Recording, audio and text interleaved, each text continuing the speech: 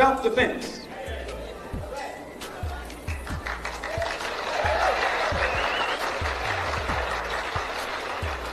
Since self-preservation is the first law of nature, we assert the Afro-American's right to self-defense.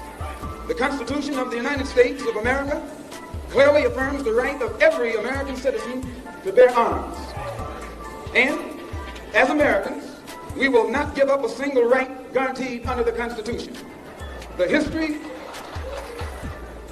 of unpunished violence against our people clearly indicates that we must be prepared to defend ourselves, or we will continue to be a defenseless people at the mercy of a ruthless and violent racist mob. And what you and I have to let the man know is we are peaceful people.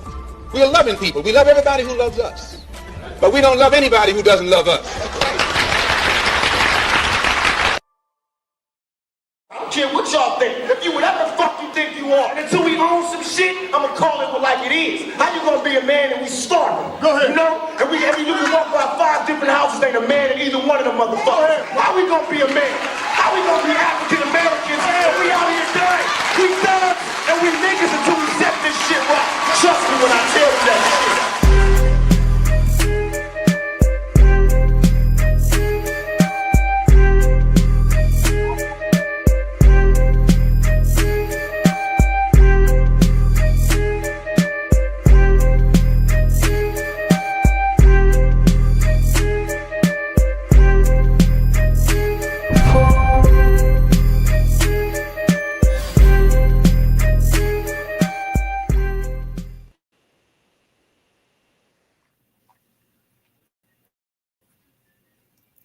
Whole family, do you hear me? Stress getting major. Mama raised a hell raiser. There they go. Foundational Black American Certified Black Society. Where you at right now?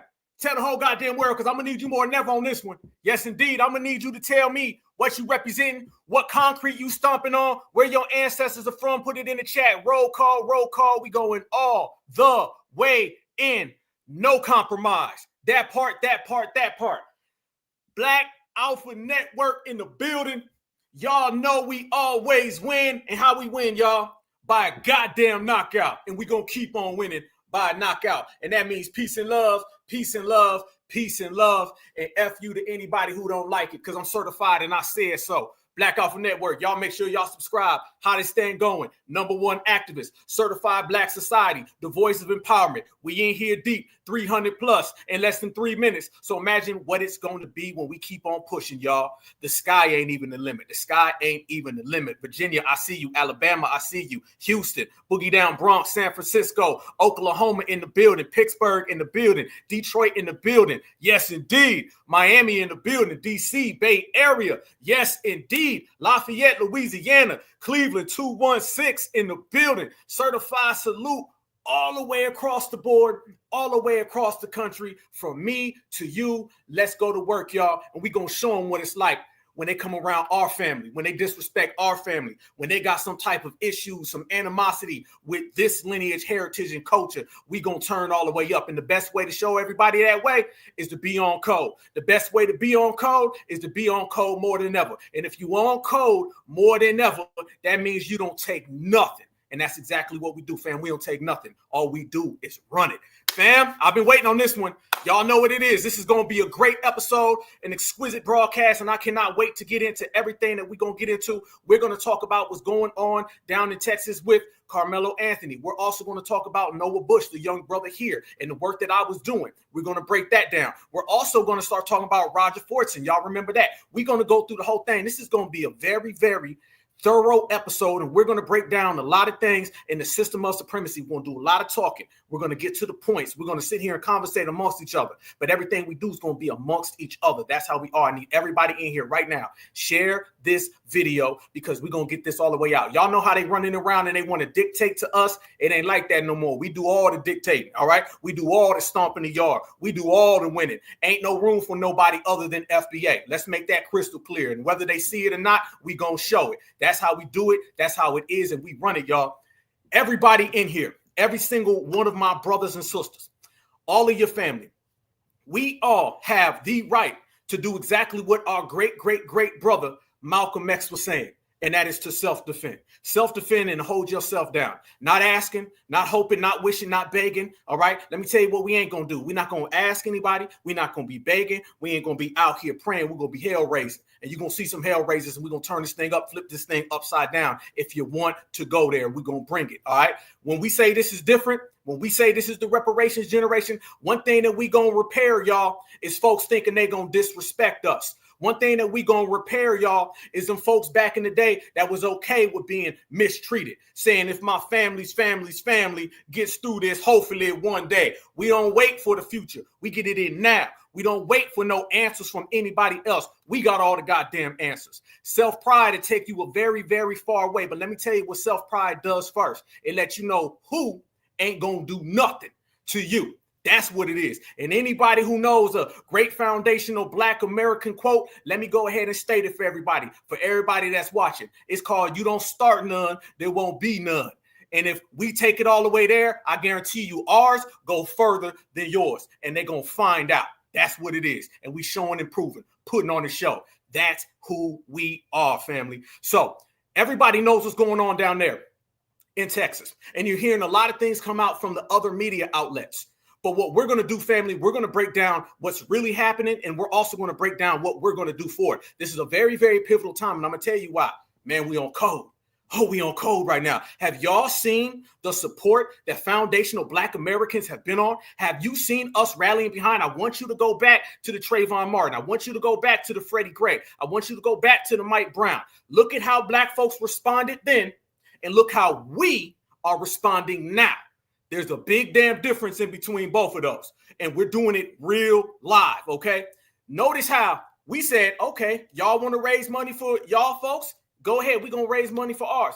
I see you. I spot you, George Zimmerman. I spot you, Daniel Penny. I spot you, Kyle Rittenhouse. I spot you, every single supremacist or want to be supremacist you can find, and I'll raise you a Carmelo Anthony. But difference is, y'all, this generation, we coming with it. We going to put the dollars behind what we got to do. We told them it ain't just in the political world. It's the social world. We get busy anywhere you find a foundational Black American. Trust and believe. Yeah, trust and believe. You believe and you shall receive. And what they receiving right now, they receiving the message delivered. That foundationals, we on the same page. We riding together. If one of our brothers is dealing with the system and they trying to railroad one of our brothers, we not sitting back saying, well, we just gonna let it happen now. No, hell no, we not. And everybody knows the situation of defense. And let me tell y'all, they've been having us in this rat race. They've been having us on the treadmill where they just play games with us. Y'all know the games. We're going to break down all the patterns and that what they do in supremacy. You can go all the way back, fam. It's always, we don't know yet. We can't figure it out. Wait till all the facts come out. You can literally see somebody with a knee on their damn neck, and they're going to tell you it wasn't the knee, it was fentanyl. You can literally see somebody get yoked up from behind. They're going to say, it ain't the choke, it's obesity. These people just say what they want to do. See, living in the system of supremacy is living in dictatorship. All right. One thing people don't do enough is they don't apply the term dictatorship to supremacy. That's where I'm a W when I say so. That's where that comes from. And people are only dictated to if they allow themselves to be dictated to. See, we don't allow it. Back in the old days, it allowed. See, family, in life, it's as simple as this. What the hell you allow and what the hell you don't allow. What the hell you let someone get away with versus what the hell you don't let them get away with. You see the difference in reality. You see the difference in the way we move, family. That's how we get down. See, we all got an attitude about ourselves. And see, an attitude doesn't have to be frustration. Don't have to be irritation. An attitude is simply an energy. And your energy will move mountains. Trust me, y'all. You can put 100 people in a room, a foundational Black American walks to that room. Everybody going to go to the side. Everybody going to go to the side, okay? See, I had a problem with years ago, people out there begging and saying it's okay and thanking the people who whooped them up, saying, I'm glad I got my ass whooped in Selma. Let me tell you what that did. What that ended up doing, y'all, that put out a negative energy. See, I'm big on energy. You're big on energy. We are energy people, vibration, frequencies. That's who we are. When you put out the energy that allows people to feel that they can play you, hustle you, put their hands on your goddamn women, that is what you will get, all right? You put out that energy, that's what you will receive. So when you get a bunch of Negroes to get on TV and say, I'm glad I got my ass whooped now, thank you, Mr. Officer, what happens? Not only do you allow the dominant society right here in America to say, hold on now, we can put our hands on their children and they'll not only beg, they'll thank us for it. Think about that. You allow somebody to feel it's okay to put their hands on you. Right here in America, they watch it. And then guess what they do? They pump that signal out to the world. This is why somebody will fly all the way over here from Asia, and then they'll try to put their hands on our sisters in the store. They'll fly all the way over here from the Middle East and try to put their hands on our sisters in the store. The reason why they do that, because John Lewis was running around here, Jesse Jackson, Al Sharpton was running around here. And what were they doing, family? They were putting out the energy in the world based on energy that it's okay to harm us. And not only that, you will get away with it. Not only that, you will make some goddamn money. It is a come up. It is a bag to harm foundational Black Americans. Not any goddamn mo. Not any goddamn mo. And now you're seeing if you harm a foundational Black American, the bag is going in the other direction. And now everybody's upset because they don't like the way that we've been rounding around our brother Carmelo. They don't like that, fam. Go back to 5, 6, 7 years ago and the way things went down. Back in the old days, Black folks didn't do nothing but cry. Cry became medicine. They said, you want some justice? No, I'm going to go back here and cry now. You want some type of reciprocity? No, I'm going to go back here and cry now. What you want to do? I just want to cry. I want to beg, cry, and pray. Beg, cry, and pray. That's all they want to do. They want to go lay down and take a nap. We ain't doing that no more because we watched the way it went down. We seen Obama get on national television and say, Trayvon Martin could be my son. What you going to do? I'm the president for everybody now. We seen it, y'all. We're not going through the same thing. All right? We're not going to be stuck still. The message will not be stale anymore. This is so pivotal, y'all. Damn the goddamn election. We whoop the Democrats and we'll whoop the Republicans, anybody who want to get in our way. Damn the politics. Now we're talking about social. All right, social means real life. And in real life, y'all, we ain't let nobody put their goddamn hands on our kids. Never. And then they're not going to play in our face.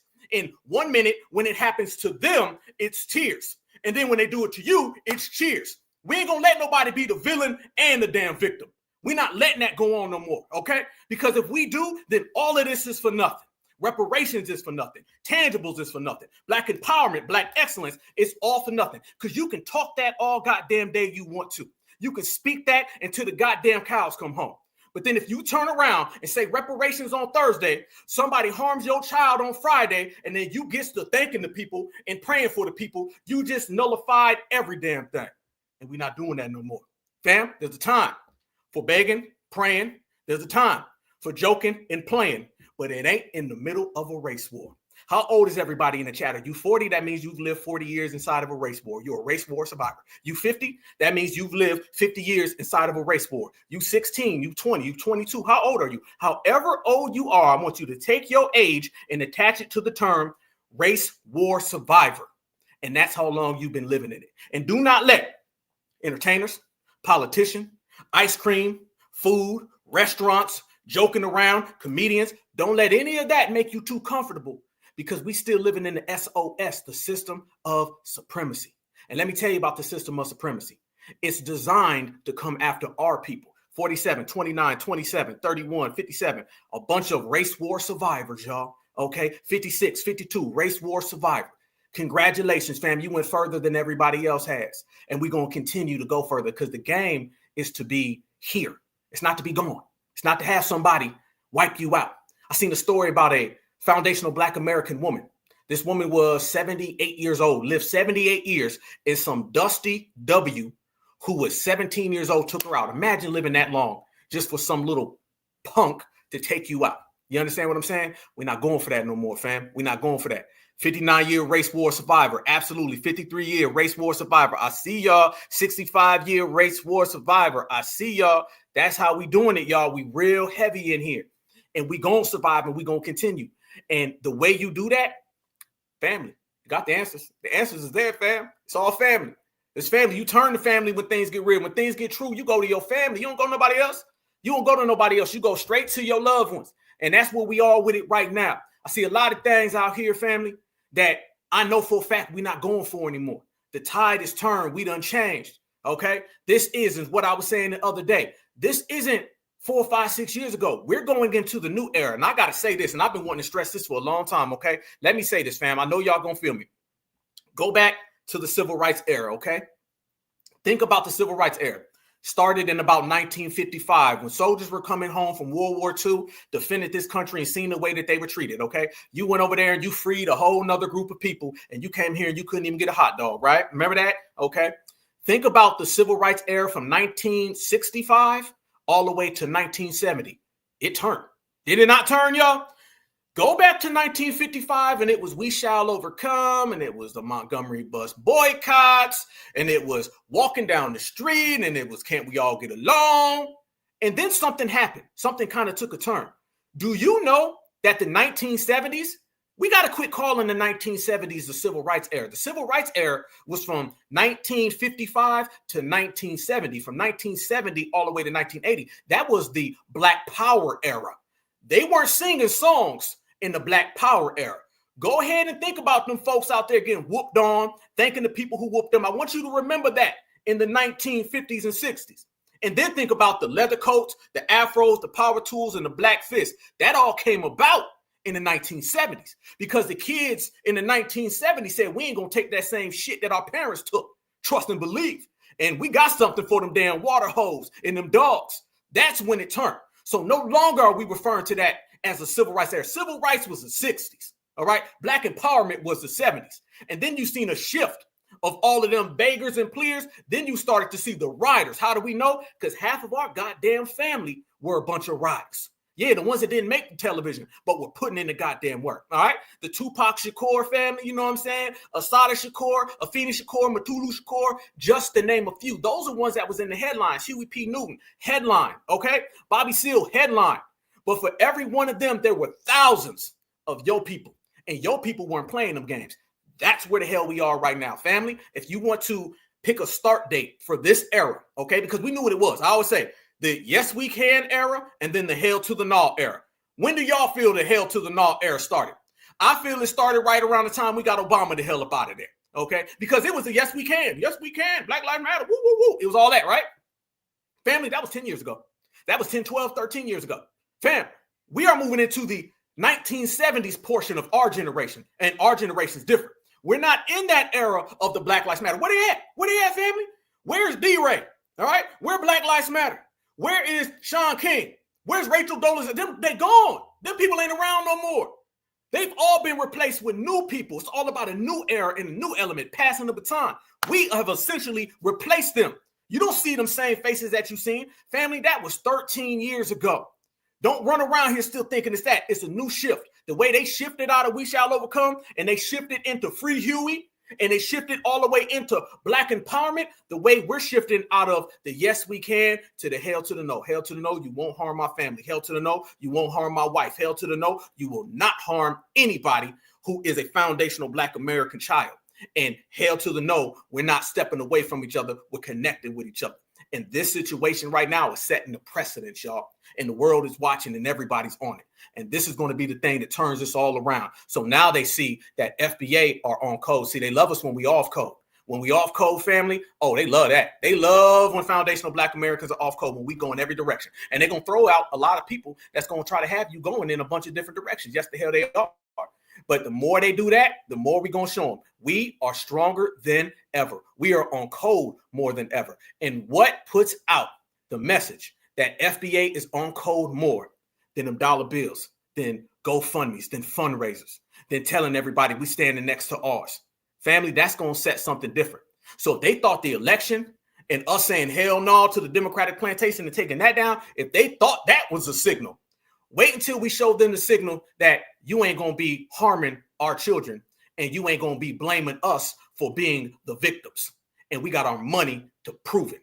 Ready for the ride? Let's go. Here it is. Here it go, family. Certified salute to the whole team. Black Alpha Network in the building, in the place. Activism in they damn face. This is what's going on down there in Frisco, Texas. And a lot of the brothers and sisters have been doing our own investigating. And what have we came to find, y'all, is that it ain't what they said it was. Let's go. Because why is this child gone? Because he was getting up in this child's face.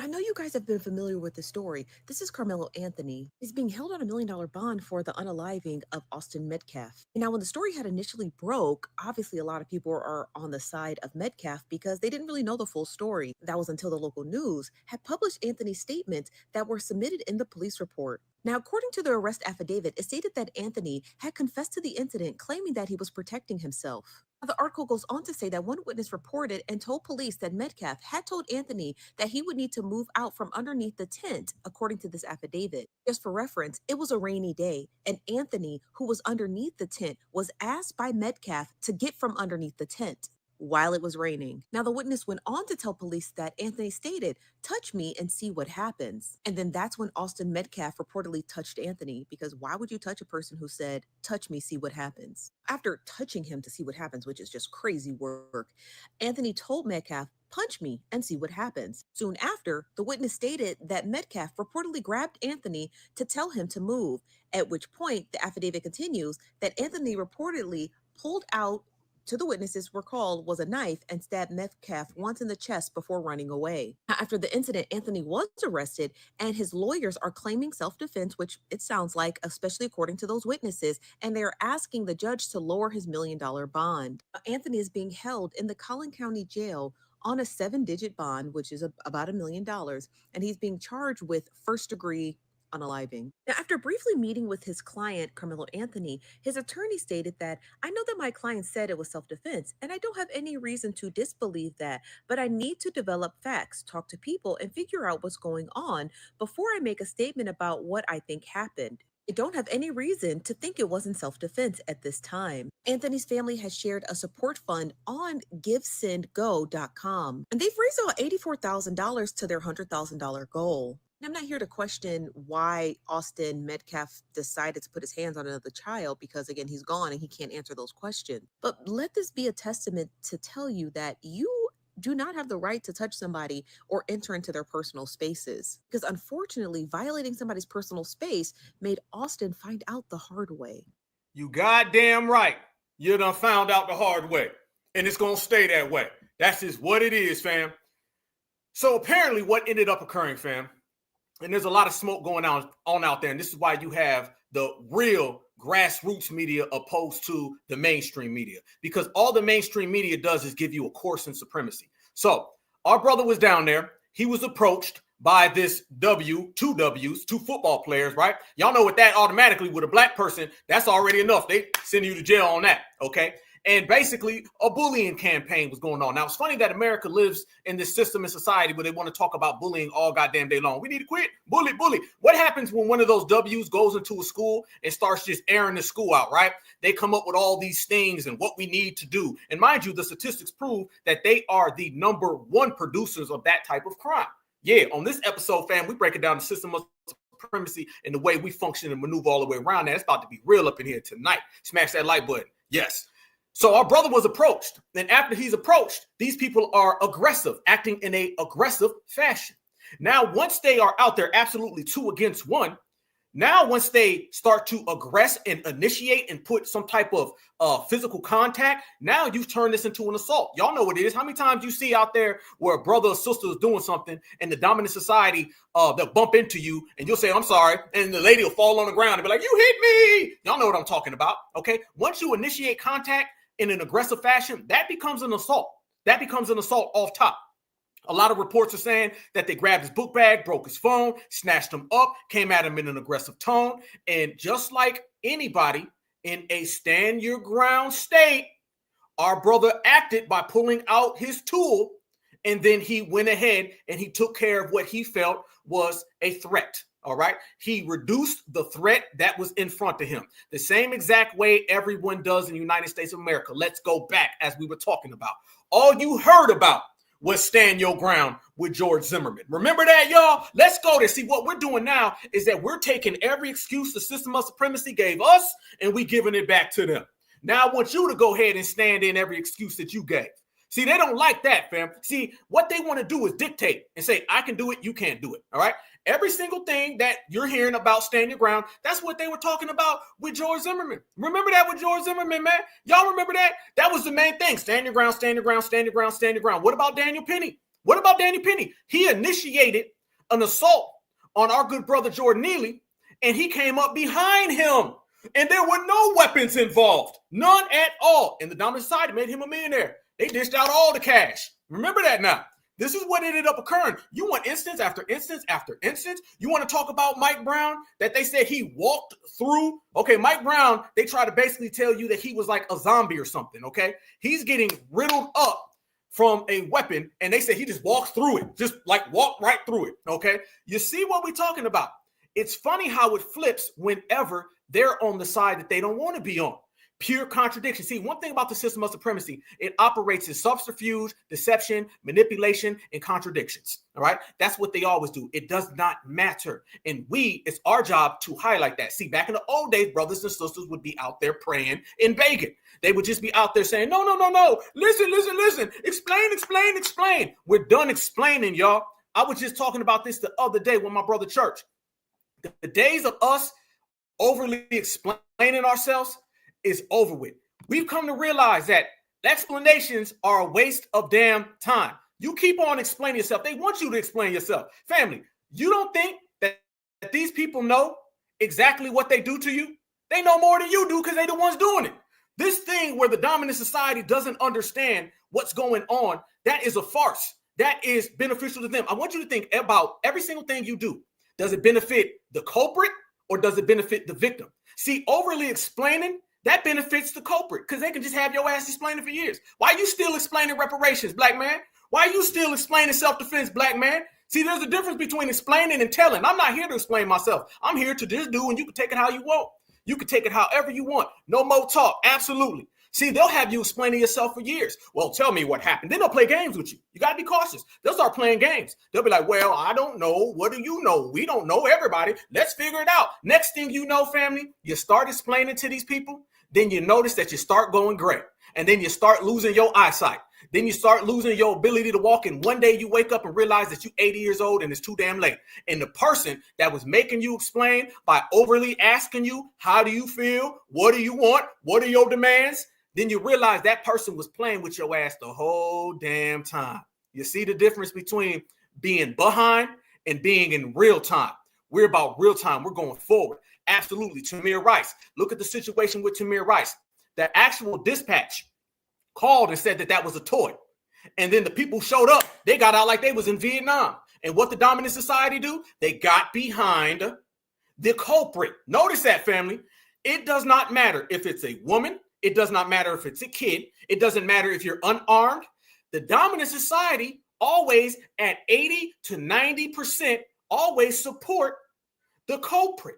Notice that, y'all. It does not matter. They always are on the side of the person who did the unaliving. Ain't that kind of strange? Ain't that kind of odd? Ain't that nasty work, y'all? It doesn't even matter. This is a first grade student, and they'll be like, I don't care. I'm on the side of the person who took him out. What? This is an old lady. I don't give a damn. She should have moved out the way. You see? They are going to be on their side no matter what. And that's what's going on with the situation. But now brothers and sisters are so savvy. We're looking at the situation and we're saying, okay, well, let's break this down the way that y'all don't want us to break it down. See, they thought we was going to be praying and begging the whole time, but now we're pulling out receipts, and the receipts are showing some things that they do not want to acknowledge. Fam, we own it. Very interesting. Very, very interesting. Somebody by the name of Kevin Hayes posted over on Facebook. He says, the truth about Carmelo, let's set the record straight. Enough with the misinformation. Let's talk about facts. Number one, it's normal for students from different schools to gather under another school's tent. Carmelo had friends there. He wasn't trespassing or looking for trouble. Number two, the claim that one of the twins had never seen Carmelo before, a blatant lie. Now, I've heard the speculation that he knew them. This was not just somebody who they didn't know, that they had interactions before, which is really interesting. Why that's being left out of the story, I don't know. Let's keep going. No student has the right to remove another student from a school-owned tent.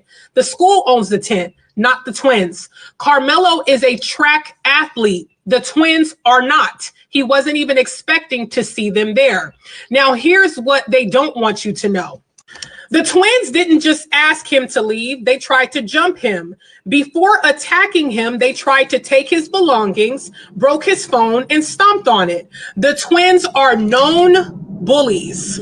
So ask yourself, if two 200-pound attackers came at your child, what would you expect them to do? And yet, despite everything the media is trying to destroy Carmelo's name, they keep posting a picture of him with an airsoft gun, not even a real firearm, an airsoft gun, not even a real firearm to manipulate public perception. Freeze. Y'all see that? Let's go. How old is it, y'all? How old we want to go there with these old, outdated things, fam? Everything they doing is old. We know the playbook. We know the playbook. We know the hustle, the con. The dominant society got the same dried up, old ass material. They still finding every picture they can find. Trayvon Martin, he skipped school one day. Trayvon Martin, one day he was tardy by 3 minutes. That means he deserves to be harmed. This is what they're doing. What they're really trying to tell you psychologically, family, that is if you committed one thing that they don't deem as correct, then you have the right to be executed. That's really what they're saying. See, in the dominant society, you have to read between the lines and you have to do a lot of translation. Translation is look at him with this gun that's not even a real one, but we're going to perpetrate and manipulate. There goes the subterfuge again. This is the same thing they've done to everybody. Tamir Rice is a 12-year-old, and they were running around here saying, I don't care if he's 12, he's 5'9", as if that negates him being a baby. Do you see? And y'all know damn well, it'll be one of them, and they'll be 30 years old talking about, look at this little boy. I know he's got a beard and a family, but he's such a nice young man. But then when they start talking about us, it'll be a young man that they'll start trying to say is an old man. They'll just flip-flop. They'll take their kids and they'll try to take their kids somewhere else. And when it comes to our kids, they try to keep us where they want us. That's the difference. If you're a grown W, they'll make you a kid. If you're a kid and you're black, then they'll try to turn you into an adult. This is the system of supremacy at play. We know the routines. We know the hustle. It would behoove us to go down the same damn lane that we've been going down for the last 20 years. And why? Because they want to paint him as a criminal instead of a victim. Let's talk about who Carmelo is: a respectful, well-mannered young man, a 4.0 student with multiple college offers, a kid with zero criminal history, not even a blemish, and a son raised in a loving home by parents who taught him right from wrong.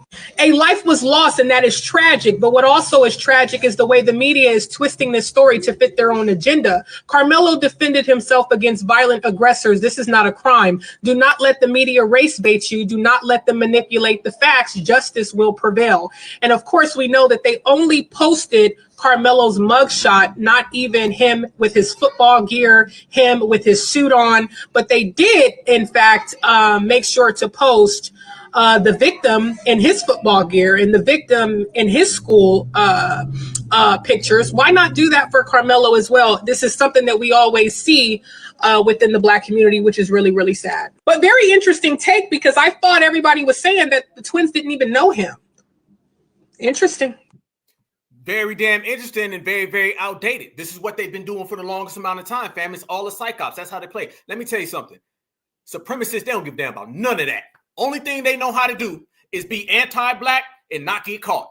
Be anti-black and then hide it. That's all they know. That's all they know. That's all they ever will know. They're not here to be your friend, to be your buddy, to be your ally. They're going to have 172 different tactics, and every single one will lead you right on back to you being taken out and then proceeding with their life. They are victims and villains at the same time. How do you know this? Is because they can do something to you on Wednesday, and everybody will be right behind it. Their whole community will cheer it. Then you can do that same exact thing to them on Thursday. Then out of nowhere, they're against it. So they be for it here, they be against it there, and they'll just flip-flop. When the color changes, so does their rules and their laws. That's how it always works. And I'm talking about their social laws, and I'm talking about their actual laws on policy. See, you got formal and informal. When you're dealing with something that is informal, they didn't sit down and put it on paper. It's in everybody's brain. So when they say, where did we all get together and come up with that law? It's all in your minds, homie. It's all up here. You know it. They know it. They speak it. You ain't got to write it down for it to be real, okay? That's how they've been operating and functioning. And let me tell you a game that they play, fam. This is one of the biggest games they play. Let me show y'all some of these statistics right here. Look at this right here, y'all. Look at this. I want y'all to see this. This is the news coverage. Now, we all know that the things that the dominant society tries to put on Black Americans, they participate in the most. See, we're all told that Black Americans are the ones who are on welfare the most. We're all told that Black Americans are the ones who are the most violent. But when you look at every single statistical category, fam, do you know we counted? There was like 48 different categories of crimes, and they led in 46 of them. And the ones that we led in were things like big high stakes gambling, basically things that are over policed. The biggest kept lie that the dominant society always puts out are the crime statistics. See, they need the crime statistics so they can paint foundational Black Americans in a bad light. But all you have to do is make a simple read. And once you do your simple read, you'll see easily that they lead in every crime. But think about that. If they lead in 46 of the 48 to 49 different crimes, do you think that they get that much news coverage that is negative? Do you think that it gets hided out more, or do you think it gets exposed more? I want y'all to look at this right here. Look at this. Percentage of suspects arrested who were Black American. That is what's in the gray. Percentage of African American, Black suspects in the reports is in the blue. So you're sitting here getting charged with something and they're spinning it, and you see clearly the difference in the way that they promote it. Easy work. Black folks, for unaliving somebody, represented 54% of the actual crimes, and they ended up getting 74% of the coverage. Damn. Black folks represented 55% of theft. They ended up getting 84% of the coverage. Black folks represented 49% of assaults. Ended up getting 73% of the coverage. You see why they go out of their way to perpetrate the fraud and put out these lies? See, the thing with our good brother Carmelo, he doesn't fit the description. You can't say that he's a thug. You can't say he's from a bad family. But even then, the dominant society will just ignore and deny that it's happening. So this is why explanations is a waste of goddamn time, y'all. They've been playing this game in our face for years with the media. Look at that, y'all. Look at that. Theft, 55%. And then we get 84% of the coverage. If we get 84% of the coverage, family, that means that they are literally only getting 15%. And they lead in that category. If we are out here getting arrested at 49%, but receiving 73% of the coverage, they are getting away with everything they do. This is what's going on, has been going on. They have been breaking these things down for years, for eons. Look at this right here. You want to go a step further? Oh, we coming with it today. We got all the statistics today. Look at this. Look at the stark disparities between the types of images that they show for Black and white defendants. Look at that right there, okay? Take the mug shots, all right? Take the jumpsuit. When it comes to the mug shots, Black folks are out here at 45%. White folks at 9%. That's crazy. When it comes to jumpsuits that they show Black men on the news, we are 8, they're at 0. But when it comes to something like wearing a suit, then it flips. The same way that unaliving flips, the same way that assault flips, the same way that the rules flip. Now they only get seen at 6 and then 13. You see the difference, fam? Look how much they flip-flop right there. So we get 45 of the mugshots opposed to their 9. We get 8 of the jumpsuits opposed to their 0. And they get 13 of the suits and we get 6 of the suits. You see what games they play, family. Oh, there is a plethora of this out there in the streets. Look at this right here. And this applies drastically to what we see going on now. Labels matter. Look at this. Look at the language used to characterize the defendants and watch how it paints this biased story. What you see right there on the right, words describing Black people: arrested, accused, MURDER, parole, burglary, guilty, family, kidnapping, teenagers, STABBING, allegedly, defensive. Now look at what they are classified as: father, son, white, guilty, man, 23. Look at that, self-defense. Look how you see it do a complete role reversal whenever the colors change. So when you start looking at the news, y'all, and you start seeing these people play these games, y'all, then you already know why it's so pivotal that we put out our own images, we speak our own truth, and we do not go to them. It is not here to go back and forth to them. It's for us to do what we got to do. We bubbling today, y'all. Let me tell you what ended up happening when this story broke, fam. I had to go check something out. I went back and got my old phone. All right, no lie. I went and got a phone that I had in like 2014, 2015. It's an old phone. But I remember on that old phone, I started recording some things. And I noticed that on the news, how they were just playing this game with black folks. This is way before I was Black Alpha Network. This before we was out here putting in work. This is when we was just watching everything. And I noticed that the news was playing this game of just running black folks in the treadmill like we were talking about. They want you to explain. They want you to continue to talking. Because while you sitting there talking, time going by and ain't nothing getting done. So I noticed, fam, that these people kept saying, we don't know yet. Y'all know how I'm always talking about them. And I'm saying they always use that line. Well, we don't know. We just seen the black man on camera get hit in the back 17 different times. What happened? We don't know yet. Wait for the facts to come out. We seen the black man get put in the yoke right there on the concrete till he passed out. What happened? We don't know yet. We seen the young child get snatched out the car and the knee put on their back. What happened? We don't know yet. We don't know yet, and let the facts come out are things that they always say, and they're doing it now. See, the reason why they don't like us right now today, y'all, is because we're putting out the facts. We're putting out the truth. We're putting out the statements. See, if we wait for them, you're going to be on supremacist time. Don't ever be on that supremacist clock, y'all, because the supremacist clock is meant to keep you standing still and to waste your damn time. And the more you waste time, you're going to be gone, and they're going to continue supremacy. That's what it is. Look at this. I'm not lying. Courtesy of Black Alpha Network, y'all. I went back to an old phone, and I found these. These were around the time of the Walter Scott situation, the Freddie Gray situation. And tell me, what do you see that they say has in common with what the next person says? Tell me the denominator in all of this. Shows you they running those hustles. The time they were discussing his zip code till the time he's on the ground bleeding from his head wounds. So we just don't know what brought that about. Are there still questions and holes to be filled in? I think there's one hole, and it's a very important hole, and that is in the tussle that happened before the shots were fired. What was said between the two men? How did the officer's stun gun, wind up on the ground? That's going to be very, very important, because when jurors look at this, they're going to try to get into the mind of the officer and say, why would he do this thing? Why would he shoot a man in the back 5 times? They're going to want to know exactly what went down in that encounter. And you know something? We don't know at this point. Mr. Scott is dead, and the officer is the only one who really does know. And whether he will give a statement or has given a statement already, we just don't know at this point. You can see in that video there where the officers had him down, there's a small wall behind that.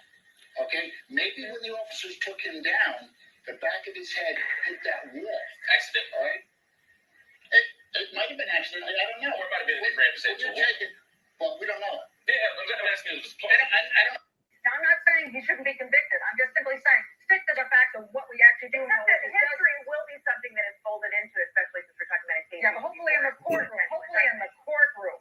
He's already been arrested. He's been charged. He's going to a courtroom. Let it happen out there instead of taking little teeny pieces of the puzzle and making assertions that we don't even know are true. Let it play out. The time they were discussing his zip code.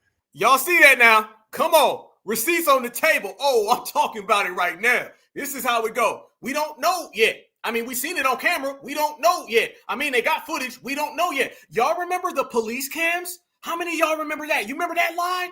Tell them, fam, they always keep you on some type of lie. They'll give you what we used to call 15-minute lies. They give you a lie and it lasts about 15 minutes and you realize they were lying to you. How many of y'all remember we got to wait for the old generation to pass away? Y'all remember that one? That's what they used to tell black folks. Well, when the old generation is gone, then a new generation is going to come in and they're going to love black folks. All racism will go away when there's a new generation. Y'all remember that lie? You remember the body cam lie? We need to start putting body cams on it. Then you got body cams showing you what happened, and they were still saying, we don't know yet. We don't have all the facts yet. We need to figure it out yet. You see, it was never about another generation. It was never about body cams. It's about supremacy. It's about the system of supremacy and taking out Black Americans. That's what it's always been about. And everything else is a goddamn lie, y'all. That's what they've been doing. That's what they will always do because that's all they know. All they know is wake up, be a supremacist, and attack foundational Black Americans. That's it. Go to sleep, do it again. Pass it on down to your kids. A lot of people don't know. They told Black folks after slavery it got better. Remember that? Oh, it don't got better now. Woo! That it's always gotten better stuff. They've always been telling that. They've always been telling that. That's to keep you on supremacist time. And with this Karmelo situation, we're not going to be on supremacist time. We're on certified time. Let me tell you what certified time is. It means it's whenever the hell we want to go. That's what it is. Because I'm FBA and I say so. So we're ripping up and destroying all of their tactics. The same way we did politically, we're going to do it socially. We're going to bring in a new wave of operational skills. We're not going to sit back and allow these people just go on and go on and go on. But a lot of this, y'all, goes back to the Trayvon Martin situation. We're going to go all the way there. Y'all smash the like button and please share this video with everybody. We need everybody up in here. We already 1.4 deep. That's what we do, man. And we ain't even been on for an hour. That's how we do, man. I'm going to take everybody back. Family, we are here now because of the Trayvon Martin situation. Black Americans, listen to me clearly, y'all. I say this from the bottom of my heart, from my soul, from my FBA soul. Foundational Black Americans had the opportunity to set the precedence that we will not be harmed, and you damn sure will not harm our kids with the Trayvon Martin, George Zimmerman situation, and they dropped the goddamn ball. They dropped the ball because they wanted to be cool with Barack Obama. That's what this all goes back to, y'all.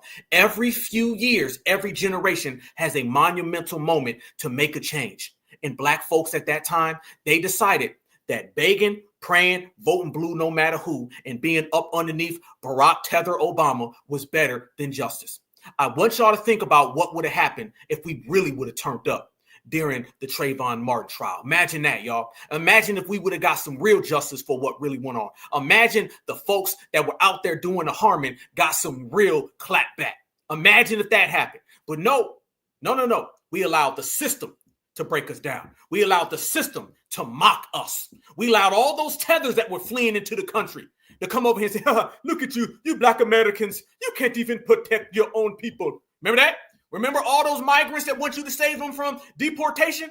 Remember they were running around here saying, oh, that's why people harm y'all, because y'all criminal, fam. I know some folks that was down in Miami, South Beach, and knew some people that were Hispanic, that were some Puerto Ricans, and they were laughing when the verdict came in. The Venezuelans down there were laughing. The Mexicans were laughing. They were saying, y'all can't even protect y'all kids now. 10, 15, 12 years later, they want us to come save them. You see, us telling people, hell no, oh, it's got a foundation. There's a core. There's a deep reason why we don't come to nobody, because we remember everything that was said. See, they think we just tripping today. No. I remember what y'all said in 2012. I remember what y'all said when we were out here getting harmed. Black Americans had the chance to turn up and let it be known, and they dropped the ball. A ball that we will not drop and we will not fumble in this generation. I put that on every goddamn thing I love. We will raise some hell up in here before that happened. And I'm not talking about raising hell, being ignorant. I'm not talking about being foolish. I'm not talking about doing things ignorantly. No, I'm talking about strategically as businessmen and women and getting the job done. See, one thing about FBA, we ain't got to roll in the dirt. We ain't got to get all crazy with it. We can do everything direct and specific and get things accomplished. And that's what they're afraid of. They're afraid of how smart we are. They're afraid of our wits and our intelligence. But they dropped the ball. And I want y'all to see this right here. How many of y'all remember this? Remember Ahmaud Arbery's dad just a few years ago? Black folks dropped the ball again in 2020. Hold on. Let me see y'all again. Let me see y'all again. Trayvon Martin dropped the ball, allowed somebody who is a non-Black wannabe W tether to harm our child, get away with it. And then the man go around mocking folks. I'm going to sign this Skittles bag. I'm going to sign these posters. Not only did you allow this man to harm your child, you allowed this man to harm your child and then go on a goddamn tour laughing and mocking you. And remember, this man was clearly a Latino. And then when you called him out on it, he went underneath every box in his attic and found a picture of a suspected Black relative. You see how he played the Black thing? I'm Black like you. What do you mean? Giorgio. Remember George Zimmerman? Giorgio is Black. What do you mean? The same one that was targeting a Black child, he comes back, and then they start hitting you with the Black and Brown coalition. That's why we say no-alition. I see you, family. Yes, indeed.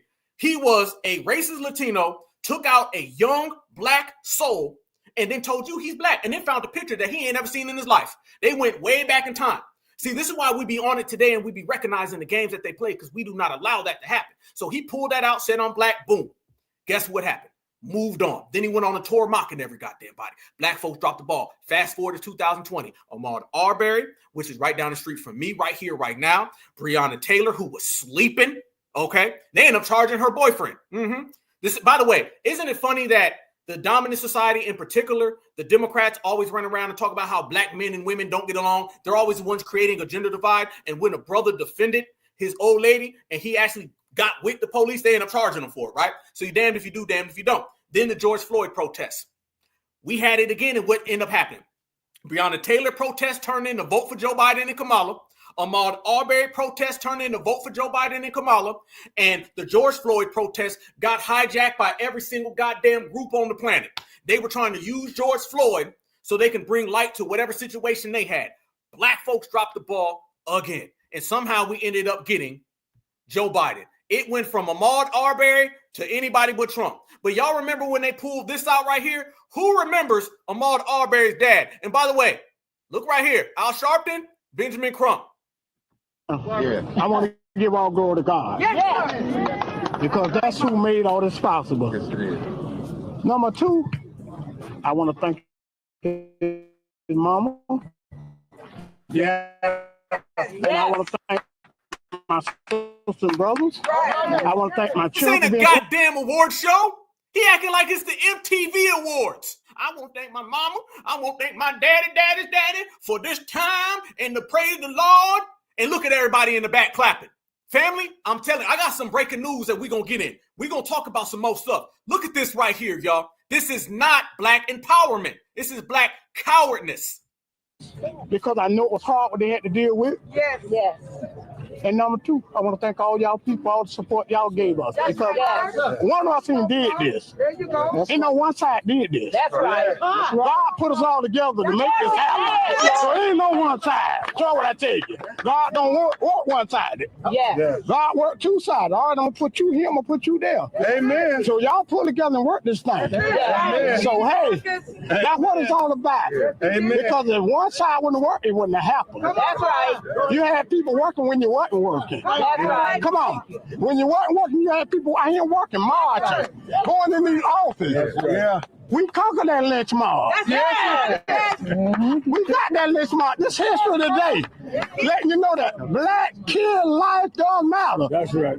For real, all life matters. All life. Yes. Not just black children. We don't want to see nobody go through this. Amen. I wouldn't want to see no daddy. This man's son was lynched, and he done turned it into all lives matter. For real, all lives matter. And by the way, y'all, I seen this guy. I seen him with my own eyes right out here in Georgia. I just seen him in May last year. I seen him. And he was out there, all lives matter.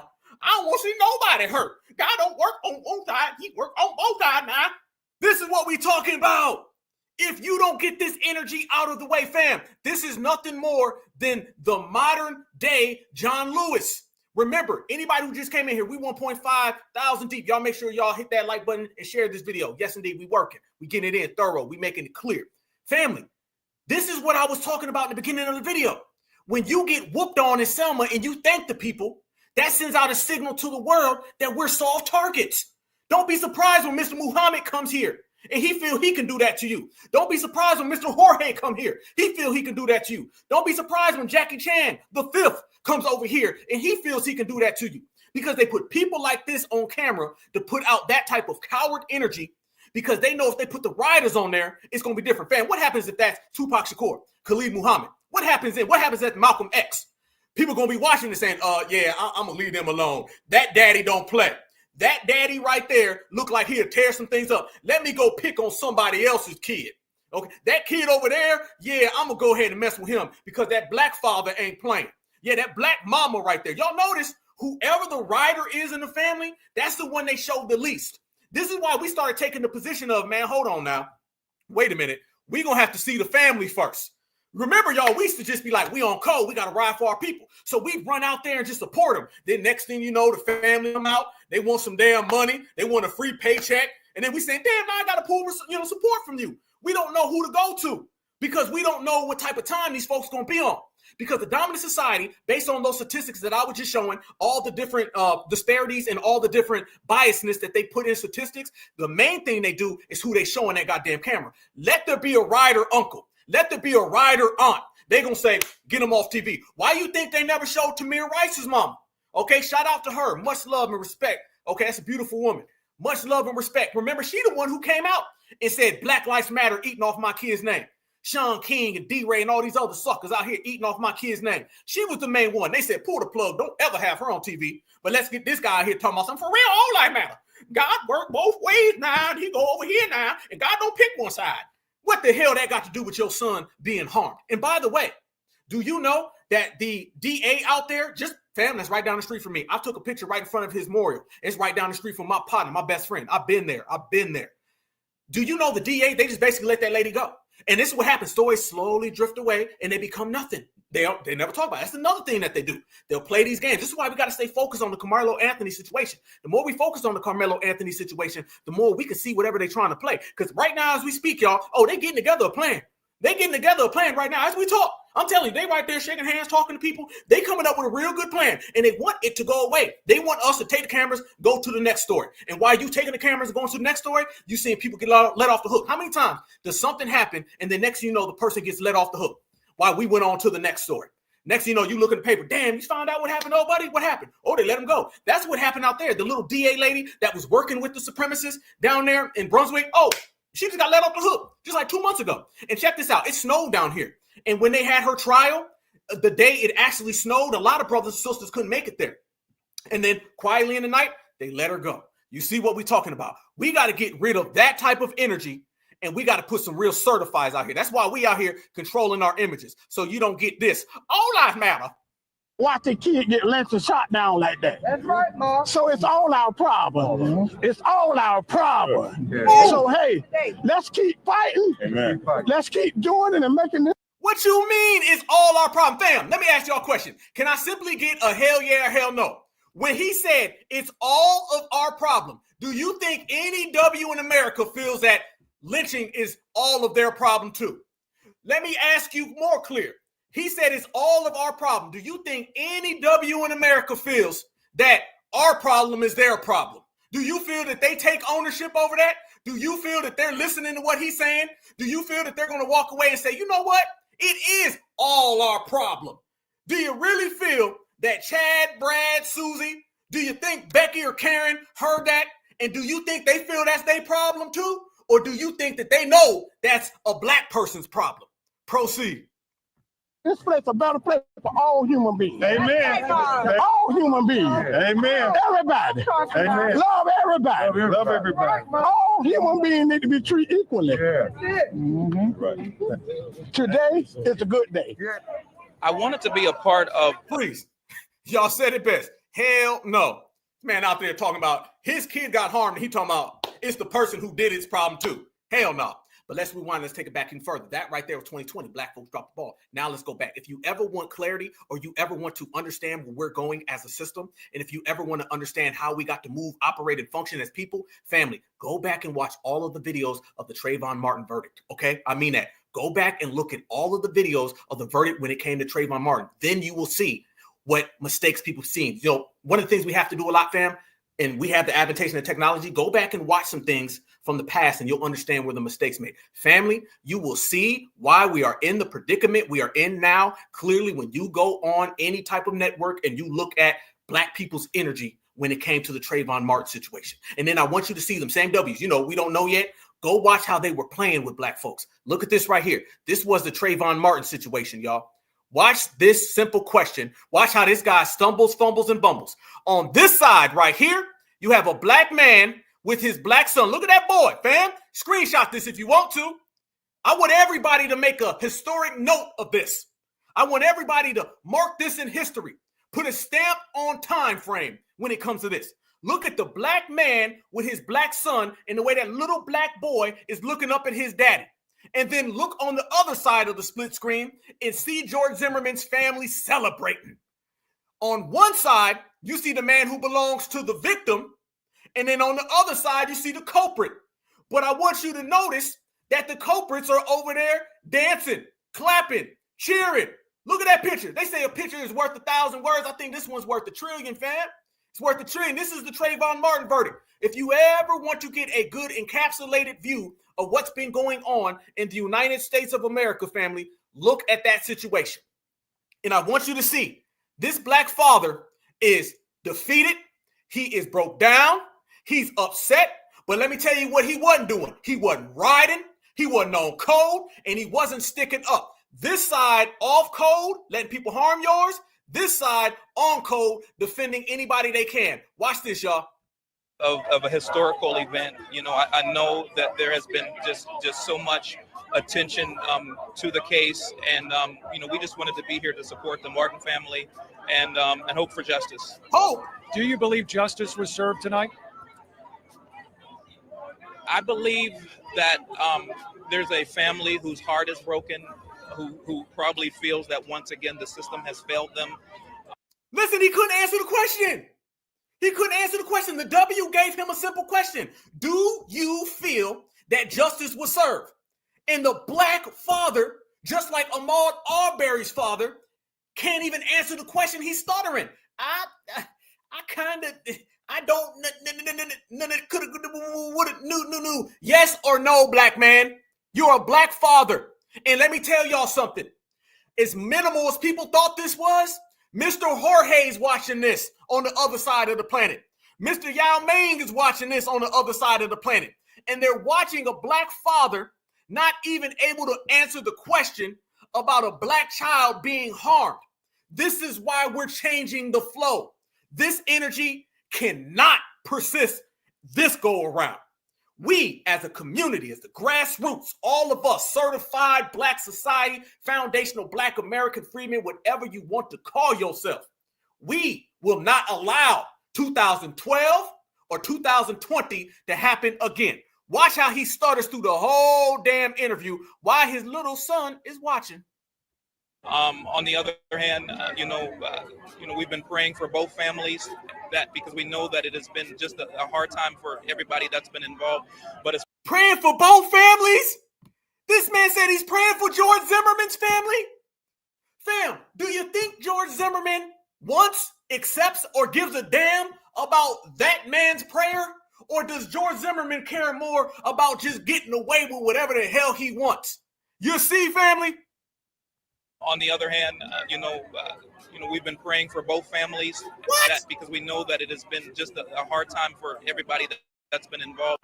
But as far as justice, personally, I think that the system failed the Martin family. Questions, they have been talking about this with some of his friends even last year at school. Look at them, y'all. They laughing at us. Look at all them smiles. They mocking us, fam. Fam, they didn't just beat a drunk driving case. They ain't beating a speed ticket. They're sitting there celebrating the unjust unaliving of a baby. And by the way, that baby would be 30 years old now. Never got to see 20. They're smiling. This is how they feel about you. And the black man in front of his black boy is sitting there saying he is praying for George Zimmerman. And then at the tail end, he says, yeah, I think the system failed. Why did it take you so long to get there? Because you're too scared. You're afraid. We're not. But as far as justice, personally, I think that the system failed the Martin family. Questions, they have been talking about this with some of his friends even last year at school. And, and I'm a father. I have a son who's African American. And I could just. And what example are you setting, homie? What example are you setting? By the way, that's his mom. That's his brothers. Look at all them smiling. Mama happy. Mama, I thought women were supposed to nurture kids. Women's intuition. You notice all that's out the window when that child gets black. You see, they don't view your black child the way they view their child. When it comes to their children, they're children. When it comes to your children, they are NIGG hard ERs. So they don't have that same type of energy. This is why you had first grade teachers who had a whole classroom full of black students and they supported George Zimmerman. Damn. Imagine with Trayvon Martin's father. Can I ask you a feels question? like, yes, you can. What do you think about all this? I think that they did the right thing. I think that... Stop. Rewind. Look at his mother and look at that W man. Is she over there not crushing on that W man? Family, look at that right there. Look at that, y'all. Look at that. Look at that mama. Look at that. See what we talking about? There ain't no black and brown coalition. No. That's the spicy W right there. Look at that Zimmerman mama. She looking at that W man. Think about that. You have the W man and you have the spicy Zimmerman mama, and they're celebrating Trayvon being gone. Look at that. Picture says everything you need to know. Picture says everything. That's what you see. And then they go ahead and this man allows this W anchor to question his kid. And the kid is embarrassed and the kid doesn't even know what to say. And by the way, this kid is probably well into his 20s now, probably already graduated. Imagine with Trayvon Martin's father. Can I ask you a feels question? like, yes, you can. What do you think about all this? I think that they did the right thing. I think that he should have went to jail. Why was this case important to you? Because I wanted to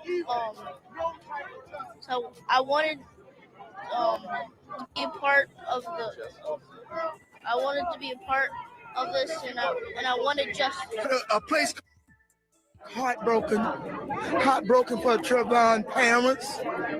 Me as a parent. Listen to the words, y'all. Pray, fam. Think of the words you're hearing here, and think of the words you're not hearing now. You heard heartbroken. You've heard praying. You've heard family. You've heard crushed, disappointed. You're not hearing that in the reparations generation right now today, y'all. This is a blast from the past.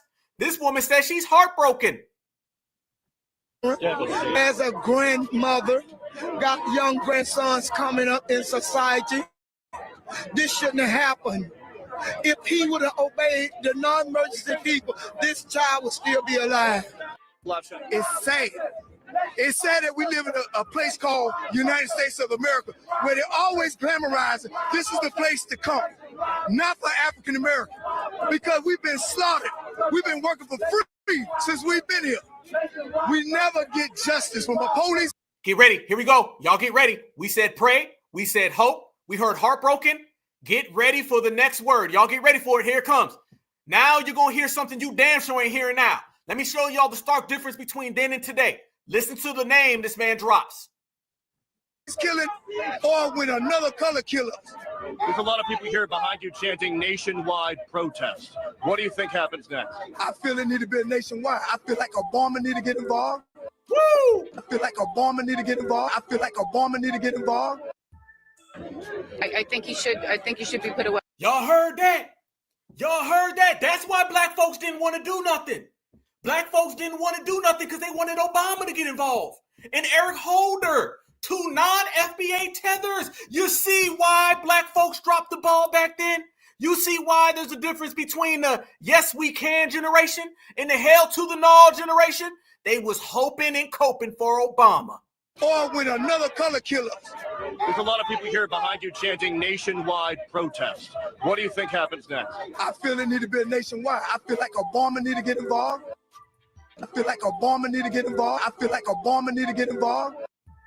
There you go.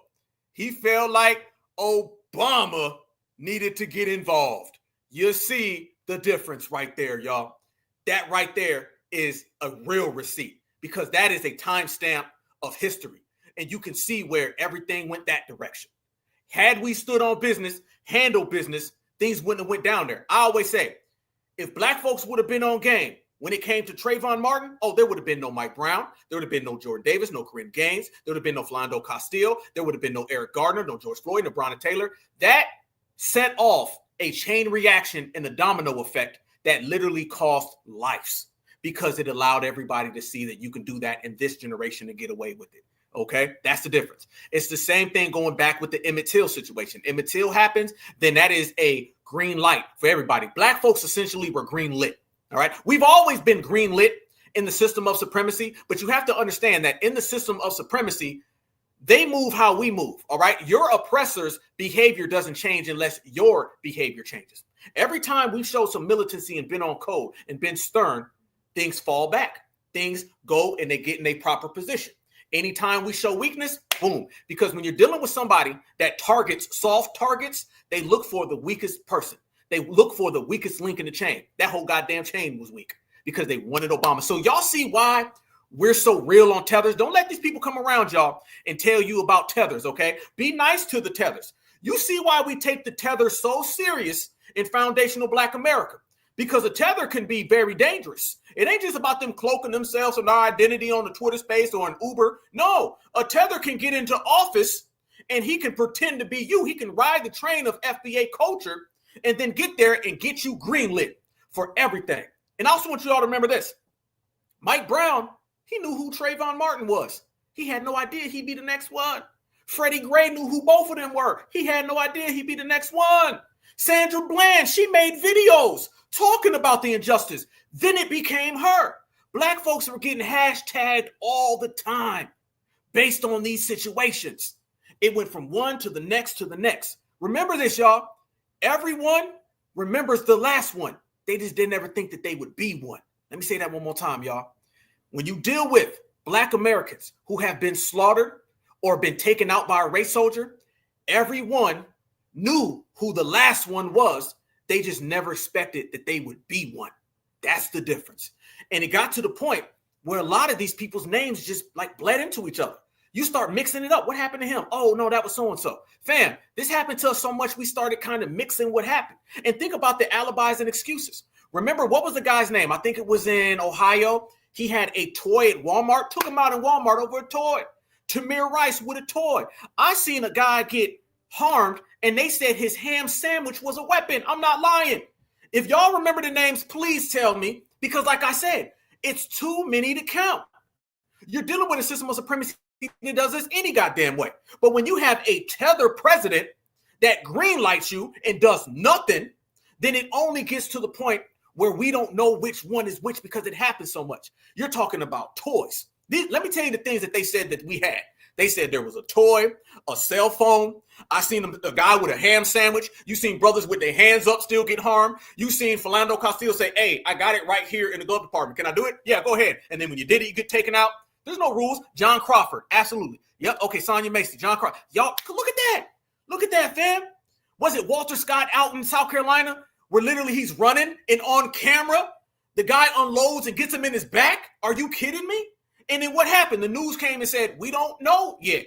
We not sure. Who could it be? They'll tell you you didn't see what you just saw. They'll tell you you didn't hear what you just heard. Black folks was getting hashtagged all the times, and I take it all the way back to Trayvon Martin and Barack Obama, how Barack Obama treated him. Remember this, y'all? Barack Obama came out that one time and said, oh, that could be my kid. How many people remember when Barack Obama said Trayvon Martin could be his kid? Let me tell you the difference. Barack Obama said that in an election season. Yes, he did. He said that in 2012 when he just happened to be running for his second term. He rolled the backs off of what happened with Trayvon Martin so he can win the presidency for a second term. And then when he got in office, he wrote laws for everybody except for Black people. Look at that, y'all. And it's the same exact thing that Joe Biden did. Joe Biden rolled all of the Breonna Taylor, George Floyd, Ahmaud Arbery, Rashard Brooks. He rode all the way back to the White House. Yes, they did. Who loves seeing Black folks harm more than the Democrats? So I want you to think about the unaliving of our people, fam. Think about Corinne Gaines, fam. Okay. Think about Rakia Boyd. Okay. Think about all these people, fam. It all goes down. What's the young sister's name? And I know her name. I just do not want to mess it up. What's the young sister's name that a police raid, and it was in Michigan, right? Y'all remember the police raid in Michigan and they unalived that young baby. Okay. Not an adult, a baby. Y'all remember that they took out that young baby the same way Breonna Taylor 10, 15 years later? What was that young sister's name? I cannot pronounce it. And I do not want to butcher it, family, at all, because I show respect. I want to make sure, because these names there's so many of them. And you don't want to end up mixing the names up or saying name. I want everybody to get their proper due. But it was the young baby in Michigan. Police had a raid, went in there and unalived this young baby, did the same exact thing to Breonna Taylor years later. Come on, y'all. She was 7. Absolutely. What was her name? I cannot remember it. No, it's not Breonna Taylor. Breonna Taylor happened after. This little girl was harmed in was it 2008, 2009? It was a long time ago. It was a long time ago. No, not Corinne Gaines in Baltimore. Okay, there you go. There you go, right there. Is it Ayanna Jones? Is that? I'm not sure if that's how you pronounce it. Absolutely. I actually have her picture, and I can't even look at it because it makes me too hot. I just get too angry when I see the picture. Yes. Okay. Yep. Our young sister. Absolutely. And they did the same thing to her. What year was that, you guys? What year was that? What year was that? Was like way early in the game. How many of y'all remember Sean Bell? Y'all remember Sean Bell? All right. A nice young black man. They took him out when? They took him out on his actual honeymoon, on his wedding day. They took him out on his wedding day. Okay, yes, Stanley Jones. Absolutely. Thank you guys so much. Thank y'all so much. They did the same thing to that little girl that they did to Breonna Taylor in a whole nother state years later. Because the one denominator means supremacy on the East Coast, supremacy on the West Coast, down South or Midwest. It's their culture. It don't even matter, y'all. It doesn't even matter. So when they try to put you in all these different boxes and say, oh, no, they're not like that. They're not like that. How come you got a supremacist way up in Michigan do the same thing one does down in Kentucky? It's the same exact thing, y'all. Same exact thing. 2010, thank you very much. It was in 2010 they harmed our beautiful young queen, and they did the same exact thing. I'm telling y'all, if you're not familiar with it, I see a lot of people are. If you're familiar with it, yes. If you're not familiar with it, go look it up. It's the Breonna Taylor situation. Yes, the Breonna Taylor situation. Breonna Taylor was what, 2020? Our young queen was 2010. You're talking about 10 years later, family. 10 years later. Breonna Taylor probably was about that girl's age had that girl lived. So you see what happens? All right, what about Latasha Harlins? What about that?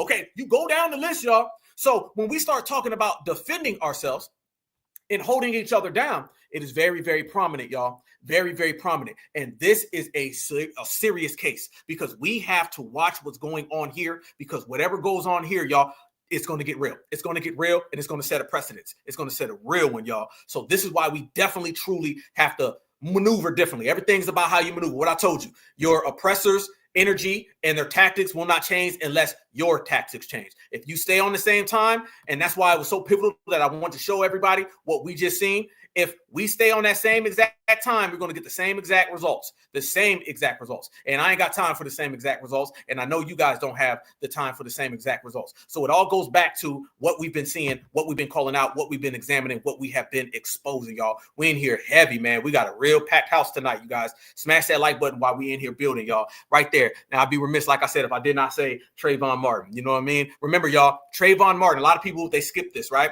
Trayvon Martin would be older than what George Zimmerman was when George Zimmerman harmed our brother. Remember that, okay? He would be older now than what George Zimmerman was. This is what we've been doing. And y'all know they let that clearly slide. They let that situation clearly slide. And you see the parallels between both of them. I want you guys to think about what's going on. George Zimmerman, he does the same exact thing that the Austin Metcalf person did. Think about it, y'all. Okay, George Zimmerman makes a phone call. And he says, I see a black person, and he targets. That's targeting. And then the 911 dispatcher says, leave it alone. And he says, no. So he disobeyed. So he targeted one. Then he disobeyed the 911 dispatcher, which is a professional. That's why you have 911. All right. And then if you listen to the video, you hear him using racial slurs. Next thing you know, he confronts Trayvon Martin. When he confronts Trayvon Martin, he ends up attacking Trayvon. And Trayvon ends up getting the best of him, okay, because it's that FBA Major spirit. And next thing you know, he just unalived him. Fam, all they used was stand your ground. That's all they used was stand your ground right after that, y'all. That's all they used. But think about it. The man targeted, the man pursued, the man disobeyed, and he was armed. You got one person with an arm, another person with some Skittles and some teeth. And they choose the arm over the Skittles and teeth. They said that the child with the candy was more of a threat than the adult with the weapon. Really though? Really though. And all they heard was black folks go home now, stand your ground, because all they do is they move the goalposts and all they do is flip-flop the game. That's all they do, family. It'll be this today, it'll be that tomorrow. Stand your ground, they'll always flip that back on foundational black Americans. That's all they ever do. That's all they know. This is the system of supremacy. This is the violent structure in which they function, in which they operate under. Let's get back to this case, you guys. More evidence is coming out and more evidence is proving what we've known all along. Everybody's talking about this story regarding Karmelo Anthony and Austin Metcalf down there in Frisco, Texas. Austin got unalived. A lot of people are trying to make it a race issue, and it's not. It has nothing to do with that right there. But a lot of people are attacking this young man and are showing the negative side and everything, but I want you to see him in his positive side, because this was self-defense. The story is being told. Carmelo, he was sitting up under a tent, under the wrong tent and everything. That's what they said, under the wrong tent. And Austin came over there, told him to move. Said Carmelo got aggressive with him and everything, and then stabbed him with a knife in the heart and everything, and he passed away. That's not the full story. First off, Carmelo had permission from another coach to go over there and set up under that tent. He had permission. Another thing that was said and been spread out far and wide is that they didn't know each other. That's a lie, because they definitely knew each other. This is an older picture. They definitely knew each other. Other stuff that's coming out is Austin was being mean and harassing Carmelo, his girlfriend, actually, Carmelo's girlfriend. He was harassing her at a party that was about maybe a week and a half, maybe 2 weeks ago. Carmelo took up for his girlfriend. Then all of a sudden the fight broke out. Austin broke Carmelo's phone just the day before this incident took place. So the day of this incident, Austin confronted Carmelo for sitting up under the tent in the wrong area. They got into an argument. Carmelo's backpack was grabbed, and then he was called the N-word. And then Austin tried to grab him forcibly. He tried to forcibly move him. And it wasn't Austin by himself. Both of them got up there and attacked Carmelo. Both of them did. And there were a lot of witnesses down there that said that the twins, plural, tried to jump him. But actually, they did jump him. They stomped on him, and they broke his phone, and they tried to take his things. So nothing peaceful was about that whole thing. And something else is going to come out. This is allegedly. Something else is going to come out. He had narcotics in his system. He did. Austin, he had narcotics in his system. That's what caused him to be overly aggressive. So just like I said over on the book face over there, that was self-defense. That's what he did. He did self-defense. Everybody's coming for him. People trying to make this out of something that is not self-defense. Now, when you start talking about self-defense, remember, self-defense, that is clear by the law. And the system of supremacy will try to flip-flop all over the place. All right? So they don't want to talk about what really went on. They don't want to talk about stand your ground. Remember, y'all, stand your ground is always a mechanism used against foundational Black Americans. By the way, y'all remember this right here? How many of y'all remember this right here?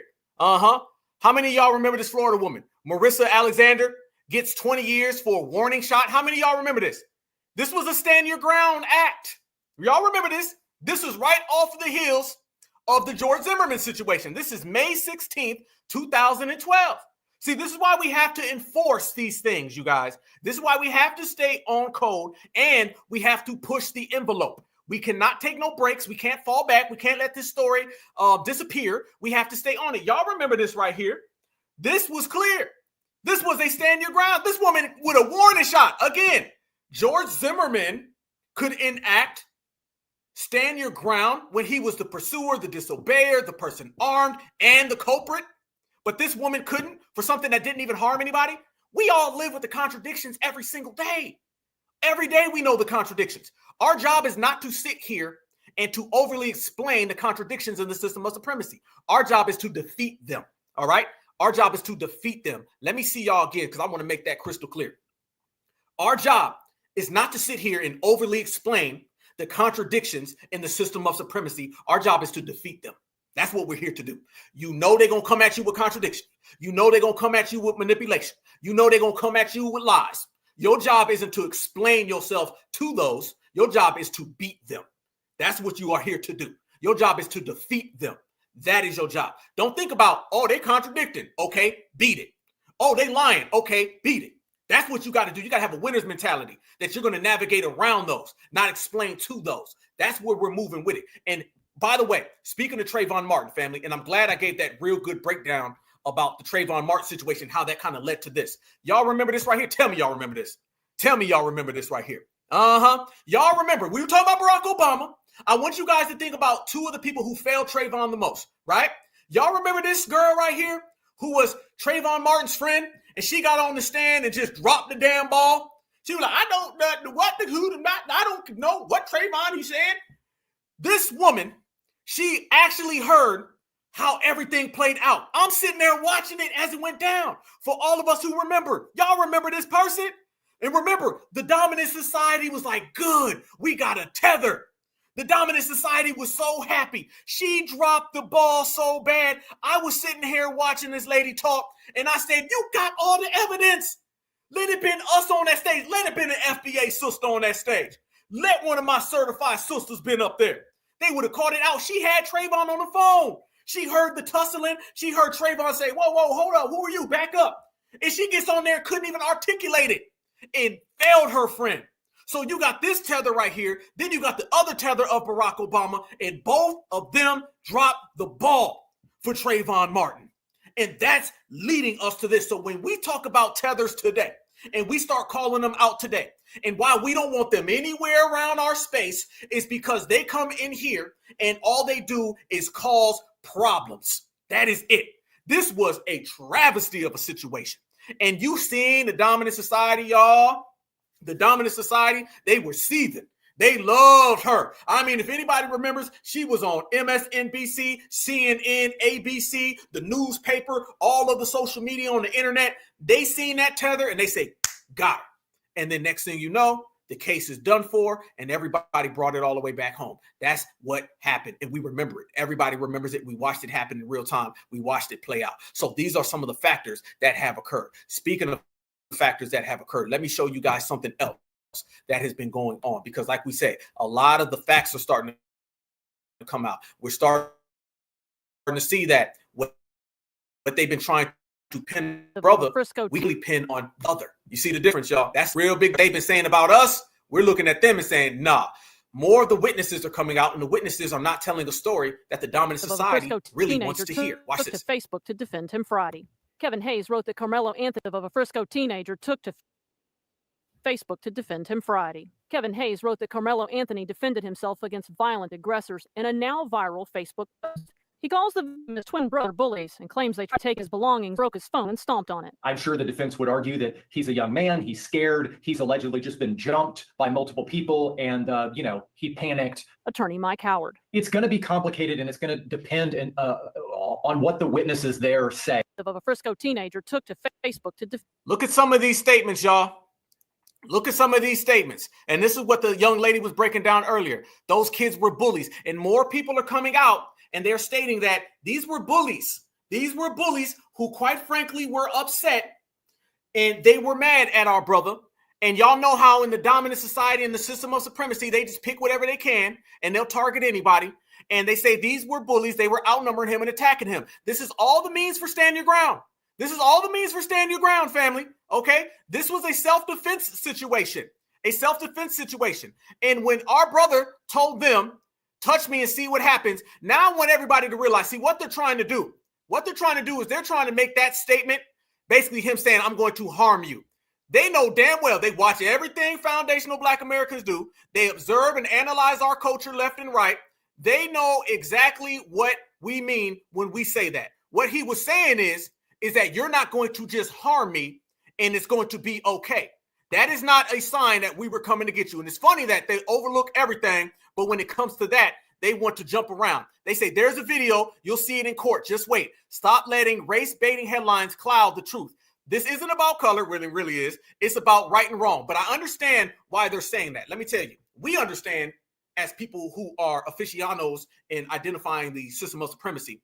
But when people are out there now and they're focusing, they're saying that this is a legal aspect. If you look at it from the legal aspect, then you know what it is. Now it's all about color, okay? Legally, if you want to get straight to it, because we're not in there to make them guilty of being supremacists. We're in there to make them guilty of being bullies who were the perpetrators of this. I'm not in there. This ain't a supremacist trial. You're not going to put a supremacist on trial and they're going to be guilty of supremacy. Family, the KKK ain't never had a RICO. Okay, let me say that right now. Rappers done got more RICOs. Young Thug in Atlanta done got hit with more RICOs than the KKK ever has. Yes. So we're not there to get them in a trial of supremacy. We're there to get them in a trial of being the perpetrators and the initiators of violence, which gives credence to our brother's self-defense claim. That's what it's all about. Now, we could take all of these things, but the judge ain't going to sit there and say, yep, guilty of supremacy. The judge ain't going to sit there and say, guilty of racism. But what they can say is our brother is innocent because he defended himself based on all that. So they say there's a video out there. We're hearing about stories about these people knowing each other. There's pictures popping up that these people knew each other. See, the dominant society is in real secretive mode right now. They're real hush-hush. They don't really want to bring things up. They want to break things down. They want to keep things quiet. There's a real code of silence that they're in right now. So what they're doing, fam, anytime they're in this situation, we've got the supremacists against the ropes because this clearly is looking more and more and more like a self-defense situation. And we're on code getting together. And we're going to do a big fundraiser right here. I see my brother Sage in the building. Shout out to my brother Sage, man. Y'all make sure y'all tap in if you're on Twitter. We're going to do a big fundraiser so we can help donate more money to our brother's cause. We're going to get to that later. Shout out to Tariq Nasheed as well. I think Tariq dropped like $500 on it. You know what I'm saying? And brothers and sisters are doing it. So this is what we're doing because they've been doing that. Y'all give y'all people who are guilty money. So we're going to give our brother who's innocent money. You see, we're always on the right side. They're always on the side of the perpetrator. They're always on the side of the culprit. They're always on the side of the person that harms a grandma, harms a grandpa, harms a kid. We're simply on the side of people who are just trying to live. So if you got the right to make a millionaire out of a killer, then we got the right to make a millionaire, a thousandaire, a hundredaire for legal defenses for somebody who is an innocent individual. And that's what we're going to do. And we're going to continue to do it because this is a moment in time where we have to set a precedence, you guys. And that's what we're doing. But since the dominant society has said, oh, he's from a bad family. No, that's not what we're seeing. Then the dominant society turns around and they say, well, he was a thug. No, he wasn't a thug. Look at y'all. Y'all got weapons. See, now the pictures are coming out with the W's and they holding weapons. And then they say, well, he was on drugs. No. His stuff says no drugs, but your people say drugs. Everything that they use in all of those names, the Sean Bell, the Corinne Gaines, every single thing they use with the Eric Gardner, the Alter Sterling, all the lies that we showed that I went back on my old phone, 2015, 16, 17, 18, 19, and forward, the Breonna Taylor lies, the George Floyd, we're combating them. Because remember, y'all, our job isn't to explain what the problem is. Our job is to defeat the problem. So now the dominant society does what they always do. Whenever they are in any type of predicament, y'all know who the hell they go call. They're sending out every single tap dancer they can find, and you knew it was coming. They're sending out all of these damn tap dancers, y'all. And watch this. They know they can't come out and run their lies because we've exposed their lies. So now they're coming out and sending every COON they can find. That clear pattern is not taking accountability. Black people in the Black community tend to not take accountability or hold somebody accountable for their actions. Prime example.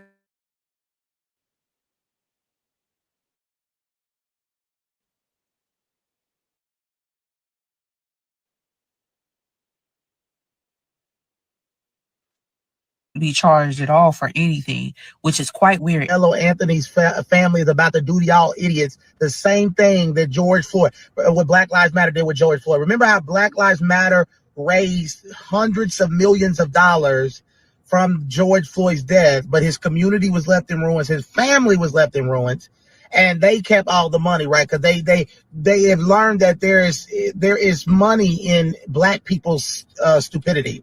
So they had a goal of $100,000 for his lawyer fees, right? Well, they got the $100,000. Now they moved it up to $200,000. White Lives Matter.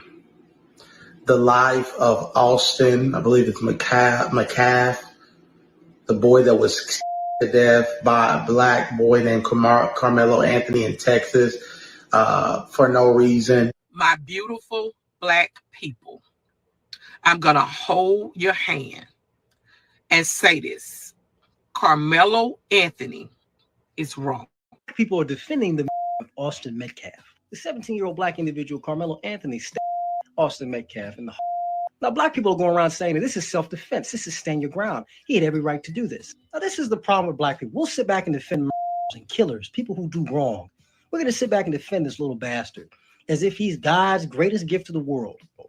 Even if the kid was getting bullied, that's not how you handle and solve your disagreements. You don't just go around people and say, well, that's what he gets. The only reason why Black people are saying this is because he's white. Let me start this off by saying that I meant everything that I said. Threatening to sue me for saying that someone who allegedly put a into a kid's is evil is baffling. This is what happens when you expose wickedness. Now, mind you, I've been one of the more fair and objective voices in this matter. If the allegations are all true, then it went like this. Carmelo was underneath a tent that he should not have been. He was told to move, the confrontation escalated, but he took it to another level to which there is no excuse. That, oh, his son was a good kid and he didn't do anything wrong and he had a 3.7 GPA and he was a good kid and he wasn't the aggressor, et cetera, et cetera, et cetera. And again, this is what I tell Black people. You never hold your children and you never hold each other accountable when this stuff happens. And the reason that you have a 17-year-old Black kid, Carmelo Anthony, that literally and killed this other young boy, Austin Metcalf, took his life, destroyed destroyed that family's life and also destroyed his own life because he's going to be in jail for the rest of his life. And the reason that they are like this is because they do not have discipline. They do not have parents around. And even he couldn't have possibly had a father around. Yo, I'm going to have to pop off for a little bit. The tribalism in the Black community needs to end. It needs to end. Point blank period needs to end. The same people who tried to make George Floyd a hero, who built statues of the man and compared him to MLK, are now trying to make 17-year-old Carmelo Anthony, who's a death, an innocent young boy, simply because he touched his backpack, a victim. Someone who committed cold-blooded murder, a victim of circumstance, a victim of retaliation, whatever. I don't care. There is no world in which Carmelo Anthony is just because someone looks like us, we need to defend everything that they do. That's how we end up defending people like R. Kelly. That's how we end up defending people like O.J. Simpson. That's how we end up defending people like Bill Cosby. It's wrong. I don't care what you look like, if you're blue, green, yellow, orange, white, orange, or turquoise. If you do wrong, I'm going to call balls and strikes. Wrong is wrong. And what Carmelo Anthony did was point blank wrong. Is wrong. This should not be profound. It is simply common sense. There is What's a the clear matter, boss? We sick? The only reason they're sending out those people right now, family, is because they understand that nothing is working. That's why. That's why they got to do it, y'all. Nothing's working for them. They're upset because everything that they've been trying to do has been failing. So they've been sending all those people. And look how they're doing it. They're doing the bidding, y'all. And it's the same old cast of characters that you always see. And you can see easily the type of time and energy they're on. That basically shows you what the same type of energy that community is always on. They're always going to find these people. That's what I'm saying. We're not going down that same list. We're not going down that same type of hustle. No, never. That's not what's going on. And brothers and sisters, like we've been saying, have been so on code, and brothers and sisters have been out here really breaking it down so thoroughly. The meltdowns are coming as fast as you can finally find them, y'all. I'm talking about left and right, okay? I want y'all to think about those meltdowns. As I say, there's meltdowns left and right, y'all. What they're really upset about, I'm going to tell y'all what's really making them mad, y'all. It does not have anything to do just with our good brother taking that situation out. They're upset because we, as foundational Black Americans, are donating to him. The money is where these people are getting mad. Oh, yeah, I'm going to show y'all something. Let me show y'all what's been going on social media. Oh, they are up in arms. They having meltdowns and breakdowns because they broke down. Everything that they mad at right now, you guys, is solely about the money, dollar bills. They use economic supremacy against us all the time. So the thing that they're really upset at the most is that Black Americans are keeping our money in house. See, they're used to us spending our money on the Republicans, spending our money on the Democrats, spending our money on the migrants and deportation. They're not used to us keeping money in house, y'all. All right. Us funding our brothers' legal defenses. I don't think this has ever been done on a major case. Can you guys let me know if I'm wrong here? When was the last time this has ever been done where we actually got together with a movement and we all galvanized behind our brother or sister and started taking care of it? See, now we're using our dollar. Everybody talks about group economics. All of us funding the legal defenses, donating to the GoFundMe campaign for Carmelo Anthony, that's group economics. That's group economics that they don't want to talk about. See, this is where they despise it. I've never seen this happen before. This is what's really pissing them off, y'all, is the fact they saying these damn Black folks out here and they putting their money together. Their money's supposed to come to us. These Black folks are out here getting all their paper together. That's supposed to come back to us. Don't they say that if we took and we got reparations, we would just give it back to them? Looks like we taking all of our money and we giving it to brothers and sisters. The same reason why they don't want us to have reparations, because they know we would circulate that in our community, is the same thing that's got them mad with us donating to our brother Carmelo Anthony, because that money is circulating in our community. They don't like the group economics aspect of this, man, and they so goddamn mad. Look at this right here, you guys. Look at this. I'm going to put up the link, by the way, too, so everybody can check it out. Look at this. This is what they mad at right here. Blair White. This lady's name is Blair White. Okay, it don't get more W than that. She said, hey, so this is effing disgusting. Why? Why is this disgusting? Y'all been putting money together for years for everybody. So now it's disgusting when the money ain't going to your people. See, fam, this is what we talk about. Everybody knows that they've been giving money to people left and right. They was giving Daniel Penny all types of dollars. George Zimmerman all types of dollars. Now out of nowhere, they upset. They don't like the fact that foundational Black Americans are putting our dollars behind our own. If we was out there donating to somebody that harmed us, they would be completely okay with it. They're just mad that we're sticking up for each other and they can't come around and con game FBA. You see the difference, y'all. You see the difference. They're so mad because we are spending money for our own community. And in the system of supremacy, that's the biggest hell no. I'm going to tell y'all there's a lot of things you ain't supposed to do in the system of supremacy. And one of those main things in the system of supremacy, you are not supposed to put your money together to defend a falsely accused foundational Black American. By the way, there go Daniel Penny's money right there too, right? They ain't get mad at that though. How come you ain't get mad at that there? Blair White, how come that didn't make you upset? You see, fam, they're so mad that we putting our money together.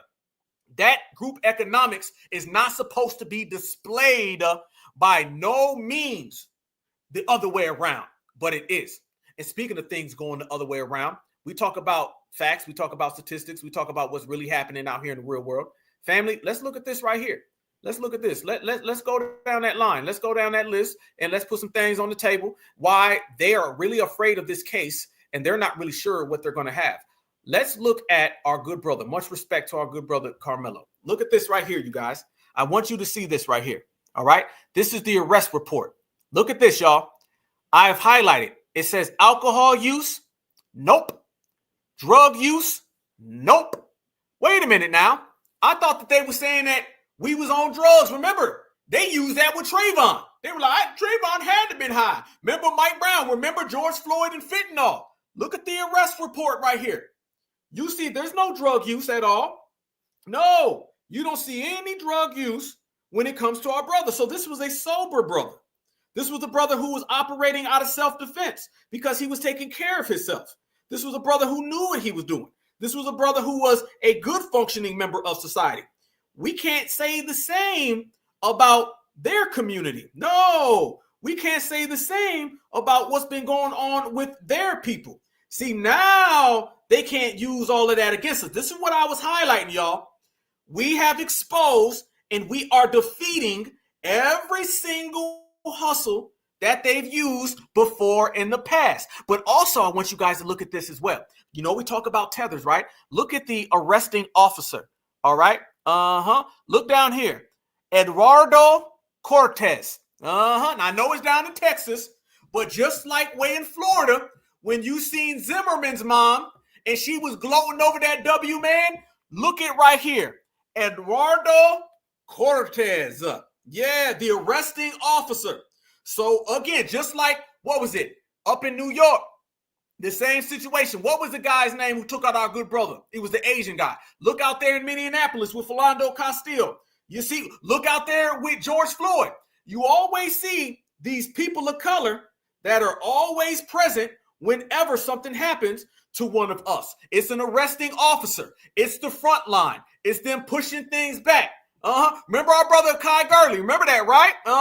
You remember them situations where you seen a lot of them people out there that were popping up.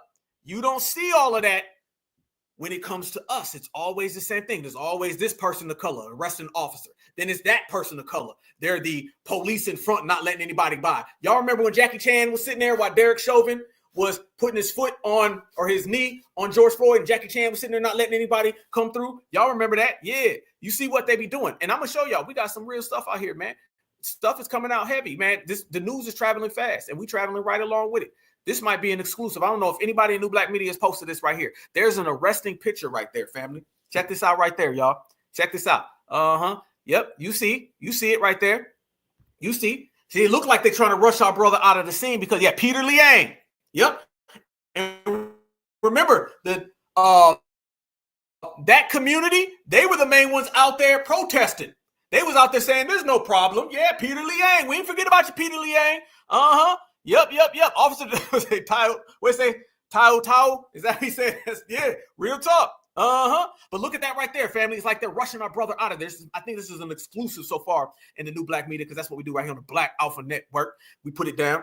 I want y'all to see that right there. This is what they've been doing. So you see a conjunction the same way you see everywhere. It's always the dominant society, and then they'll go get their one or two blackface people, but then they love going to get all of the Crayolas. When they go get them Crayolas, you start seeing this pop up left and right as fast as you can look at it. So right there, fam, they're trying to rush our brother out of there, okay? And they're treating him already like a criminal. Now, y'all know when it came to Dylan Roof, he went by and they got him some Burger King. So you see all of the disparities again. But what I always tell everybody, it's not our job to just sit here and point them out. It's our job to identify them so the next brother, sister knows them. And then it's our job to go ahead and go out there and to defeat them, okay? So we seen that our brother was clean and clear and he had nothing in his system. Okay, well, this right here was the culprit. And let's find out if the culprit had anything in his system, okay? Because we're going to be fair now. We want to be 50-50. We're going to be 50-50 now. We don't do what they do. So somebody asked me, somebody said, Black Alpha, was there any type of issues going on with the W young man? Did he have anything in his system? Because we know Carmelo had nothing in his system. So I said, well, we're going to find out. And I said, we don't know yet. Let's wait till the facts come out. Well, we'll find out tomorrow. We don't know yet. Okay, well, we know now. We know now, based on toxicology reports, that our good brother had nothing at all in his system. However, on the other side of town, there was some serious things. Check this out, y'all. Methamphetamine, aka Molly. Molly makes you jolly on their side of town. So wait a minute now. They always say the black guy had the drug use. Now we finding out that the black person didn't have any drug use. He was sober as a gopher, not high as a roller coaster. Shout out to E40.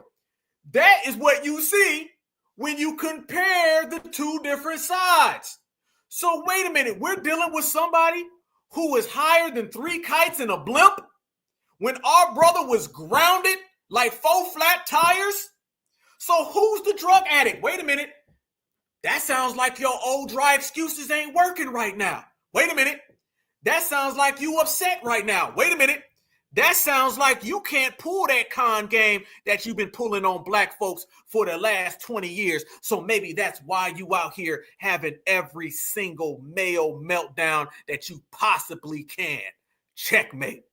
You see it, you saw it, and if you're basing it off of reality, you had one person who was operating and doing his own thing, grounded like the curb, and then you had somebody else who was higher than the bird.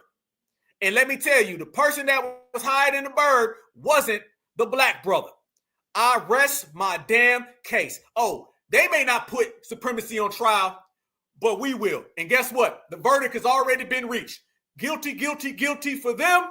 Innocent, innocent, innocent for our brother, Carmelo Anthony. And as I proceed to give you what you need, they're mad because foundational Black Americans are practicing group economics with donations. And they're even more mad that foundational Black Americans ain't falling for the bullshit.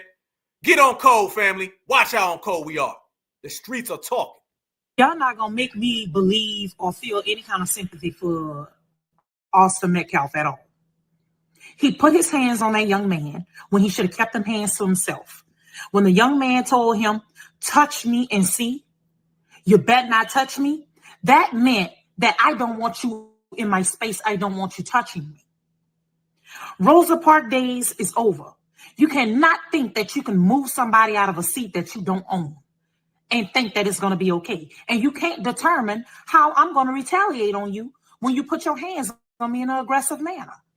Austin Metcalf got exactly what he deserved. Point blank, period. It's time off feeling sorry for somebody's feelings or feeling emotional about somebody's feelings. Austin Metcalf should have kept his damn hands to himself. Point blank, period. Only folk can be the perpetrator and the victim at the same time. That is the funniest thing ever in life to me. Black people, stand with Carmelo Anthony, okay? Stand with him. This is what loyalty looks like. Folk are automatically conveniently overlooking every fact that led up to the boy's death. They're overlooking every fact, every single fact for a reason, because they stick together. They're loyal. I need every Negro under the sound of this video's voice to do the same, okay? No time for separation, no time for anything. It's time for unity, period. One thing about it, I know a liar when I see one. I know your son lying, and I know you lying, and I can just tell from y'all little, he was just a perfect student. No, y'all do drugs in that household. Tell them people, get on that news and tell them how y'all found meth and Woo-hoo-hoo! Who on code, y'all? Who on code? Yeah, this ain't the Yes We Can era. This ain't the Selma era. Brothers and sisters together, standing on business. This is how we changing the world, y'all. FBA all goddamn day. Talk your truth, black man, black woman. amphetamines inside of that boy, his system. You hear me? Do you know what that do to your inside? Do you know what meth do to your brain? One thing about it, I ain't never met a nice dope fiend. I just watched that twin brother on the news, and baby, my head is spinning from them lies. I'm talking about spinning. You hear me? Let me tell you how I know he a liar. All he want to use is aggressive. Oh, he was aggressive. That's white people's favorite term when they describing black people. Especially when they lying. Oh, he was aggressive. Whole time y'all bullies. What were you? What do you call who you are as a person? Nice? To donate to that brother. Because remember, guilty or not, because he's not guilty. I'm standing on that. And I know that even though he's not guilty, they still have enough power to make him look like it. But I won't be a part of that. I don't care if the money have to be used to make sure he's good while he's there. I want to play my part, and I'm going to play it. And I've done what I needed to do, and I'm going to continue to advocate for this young man. I had a guy post up one of my videos. If it would have been Carmelo, you all would be marching. Excuse my French. I don't do no marching. I don't even got the energy or the time to be marching. You understand? For those that march, I'm cool with that. If you got the energy, go march. But I ain't doing no march. I ain't got the time. Okay, folks, good morning. Just had a situation like the Carmelo Anthony situation up in Frisco, but only in downtown Dallas. Freeze. This ain't Selma, y'all. This ain't Selma at all. Oh, buddy said, I ain't got no MFing time for marching. Checkmate. Now, y'all watch how good news travels fast. After this gentleman, I'm going to show y'all the next brother right here in Dallas. And watch what my brother says. He said the same exact thing happened to him that Austin Metcalf tried to do to Carmelo Anthony. And I want y'all to see how when you permeate certified energy, it travels quickly, and our brothers and sisters start handing out them receipts. And y'all know them FBA receipts, they don't play. Watch this. I ain't got the time. Okay, folks, good morning. Just had a situation like the Carmelo Anthony situation up in Frisco, but only in downtown Dallas at the Greyhound. Listen, just had a guy come in here. Started trouble last night. Got his ass mollywopped last night by one of our officers. Woo! Came back this morning for some more. First thing out of his mouth is that N-word. Then he put his hands on.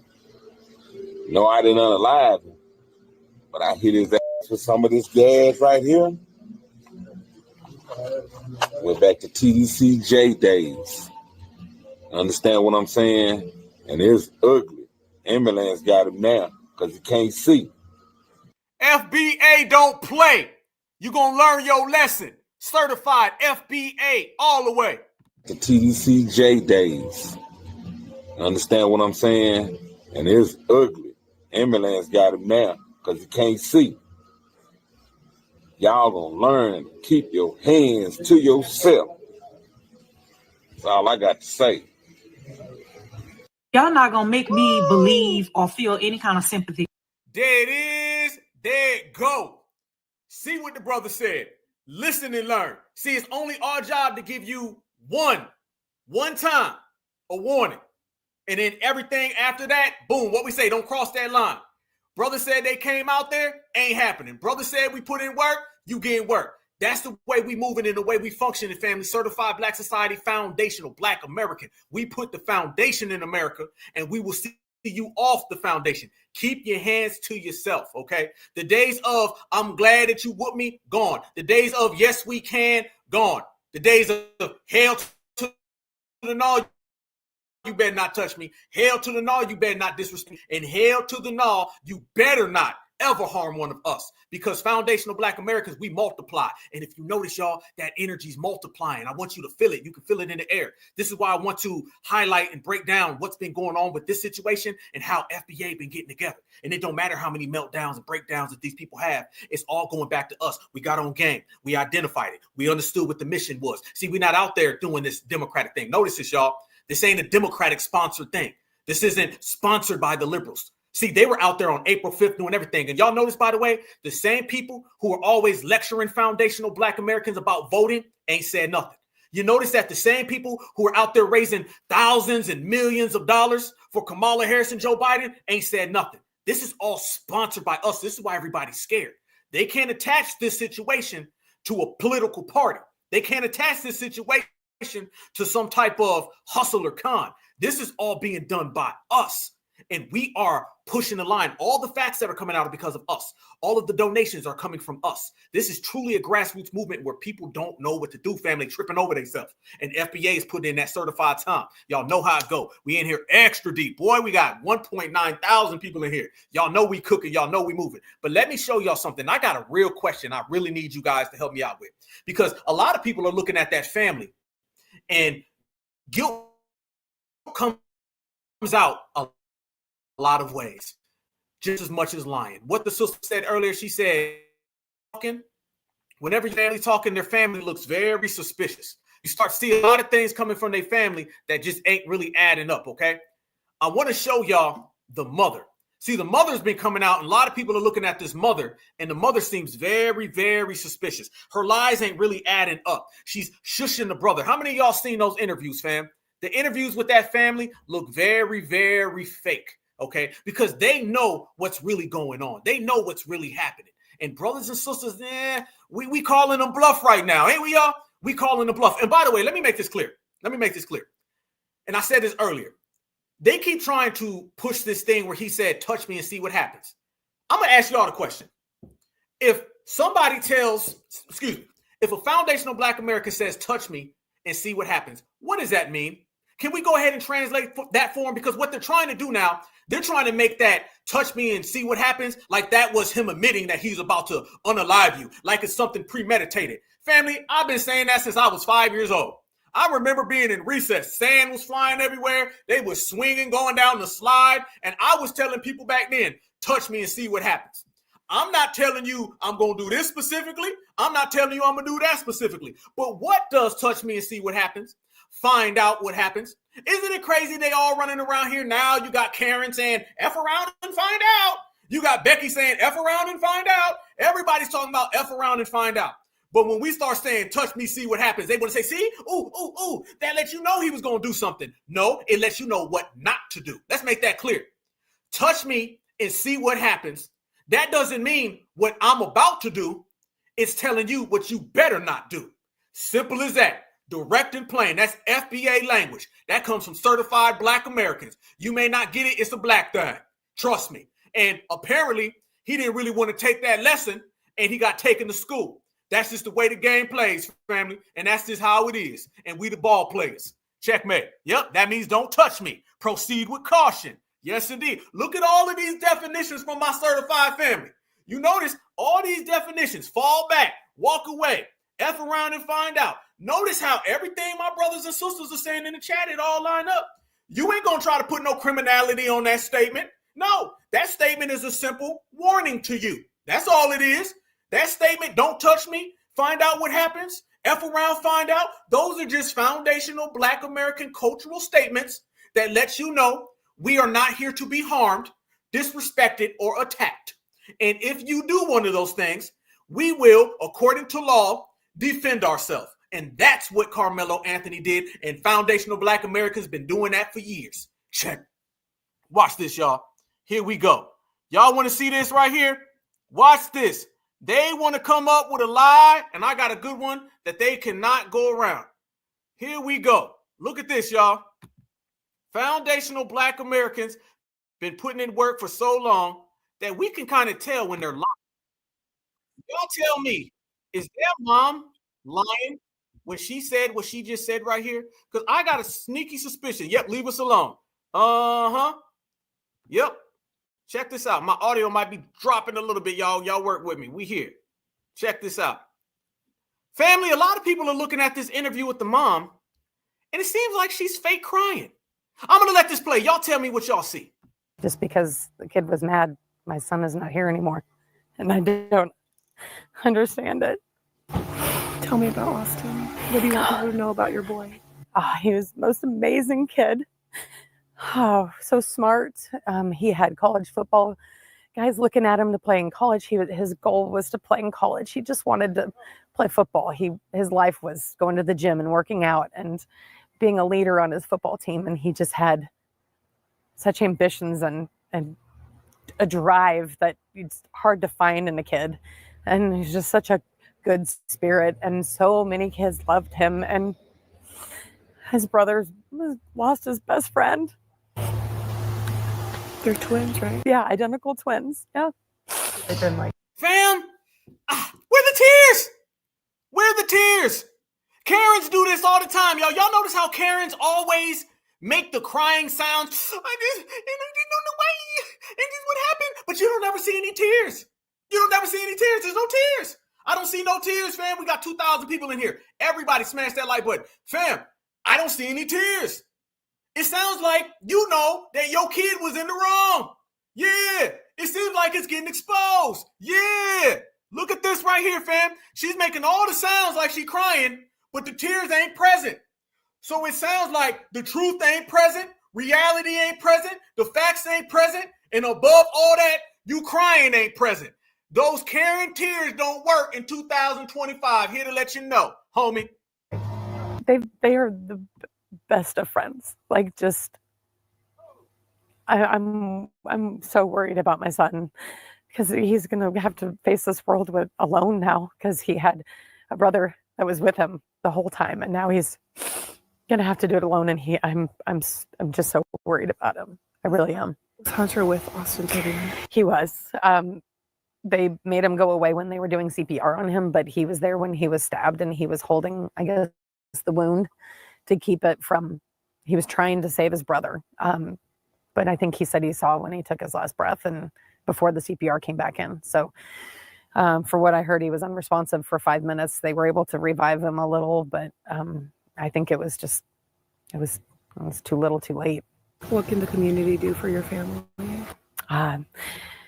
They need to support the kids. She cleaned that up real quick, didn't she? Damn, she back to talking normal now. She talking all a minute ago was I just don't know, and I just don't see, and I can't figure out. Now she's saying, well, what needs to happen is donate money. Look, family, look at this. Look at this. This is a matter of 30 seconds. 30 seconds ago, it was this. His brother lost his best friend. 30 seconds later, it is this. What can the community do for your family? They need to support the kids. What? And so many kids loved him, and his brother lost his best friend. After. They need to know that there's other people out there for them, and before his brother lost his best friend. After. That there's other people out there for them and not against them, you know. And Frisco Memorial has got a football program it's in a process, and we want everybody to know that it's a family, and they're there together. So did she almost crack a smile? How you go from the trail of tears to a smile? We want everybody to know that it's a family. There you go. Oh, you know you rocking with the Black Alpha Network. Yes, our freeze frame game is crazy, phenomenal. That right there is the mother. So it looks like somebody who knew her child was in the wrong. It looked like someone who knew she raised the aggressor. It looks like somebody who knows when all the footage and all the facts come out in which foundational Black Americans will present every single day, it's all going to go back to what our good brother said. Self-defense. When stand your ground goes wrong. That right there. Fam, please screenshot if you may. Take all the photos, because one thing we do in this generation, we collect evidence. And when we collect the evidence, we present the evidence. So you will not hoodwink, you will not bamboozle us into thinking what you say goes. You can go get Ahmaud Arbery's dad. All lives matter. You can go and get Barack Obama. Trayvon could be my son. But you're going to have to deal with FBA. In FBA, we see through all of that Karen crying, and we really see that you Karen smiling because you know that your son was the aggressor and you have a self-defense situation where your child should have kept his hands to himself. Do not touch me. Find out what happens if you do. That's the difference, y'all. I don't know what else we can say. And matter of fact, fam, this is how crazy these people be, y'all. This is how crazy these people be. Man, we are cooking on this episode, fam. This is a classic broadcast, fam. And I want y'all to notice this right here. Look at this. See, y'all know one person that has been very, very inconspicuous by his absence has been the father. They ain't really been bringing the father around a lot. They haven't really been showing the dad because the dad did something that you ain't supposed to do in the system of supremacy. Fam, supremacy has so many holes in their system. All right. Supremacy makes a lot of mistakes. Let me make this clear. And I'm always telling this to people.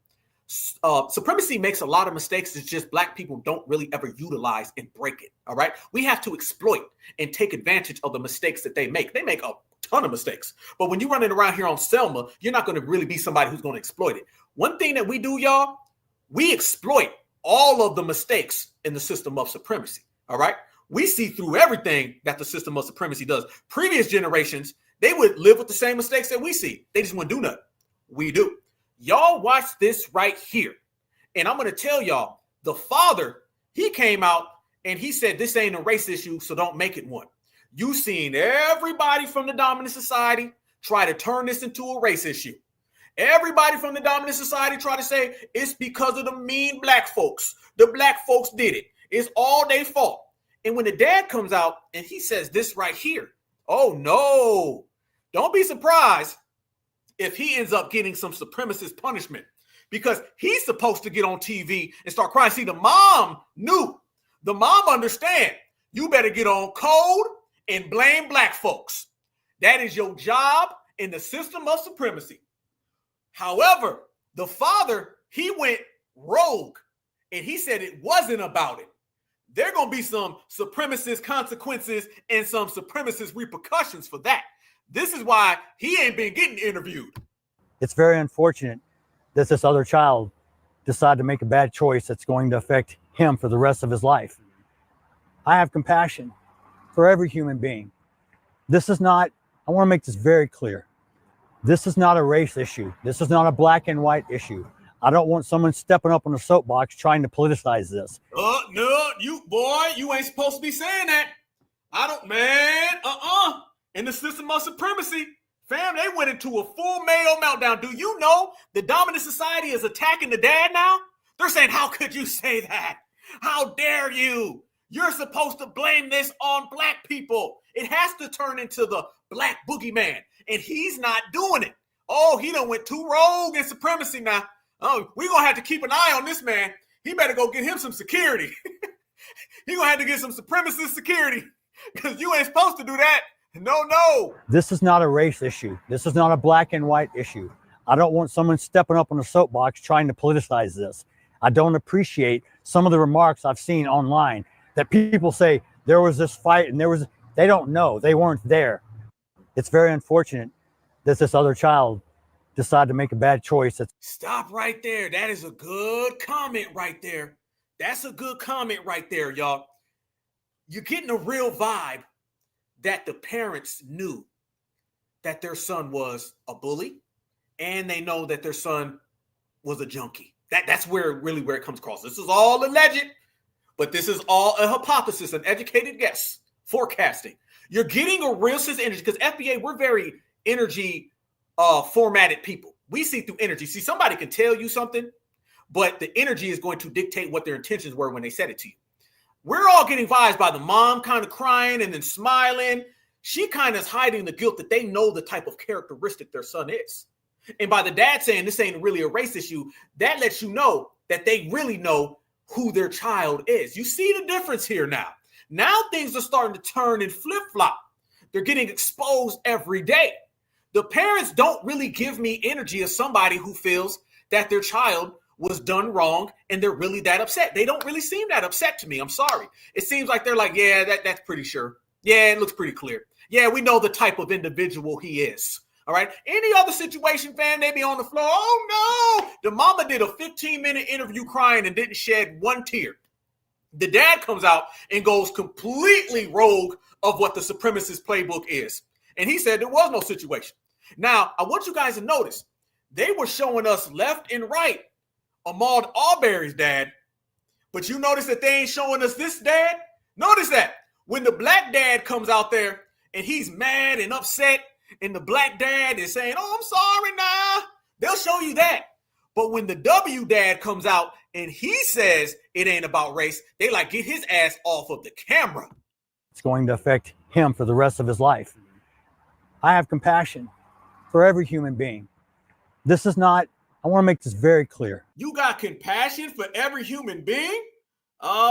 In the system of supremacy, you ain't supposed to be saying that.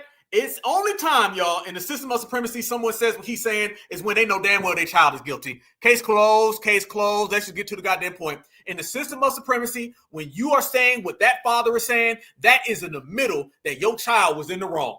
And you're not even going to go there because I think they know there's a tape out there. I think they know that there's some strong evidence, and we're hearing a lot of people saying that there is a tape out there floating around. I'm of the belief that there's a tape out there, and the father's not willing to go to the ledge and make these statements because when the tape comes out, he's going to look bad. So he's kind of trying to get in front of it right now. You know what I mean? He said a child made a mistake. That's not what the system of supremacy is saying, all right? The system of supremacy is saying that's a grown man now. Ooh, how could he say that? You see what I'm talking about? And he's also saying the child made a mistake. However, I love everyone. Nah, I think he knows there's a tape out there. And I think of all essence, he knows that it's going to come out and they are going to fall out and they're going to be in bad times. And also too, y'all, nothing they're saying about our good brother sticking. Nothing they're saying because we're saying our good brother, he doesn't fit the narrative that they want to create about black people. Look at this right here, fam. Check this video out right here. This is showing you that they don't really have anything that they can say. Look at that picture, y'all. The black family, fam. They can't pull that stuff.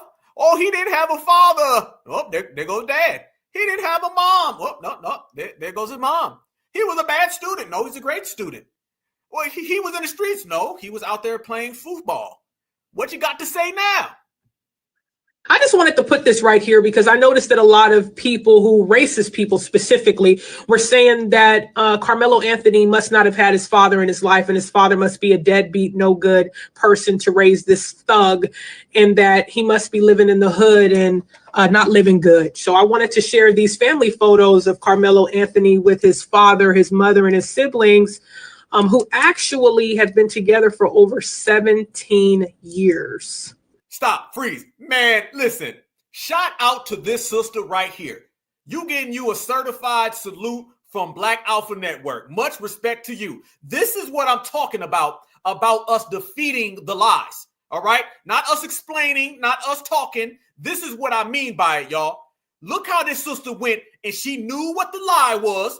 She done seen it. We all done seen it. They lied on Breonna Taylor. They lied on Ahmaud Arbery. You name the black person that they have unjustly harmed, and we know what the lies are. This is what you call knowing the lie and canceling the lie. This sister went out there and found the photos to counter every single thing the system of supremacy was going to say before the system of supremacy said it. That right there is indicative of this generation and how I'm always saying things are different. They didn't do this 10 years ago. They was too busy begging. They didn't do this in Selma. They was too busy getting knocked across the head with a club. Now we're getting receipts and putting them out there, and this is going to broadcast to thousands of people. Hell, we got 2,000 people in here right now. This is the reparations generation, certified black society. This is different. family has been together for over 17 years. Okay. One mom, all 4 kids, same dad, very middle upper class family. Interesting, because I think a lot of racist people were saying that he didn't come from a loving family and that his father was probably in prison or a loser and had abandoned him when he was young because of the stereotypes that you guys hear about Black people. The Black father must not have been in the home. Well, it seems like his father loves him very much, and it seems like he was raised a good young man, whether you guys like it or not. But you know who came from a broken home? The Metcalf boys came from a broken home because their parents aren't together. And I think the question that I would want to know is, I wonder how coming from a home where the parents aren't together, how that would have affected the twins. I wonder. Anthony, class of 2025, Centennial High School. Damn. Shout out to that sister for that one right there. Oh, she took it a step further too, didn't she? She said, well, hold on now. We're going to talk about somebody who has family issues. How about the one who does not have their family together? Oh, man, she done took that all the way there. Okay. Let's do it then, family. Okay. They say that the Black person is always the one on drugs. Shows you that the W boy was on drugs. They say that the Black person comes from a broken home. It shows you the W comes from a broken home. It shows you that foundational Black Americans are living better. As I proceed, they tell us that we're the ones in the street. Well, you can see that they're the ones in the street because they're the ones known as bullies.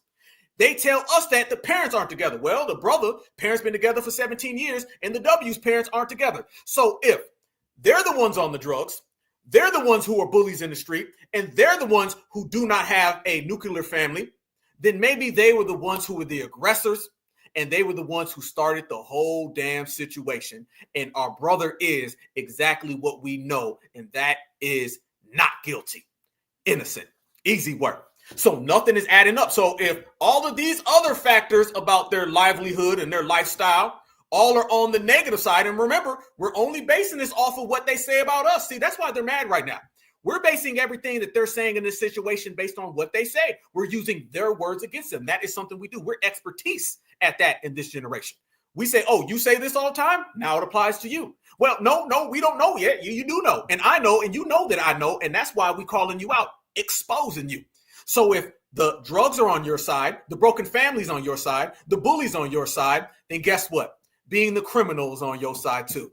And you done effed around and found out. And you're mad because foundational Black Americans told you, and now you cannot escape it. Family, these things are getting more and more evident and more clear. And I believe we've done a great job breaking things down, but we got even more. I want to show y'all something extra. I said, and how many of you guys remember, just last week, and I got to pull this up, you guys. Just last week, I showed y'all these people are getting very, very slick. Very slick, y'all. And I told everyone that they were going to take it to the next level. And they were going to start sending out fake activists. This is the next step. We spoke about that because as we talk about the generations different, I think one of the key elements in what we're always preaching right here on the Black Alpha Network, I want everybody to understand that we're a family. We are the reparations generation. We are in our own circle, right? And things are different. See, Black folks, sometimes we get to the point where we think everything's the same and we just going down that rat race. No. Nothing is like what it was 5 years ago. Damn sure not 10 years ago. We showed how people operated then, and now we're showing how we operate now. We're moving differently. So one of the main things, you guys, that they've been doing is that they have been noticing that all the fake activists that they put in front of us, we ran them out of the paint. And they don't like that. You see, the dominant society, they have an apparatus of ways to fool Black Americans. You have the news anchor who comes out there and just says a bunch of things that make no sense. Okay, that's what you always see. And then you always have the opposite side. So you got the good cop, the bad cop, the overt, the covert, the formal, informal. And another thing they like to do in the dominant society, in the system of supremacy, they love pulling out the fake Black activists.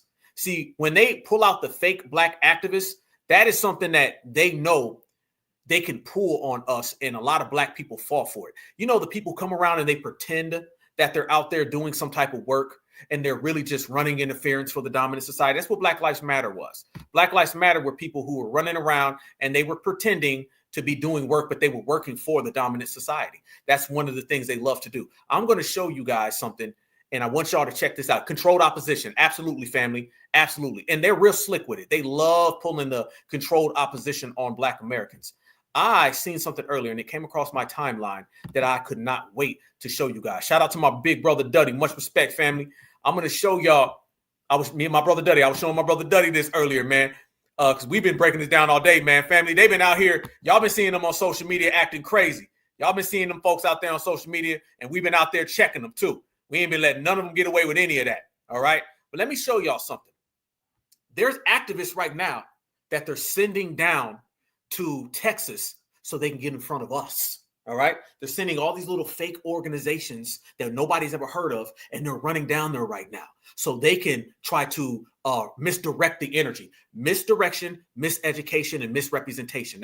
Misdirection, misrepresentation, and miseducation. Those are the three things they always do. So the same way that they seen brothers and sisters in Ferguson holding it down, and then they sent Black Lives Matter in, and then all the energy got diverted. Think about that. Ferguson was grassroots brothers and sisters. Somehow that turned into a multi-billion-dollar apparatus of Black Lives Matter that ended up getting Joe Biden elected, and all the people took money and bought mansions. That's how dangerous it is. I want y'all to look what I came across today. There are organizations that are Democratic sponsored. Remember, y'all, Roland Martin, he ain't out here talking about April 5th. Roland Martin ain't said nothing. Remember, all the people who've been lecturing the FBA ain't saying nothing about our brother. Roland Martin ain't said nothing. Van Jones ain't said nothing. You ain't seen Kamala Harris, who was just out here a week ago. First off, it's not an election year, so they can't use FBA. Had this happened in August, they've been using this to get votes. But the Democrats, the same people who lectured us and the same people who've been running around here raising billions of dollars, they ain't put one penny on our brother's books. So this is a grassroots formulated movement. And it's very essential that we maintain this and we keep it within ourselves. And we have to rid this whole situation of a bunch of outsiders. The infiltrators are coming. All right. We're moving too good, family. We are sending shockwaves through America, how on code we are right now. And this is coming off the election. This can be a very monumental situation, y'all, that people remember for years. They're seeing the way we came off the election and got on code, the way we're getting on code, donating to this brother. Every hustle they've done, we're going over it and saying, not anymore. So you know people are out there sending every infiltrator. And last week, on last week's show, we talked about how there's going to be a whole new movement of fake activists because the D-Rays, the Talcum X, the Tamika Mallory's, they've been replaced. They've been replaced. You can take all of those people and all those faces that you've seen on TV. Fam, these people were going on nightly news. They were getting interviews all the time, and they all disappeared in 5 years. How in the hell was all those Black Lives Matter people being pushed down everybody's throat, and 5 years later, they all disappeared? In real life, in real time, all of those faces that you've seen, they were all moved out the way. You've seen D-Ray and Talcum X and Tamika Mallory. You don't see them no more.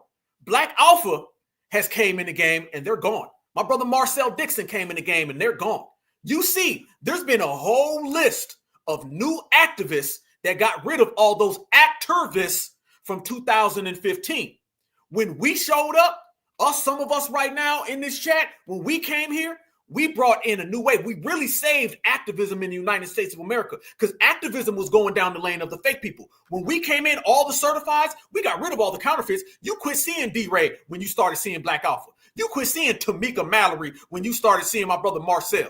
You know what I'm talking about. We got rid of all them. So now they're going to try to run out some fake activists and fake organizations that they can use and put in front of us, you guys. And I want y'all to notice this, okay? This is the next play, and we're going to break this down. This is a Black Alpha Network exclusive. I need the family. Holla if you hear me. Texas activist group about last week's deadly stabbing at a Frisco track meet. According to police, 17-year-old Carmelo Anthony stabbed and killed 17-year-old Austin Metcalf last Wednesday morning after an altercation. Today, the Next Generation Action Network leaders are meeting with... Who? Did y'all catch that? Tell me y'all heard that. The Next Generation Action lead. What? Who? What? When? Where? Why? Tell me y'all heard that. Tell me. Let me run that back for the crowd. Tell me y'all caught that right there. Who's down there meeting with the police and why are they getting the first meeting? Right now, I'm putting out a thing. I'll go down there personally. Is Texas in the house right now? Do I got some of my Texas brothers and sisters in the house? Because if Texas is in the house, I will come down there personally and go down there and meet with these police. I'm putting out right now a note that Black Alpha, I want to go down to Texas. I love Texas any goddamn way. I'll go down to Texas. I'll call up some of my people. I'll call up my brother Duddy. I'll call up my brother Sage. I'll call up my brother Marcel. We'll go down there right now and go meet with the police. Who the hell are these people? Who the hell are they? Let's see if I can run that back. 17-year-old Carmelo Anthony stabbed and killed 17-year-old Austin Metcalf last Wednesday morning after an altercation. Today, the Next Generation Action Network leaders are meeting with police after voicing... Leaders? Here we go again. Remember D-Ray, the Black Lives Matter leader. Tamika Mallory, the leader. Anytime the mainstream news starts calling someone a leader, that person is a puppet that was placed there by the dominant society. I don't know who the hell these people are, and then how the hell did they get down there so fast and they're getting meetings with the police? This has been a news media blackout. The police chief hasn't even came out and made a public statement. So how the hell are these people getting behind the scenes? Black Lives Matter 2.0. We predicted this last week on the Black Alpha Network. You better subscribe if you haven't. We are the hottest thing smoking. Generation Action Network leaders are meeting with police after voicing concerns about the investigation and reported threats to Anthony's family. NBC5's Larry Collins is following this story from Dallas. Larry? Good morning. Yeah, that meeting is ongoing right now. Frisco police just arrived within the past 10 minutes and went inside the headquarters. All this comes after the Next Generation Action Network, an activist group, requested to talk with police and city leaders about their concerns. There have been questions about exactly how this could happen and what led to the fatal stabbing. According to a police report, 17-year-old Carmelo Anthony told a resource officer he was protecting himself when he stabbed 17-year-old Austin Metcalf once in the chest. The group of activists have said witnesses, including coaches, have tried to talk to police but were not interviewed by investigators. The group also said the Anthony family was receiving racially motivated threats.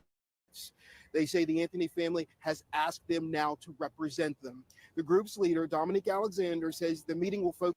Right now, somebody, please. Dominic Alexander, look him up for me. We gonna get to this now.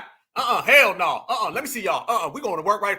Excuse me, I'm about to curse. Excuse my language. We about to get to this right now. We about to get to this. Go ahead and look that name up, you guys. We gonna handle this. No, we about to shut this down today. We ain't got no time to waste. Let's go up in here. Let's get to it, y'all. We about to do some certified Black society work live on air. This is what it is. This is what's different than other people. This is how we get busy, y'all. Somebody hit me up. Send me that dude on Twitter. We about to go and check these people out. We about to figure this out right now. Anybody watching, this is live, straight to the damn point. This is not scripted. We going all the way in. We going to find out who these people are in real time so we can go ahead and crush any type of dominant society plants that they trying to put in front of us. Oh, no. Let's go to work, family. We in here. This is what happens, fam. On the Black Alpha Network, we will do something live on air. We ain't got to wait and study it and do a show on it tomorrow. Nope, we about to handle this right now. Let me see. Okay, here we go. Let's go pay these people a visit. Let's pay this New Generation Action Network. We're going to pay that a visit. Yes, indeed. Here we go. Activists. Yeah, I think it said Dominic. Let me see it again. I'll play that back so we can get it actually right, what the name is. Let's go check these people out. No, we ain't doing that. Yeah, let's go. I see you, family. We about to go right here live on air. Yes, indeed. We about to find this out. These people are down there right now. Family, again, these people ain't out there talking about us. Nobody's even talking about us. They didn't even mention the donation. Notice they're not saying nothing about donations. Let's get that name right again. Okay, let's get that name right again. Hold on. I tried to talk to police, but were not interviewed by investigators. The group also said the Anthony family was receiving racially motivated threats.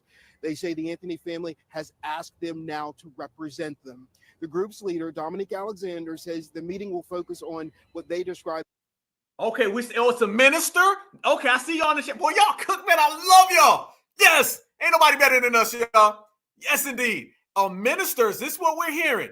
Okay. Oh, you already know. A pastor, a minister, okay. You already know what type of time this person is. Oh, no. Oh, I'm hearing BUSSY. Oh, fam, we about to go there. Oh, yeah, let's go there. Whoa, Black Alpha. There they go. Okay, here we go. Live on air, family. Let's solve this. Let's go to their website. Let's check out what they hitting for. Let's see what they hitting for, y'all. Okay, let's see. Nah, y'all not gonna go down there. We ain't going down that lane. Y'all think y'all gonna co-opt this situation? You ain't gonna be no leader. They ain't said nothing about $1. First of all, let me see y'all real quick. Y'all notice, fam? They start talking about leaders. Look how they doing, fam. All you got to do, go back to 2015. Go look at all the studies about Black Lives Matter. That looked like it was recorded in 2015. You could just take out their name, Black Lives Matter name, and you could just flip them. That's all it is, fam. That's Black Lives Matter. Here's your leader. You know your leader. There's your leader again. Your leader, your leader, your leader. That's your leader. This guy. And they went down there to talk. Always get the microphone. Always get the interviews. Don't talk nothing about tangibles. Ain't talking about donations. We out here with a mass movement raising all this damn money. Let's be real. The money being raised is coming from us in the grassroots. They not talking about that. Oh, we about to expose you, Mr. Dominic Alexander, and your little organization. We gonna do this live. If you are not tapped into the Black Alpha Network, you better get here fast. This is it. This is must-see TV. New Generation Action Network. Take action now. Oh, that's Black Lives Matter. Family, look at that. Family, no justice, no peace. This Black Lives Matter all damn day. Look at this. They're trying to Black Lives Matter. See, is it a coincidence, y'all, that soon as we ran Black Lives Matter out the paint and they breaking down their murals, they're trying to swing in somebody else, trying to weasel in another group? Look at that. No justice, no peace. Monthly roundtable. Let's see even further. Look at that. Sign our latest petition. I guarantee we're going to see something about voter rights. How much you want to bet? We will see voter rights. Let me see y'all face. Let me see y'all face. Hold up. How much you want to bet we will see voter rights and LGBTQ within a matter of 5 minutes? I promise. I put my last dollar on it. I will cash out everybody if I do not see that. Let's see. Let's go. Let's go. Y'all, we're going to see what y'all hitting for. Where's y'all about us so we can see what y'all about in the news. Look at this. Look at this, fam. Look at this. All in the news. Look at this. None of these organizations, fam, they got plugs with the news. The ACLU. Look at that. Look at plugged in the news. Voter rights. There you go. Voter rights. This is some Democratic Shield op plant organization. Here you go. In recent weeks, lawmakers in 43 states have introduced provisions designed to restrict voting access for their own community or constituents. These lawmakers seek to limit early voting periods, in weekend voting, limit mail-in voting, require that ballots are notarized, also known as poll tax, and in a 24-hour ballot drop-off boxes. Family, voter rights, ACLU, they plugged into every news organization, okay, and voter rights. Here we go. We not done. We don't hide. Black voters matter. Look at this. Black voters matter. Fam, and there go Chicana. There go Chiquina. There go Selena Pedro. So here come the people of color. Oh, a legal advocacy fund. Look at this. We have established a fundraiser to cover bail and other legal expenses for protesters arrested in Dallas, Texas, in connection to the protests against George Floyd.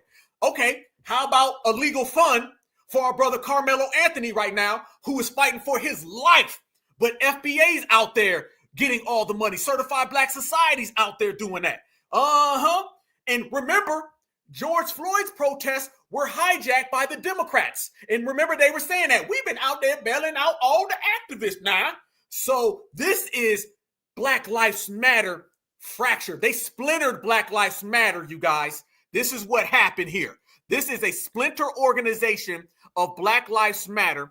And now we see it. If anybody in here has social media, please share this video, number one. And two, share this organization, because we need to find out what's really going on behind them closed door meetings. You guys are absolutely on point. Here we go. This is a fractured, splintered Black Lives Matter. That's all that is. And you see right here, you see the Black Lives Matter poster in the back.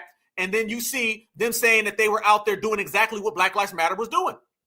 It's the same thing. Let's go further down. What else you guys got? Instagram feed. Oh, look at this. Oh, look at that. Right here, they got our good brother right there. Look at this. Look at that. It's past time Congress gets serious about voter oppression. All these things that Black folks are dealing with, you out here talking about voter suppression. Oh, no. We're going to see more. Oh, no, we're going to see more. Let's go all the way down. Let's go all the way down. Our vision. Let's see what your vision is. Let's find out what your vision is, homie. Let's see what you on. These are the people out there. They're trying to co-opt this, you guys. The Next Generation Action Network was founded August 2014 by Minister Dominic Alexander. And shout out to everybody who's sending me his pictures. I'm going to show them. Yes, indeed. With support of Damon Crenshaw and Kiera D. Sanders. You guys look at those names too, if you can, and send me those names. Right now, we're doing a certified Black society investigation right now, live on air, you guys. Here we go. Check that out. So you got Minister Dominic Alexander, who I'm hearing is a tether. I'm hearing that's a tether. Yep, demo alert. I'm hearing we got a demo alert and a tether alert, you guys. So they're coming at this from all angles. Let's see what else we have here, you guys. Okay.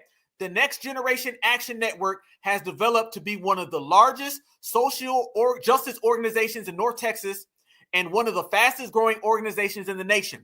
Notice that, y'all. They threw in Texas, and then they're throwing in the nation as well. Yes. Notice that right there. Notice that plant, what they're doing. I see what they're up to.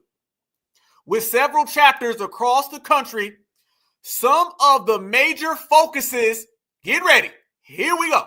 Within the organization include education, legal advocacy, criminal justice, women's rights, and LGBTQIA and human and civil rights violations. We said it. We called it. There it is. What would be an Democratic plant organization without the Skittles bag? We said it before we even saw it, y'all. There you go. Yep, tethers, LGBT voters matter, every single thing that you could possibly find. And it's all there. Checkmate. Whoa, wait a minute. We're not done. I see more. Ho. I said we was going to see that. They went extra with it. They said LGBTQI527-6JZ. God damn, they got everything in there. Pronouns for days.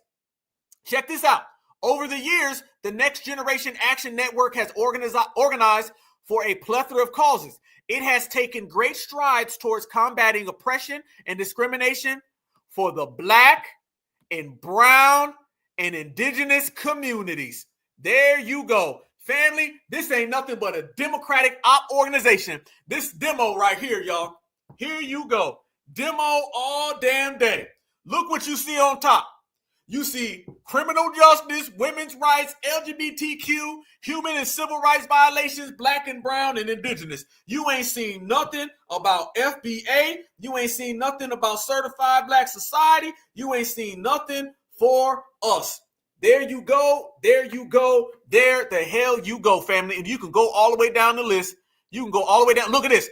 Look at this, fam. What we talking about? Shortly after the organization was established, the Next Generation Action Network took to the streets in September of 2014, protesting against the non-indictment of Darren Wilson and joining the national fight for the justice of Mike Brown. Did I not just say that was a Black Lives Matter splintered organization?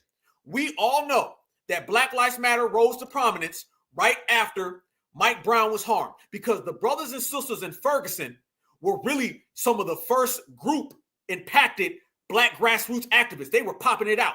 Okay. And matter of fact, why y'all in here right now? Since I don't give a damn, we gonna go there, family. Y'all all know what happened to those activists down in Ferguson, don't you? You guys all know what happened to 7 or 8 of the activists down in Ferguson. Y'all know what I'm talking about. Remember all of those grassroots activists in Ferguson. See, Ferguson was the first time brothers and sisters popped off. All right. The brothers and sisters in Ferguson, seeing exactly what happened with Trayvon, they said, hell no. Remember, Trayvon, everybody was like, we so sad. It was like the people we showed earlier. They was talking about they upset and they wanted Obama. When it came to Ferguson and Mike Brown, they tore things up. All of this stuff where people be turning up, that all happened after Trayvon Martin. It was Ferguson that really set things off. That's what really turned things all the way up, because they weren't waiting on Obama. So that was the first grassroots will turn this thing all the way up of this era, right? What ended up happening? Yep, I see y'all in the chat. Y'all know exactly what happened. And it wasn't just one. It wasn't. See, a lot of people just talk about our good brother Seals. No, man, no. Go look it up, fam. You're talking about 4, 5, 6 of them. Remember that Time magazine with the brother running across the street? Remember that, y'all? That right there, that brother gone. There was a lot of them. And then what ended up happening? Soon as the real, genuine, sincere brothers and sisters on the grassroots in Ferguson was really talking about building, gone. Then soon as that happened, Black Lives Matter popped up. And we all know that Black Lives Matter really started to cultivate itself in Ferguson. They sent them into Ferguson to steal and hijack the energy of what them brothers and sisters were doing. That was a very pivotal situation. Somebody gonna have to make a documentary about all that. And you notice these people right here openly admit that they started in Ferguson. Well, we know that Black Lives Matter started in Ferguson. So if Black Lives Matter started in Ferguson and this Next Generation Action Network started in Ferguson, well, maybe they were both the same organizations sent in by the dominant society and designed to hijack the grassroots efforts of the people. And they're admitting it right there, in which is highlighted in blue. They don't want no problems with certified Black society, you guys. None at all. So there you see it right there. We got confirmation right there that they were started by the dominant society and they were sent in to Ferguson the same way Black Lives Matter was. And there's no coincidence at the same exact time that Black Lives Matter goes away, these people start popping up right there. Look at the names. Alta Sterling, Philando Castile. Notice, you guys, these are all of the names that they were riding the coattails of harmed foundational Black Americans. Same thing Black Lives Matter did. Police reform. You guys know the same stuff. Police reform, voter rights, all that stuff. Look at this one right here. The NGAN, Electoral Justice Campaign, implemented across the country, has elected people like Congresswoman Cori Bush. See, a Democrat. Y'all remember Cori Bush, the one who came out there with the fake reparations policy? How many of y'all remember her? You see what we talking about? Oh, we cooking, we bubbling right now. Yes, indeed. You see already right there, that's what it is. They're sitting there proud. We got Cori Bush elected. Don't forget Cori Bush now. They're telling you they Democrats. There ain't nothing to hide here, y'all. They sitting there saying it. Yeah, man, we Democrats now. Yeah, ain't gonna lie, boy. We got that damn Cori Bush out here. We was out there in Ferguson. We done took some money. We out here hanging around with D-Ray. I think Tamika Mallory just drove by in a Cadillac. Yes, indeed. Talcum X came through. Oh, they super Democrats. Yeah, her husband got busted as well. Yep, she be out here fighting for all these other organizations. Yes, indeed. Yes, indeed. Yes, indeed. So you see already, y'all, if you look and you watch, you will see that these people are clearly ops of foundational Black Americans. And you see that they are coming in right now and they are designed to come in and take away the energy. We started this episode off with what was the most important thing to me. I wanted to highlight how we are so on code right now. And this is a pivotal moment. See, you never know when something amazing is going to happen. You never know when history is going to be on the line. You could be having a regular day. It could be a slow news day and boom, something to happen. It was a very, very pivotal situation that occurred down there in Frisco, Texas with our brother, because this is a time for us to galvanize and show people we ain't dealing with what y'all used to deal with. We're not doing the Trayvon Martin. We're not doing what y'all did down in Ferguson. It won't be no Black Lives Matter. So this is very, very strong, y'all. I think the two most pivotal things that happened was what we did on the election and then what we're doing right now. We have to show the work. We got to flex our muscle. We got to let it be known that we are going to ride for our brother, okay? We're going to ride for our brother. When Huey P. Newton ended up going to jail and they were out there starting the song Free Huey. Y'all know I love my Free Huey song. Let me give y'all a little history course. When Huey P. Newton got locked up for something very similar. Let's go there. Y'all want to go there? Okay. Huey P. Newton ended up getting locked up for unaliving a police officer. See, what happened was that the Black Panther Party rose to prominence out there in Oakland, policing the police. Everybody understands that. Well, they started ruffling the feathers of the police. And you had Bobby Seale and Huey Newton. Bobby Seale ended up going and getting locked up for some other things. Y'all remember when They went to the Capitol building. Man, I love being a foundational Black American. Y'all rock with me. I'm going to go on a little history lesson, and I'm going to tie it all the way in. Like my brother say, I'm going to take you out of the ocean. I'm going to bring you to shore, but it's all going to have relevance to today. And I'm going to tell you guys how we're living in our version right now, all that. And it's a beautiful time to be alive, and we better than before. Check this out. Huey P. Newton, Black Panther Party got big. Boom. Understand that. They came up with the 10-point program. Bobby Seale led about 20 Panthers to the state assembly down there in California. Okay. Bobby Seale walks into the state assembly with them things. He had them power tools with him. And you had little Bobby Hutton was there too, 15 years old, okay? The youngest Panther member. Yes, they came without a sound and took little Bobby away. One of the few to live to tell, one of the only few who got away, all right?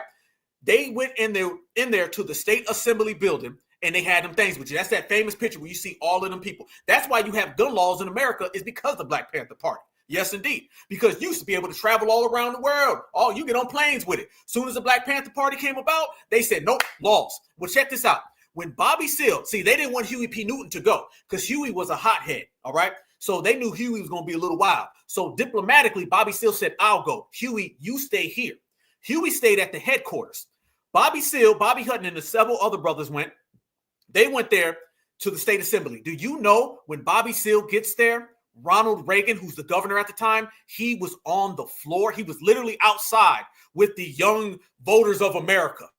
So when Bobby Seale gets there, all of those people that are out there with the cameras, he didn't even know this. They're out there with the cameras filming the governor, Ronald Reagan, with all the kids. And then all these damn black men show up with leather coats. They had the beret on because Bobby Seale, let me say this, Bobby Seale's still alive. Bobby Seale is the biggest living legend in the world. I shot a movie about Bobby Seale. Bobby Seale is the greatest. Let me tell you about Bobby Seale. Bobby Seale had all that military stuff because Bobby Seale was in the Air Force. So he understand to have a uniform. That's why the Panthers were all in. Our sisters were real dappered up. Our brothers were dappered up. That's all Bobby Seale, okay? So Bobby Seale says, we're going to go there. When they get there, Ronald Reagan's there. All the cameras see these black folks. This is in the 1960s. You are a brother with a power tool, and you go into the state assembly in California? This is in the height of the lynching era. So I don't want to hear about no damn coward in 2025 when brothers and sisters were displaying that type of power back then, strength. Soon as they get there, all the kids see the Black Panthers and they run away from Ronald Reagan. When they run over to Bobby Seale and they start talking to Bobby Seale sees the cameras come.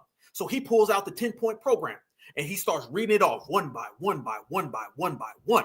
And Ronald Reagan's looking like this. That was the first time ever in the history of America where you had a future president of the United States of America on the same ground as a black pillar activist. Ronald Reagan and Bobby Seale were this far apart. That means that our activism got all the way up to the highest levels. You've never seen that before, y'all. You've never seen that before. As I proceed.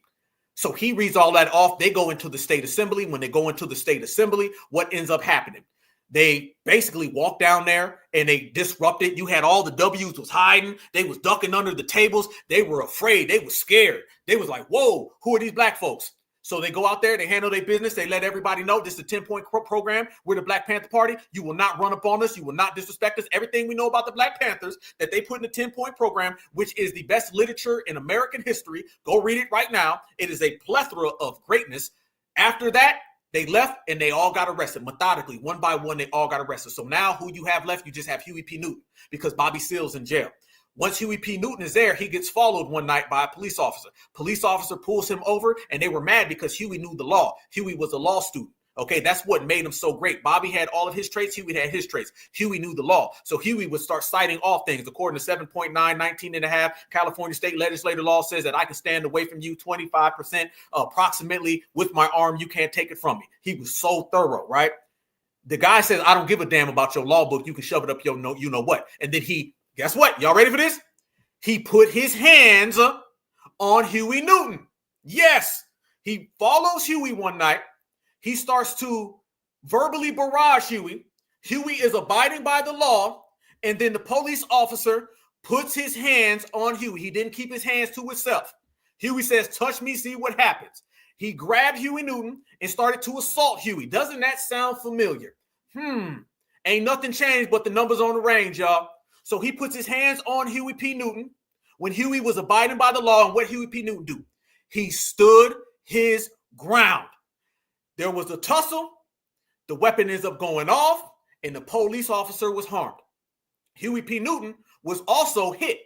Huey walks miles to the hospital, passes out, wakes up in the bed, handcuffed with a wound while the police were standing over him, threatening him. Bobby Seale and them get out, and Erica Huggins, and they all go down there to go see Huey. That's what ends up getting Huey P. Newton charged, and that's what Huey P. Newton went about, and they created the Free Huey campaign. I fast forward all of this. When Huey P. Newton was in jail, Eldridge Cleaver came out and he said this. He said, we're not here to sing songs for Huey. We're not here to build monuments to Huey. We will go down with Huey. One more time. We're not here to sing songs for Carmelo. We're not here to dance for Carmelo. We will go down with Carmelo. And that is a real soldier. And that's that real FBA energy. So I want you to see how the parallels are real, and we've got the time right now to make something happen and change the game. We're not going to sing. We're not going to dance. We ain't going to prance. We're going to get to work. We're going to get to business. And we will not allow these people to come into our community and to hijack that energy. Brothers and sisters, you have the right to defend yourself. Brothers and sisters, you have the right to live as a functioning human being in the United States of America, the country that your ancestors created, and you will not submit or sacrifice that for anybody who feels that they're better than you and wants to dictate. You stand on your business, you handle your business, and life's got a way of working things all the way out. You know why things don't work out for certain people? It's because they don't have real energy. When you got real energy, things come around full goddamn circle. And if you notice, y'all, this is what it is. So as they didn't know that Huey situation or Bobby situation was going to turn into something massive, we didn't know that this situation could turn into something massive. I believe that there's a few situations in this generation that have shown this is a new era. The election, and I also believe what happened down in Columbia, South Carolina with me and my brother Marcel, which went viral from East Coast to West Coast. I believe what the NAACP did in this situation has just as much energy to change the game. And we got to let it be known. Do not put out the energy that we are going to thank the people that whoop us. And then all of those damn people come here and then they start doing it. Put out the energy, we ain't nothing to play with. Put out the energy, we protect our own. Put out the energy, we will put dollars and bills on the table so our brothers and sisters know that we stand by them. See, if you put out coward energy, you will be treated like a coward. You put out soldier energy, they will treat you like a soldier. And let me tell you what being treated like a soldier is. It's they ain't going to play with you.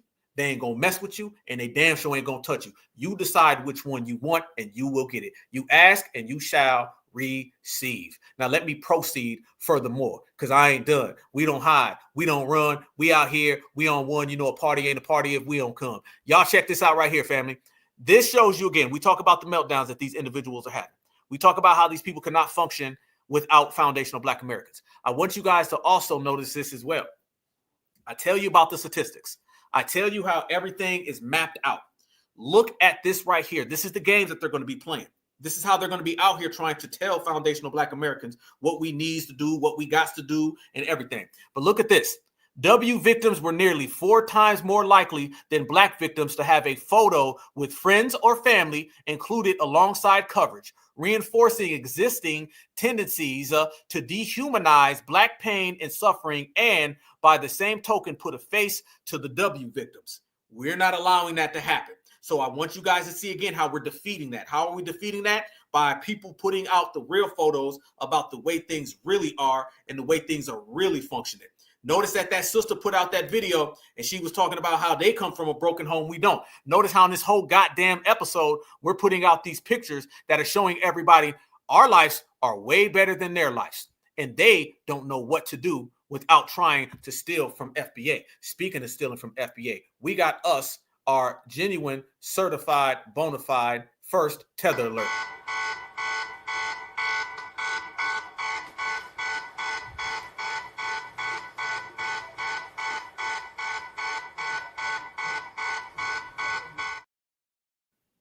The jury is in. The jury is in. The jury is in, you guys.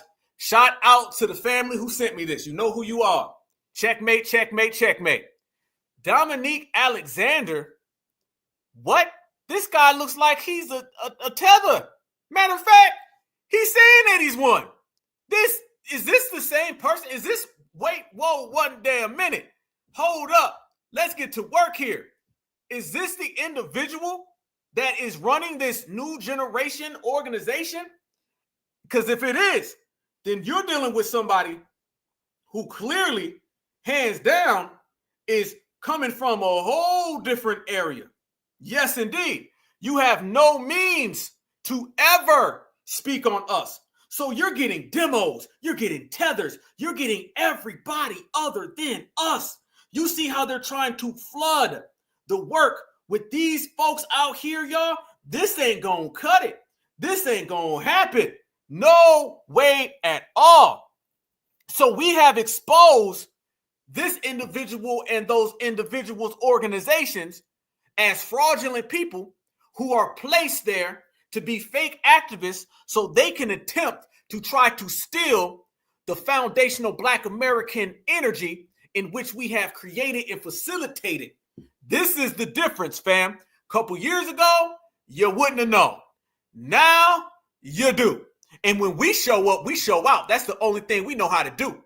So we're going to definitely expose and run these people all the way out. And if you guys see any more people, if there's any more Derek, Dominic, Alexanders, or whatever the hell this person is, y'all put it on the table, y'all put it on the line, y'all let me know. Because we need to get this out there crystal clear. We need to get this out crystal clear so people can see who you're dealing with. See, when you know who you're dealing with, you know how to operate. When you know how to operate, you win. When you win, it feels great. And this is why we're exposing these people. You got tethers out here left and right, y'all. You got tethers out here, man. They sending the tethers out. The tethers and the demos, fam, they out here desperate.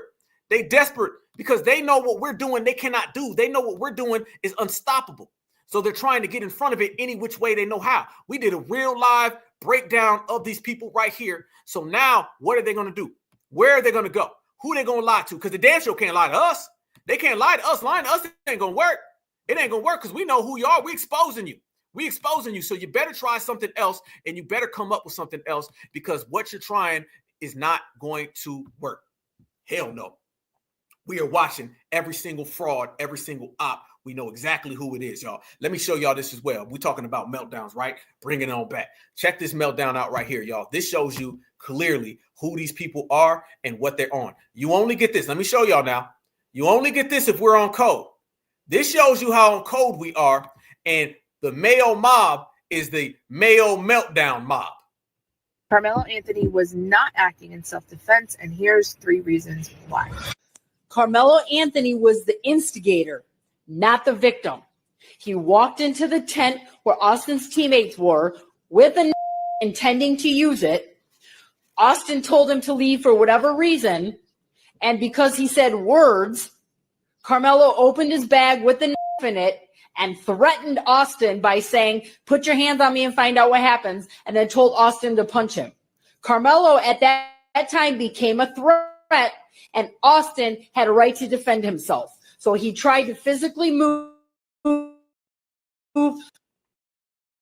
Carmelo and his bag out of the tent.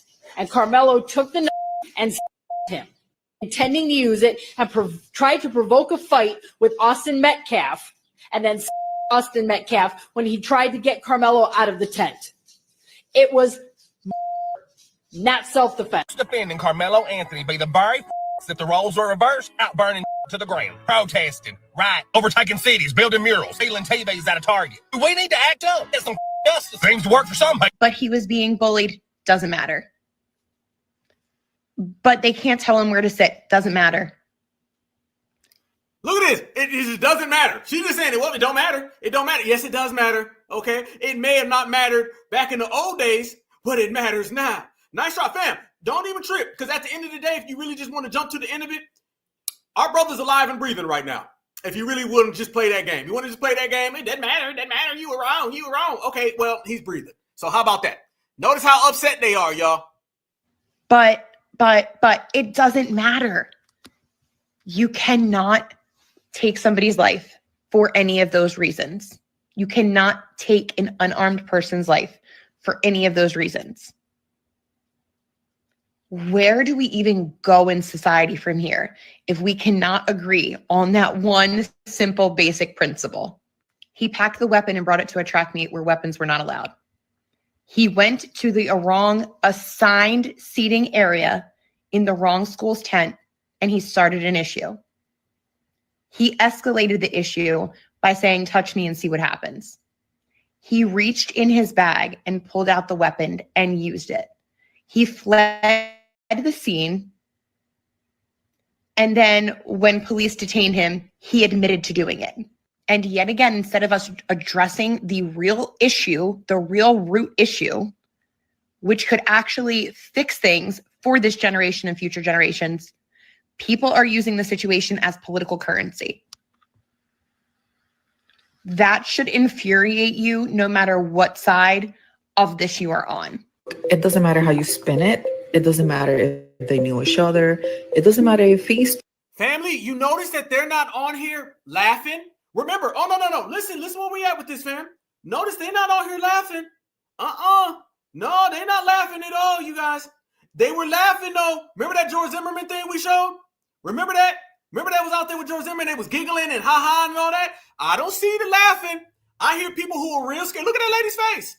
Oh, no, we're not watching this. We're not getting mad. No. Our brother's around at the end of the day. Our brother's here.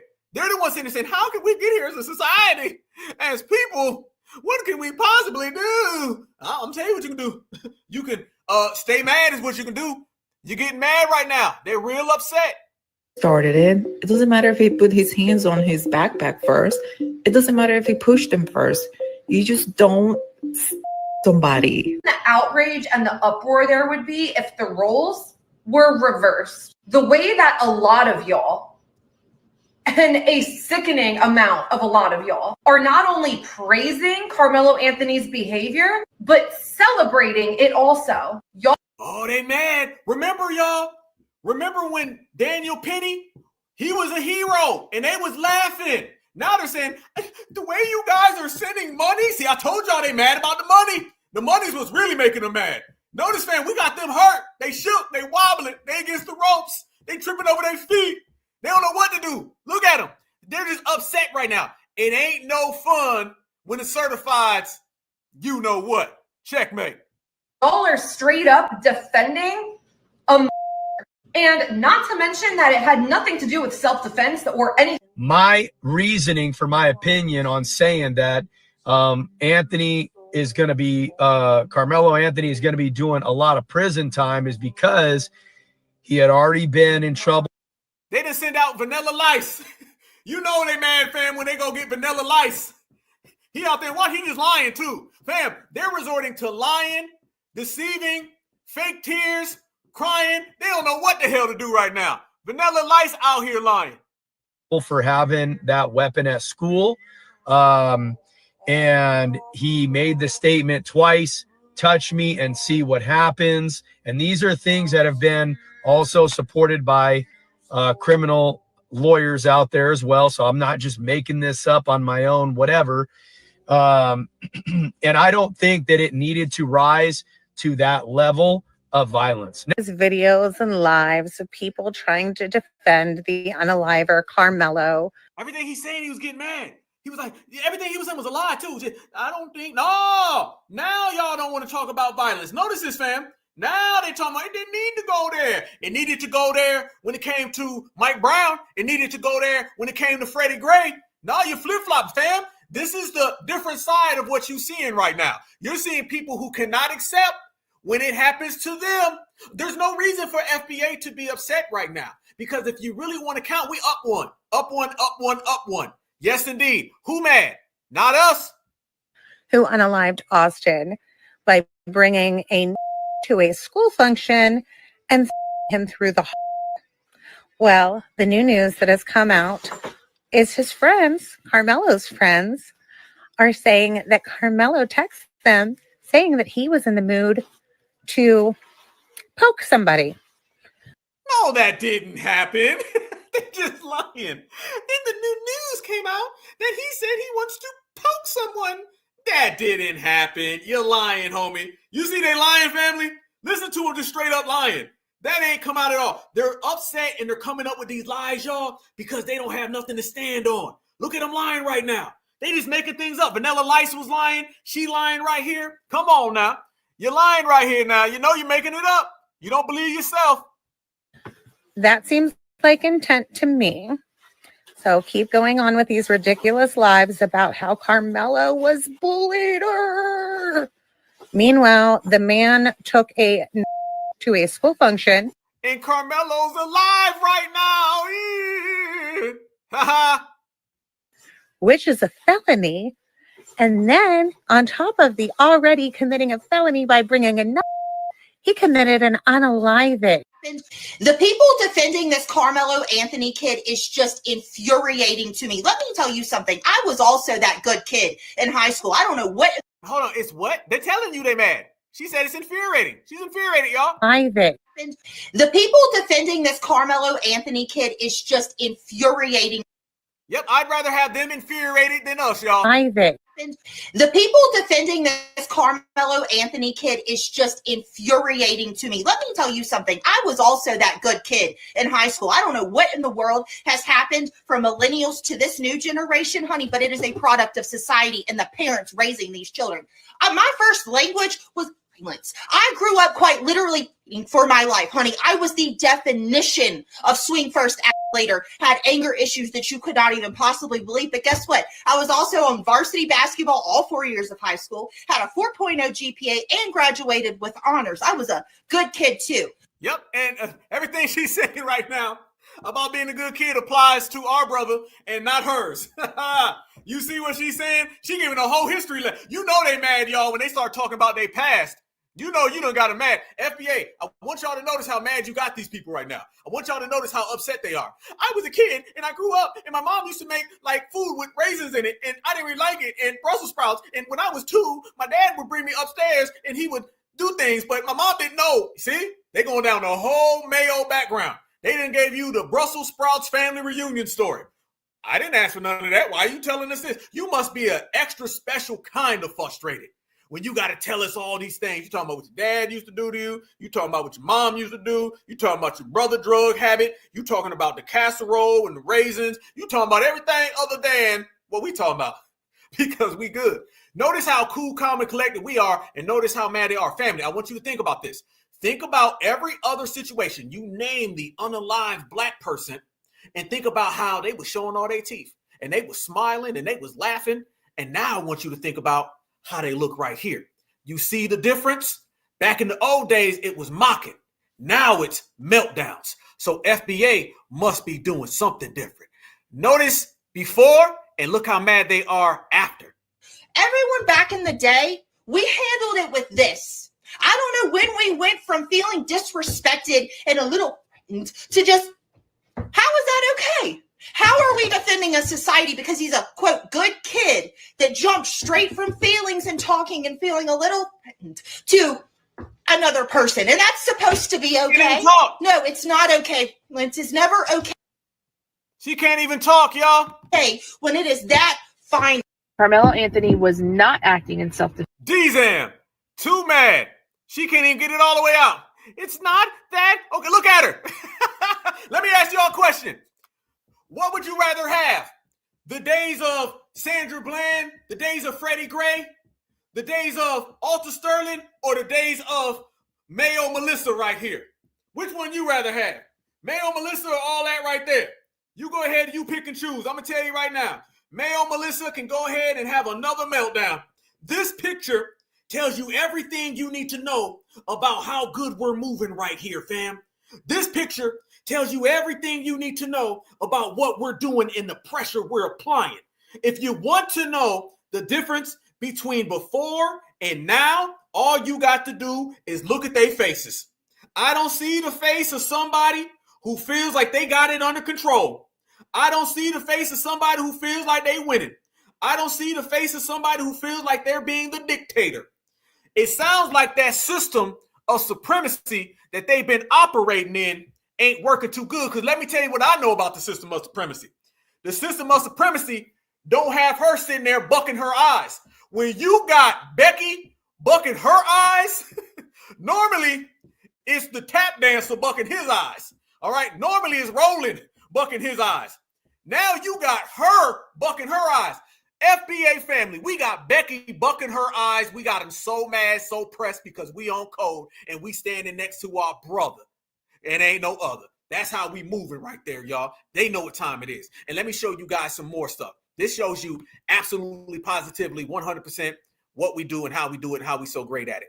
Y'all look at this. As they sit here and try to run us down that game, I got some photos I want to show the fam. Look at this. Let's go back. This is what they want to do. Remember Becky bucking her eyes right there. Remember Becky bucking her eyes? And I'm going to show you guys what it used to look like. As they try to sit here and run this game. See, let me tell y'all real quick. The reason why they're so upset right now, everything that they've ever done just isn't working. Every hustle, every con game, every hoodwink is just not working right now. FBA is rejecting and sending all that back. There's nothing the dominant society can pull on us that is effective.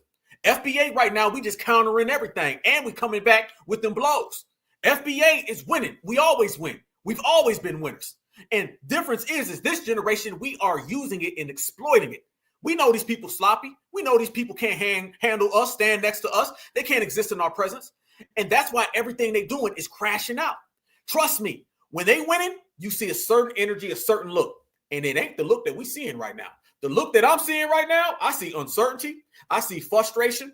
I see broke down. I see terrified. I see petrified. I do not see people who think that they run in the game. But what I do see is my brothers and sisters standing on business, my brothers and sisters standing next to each other, and my brothers and sisters giving them that goddamn work. And I love it. So I'm sending them a good shout out because FBA winning and you can't do nothing to break our vibe. Look at this right here, you guys. You want to go down the list? Rodney King. Oh, we're going to go back. Look at this down here. October 1st, 1995. A lot of y'all weren't even born yet. Rodney King, Furham, whatever, loom large as U.S. divides along racial lines, viewing the case. Interesting. How about this? Hope for U.S. race relations reaches 2-decade low in the wake of the Freddie Gray harming. Poll reveals. 1995 all the way to what? 2013, 14? This is where they want you guys, and this is where they do not have us. Remember that. Poll, 62% of W. St. Louisans, Ferguson, think Michael Brown harming was justified. Yeah, listen, fam. You seeing it? You see it like I see it. You see it like I see it, y'all. Look at this right here. This is different.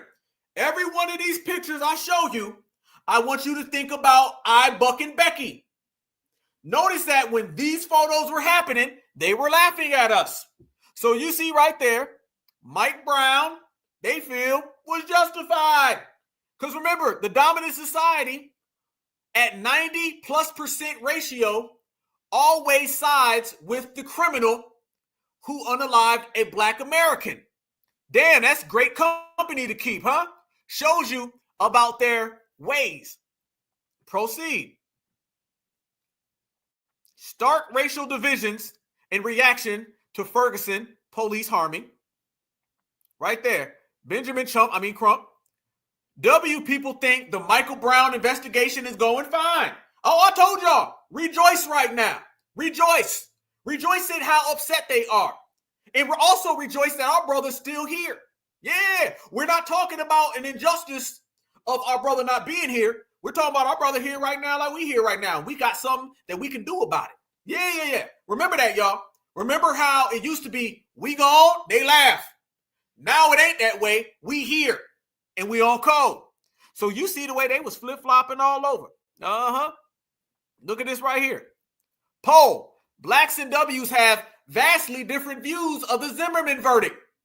Black and W Americans have dramatically different views on the verdict that found George Zimmerman not guilty in the harming of Trayvon. Oh, yeah. The dominant society used Zimmerman as a puppet, as a mascot.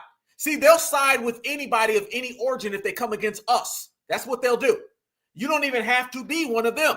They will get you honorary status, even if just for a month. They'll hand it to you. So you see right there, what they've been doing And you see right there how they are. Yes, indeed. And they do this all the way up to the Daniel Penny situation just from 2 months ago. You see, I'm showing you right now how they've always been on the side of the aggressor. And now they don't like it. W and Black Americans are divided over George Floyd and whether race relations have improved, poll finds. So think about all that, what you're seeing right there, you guys.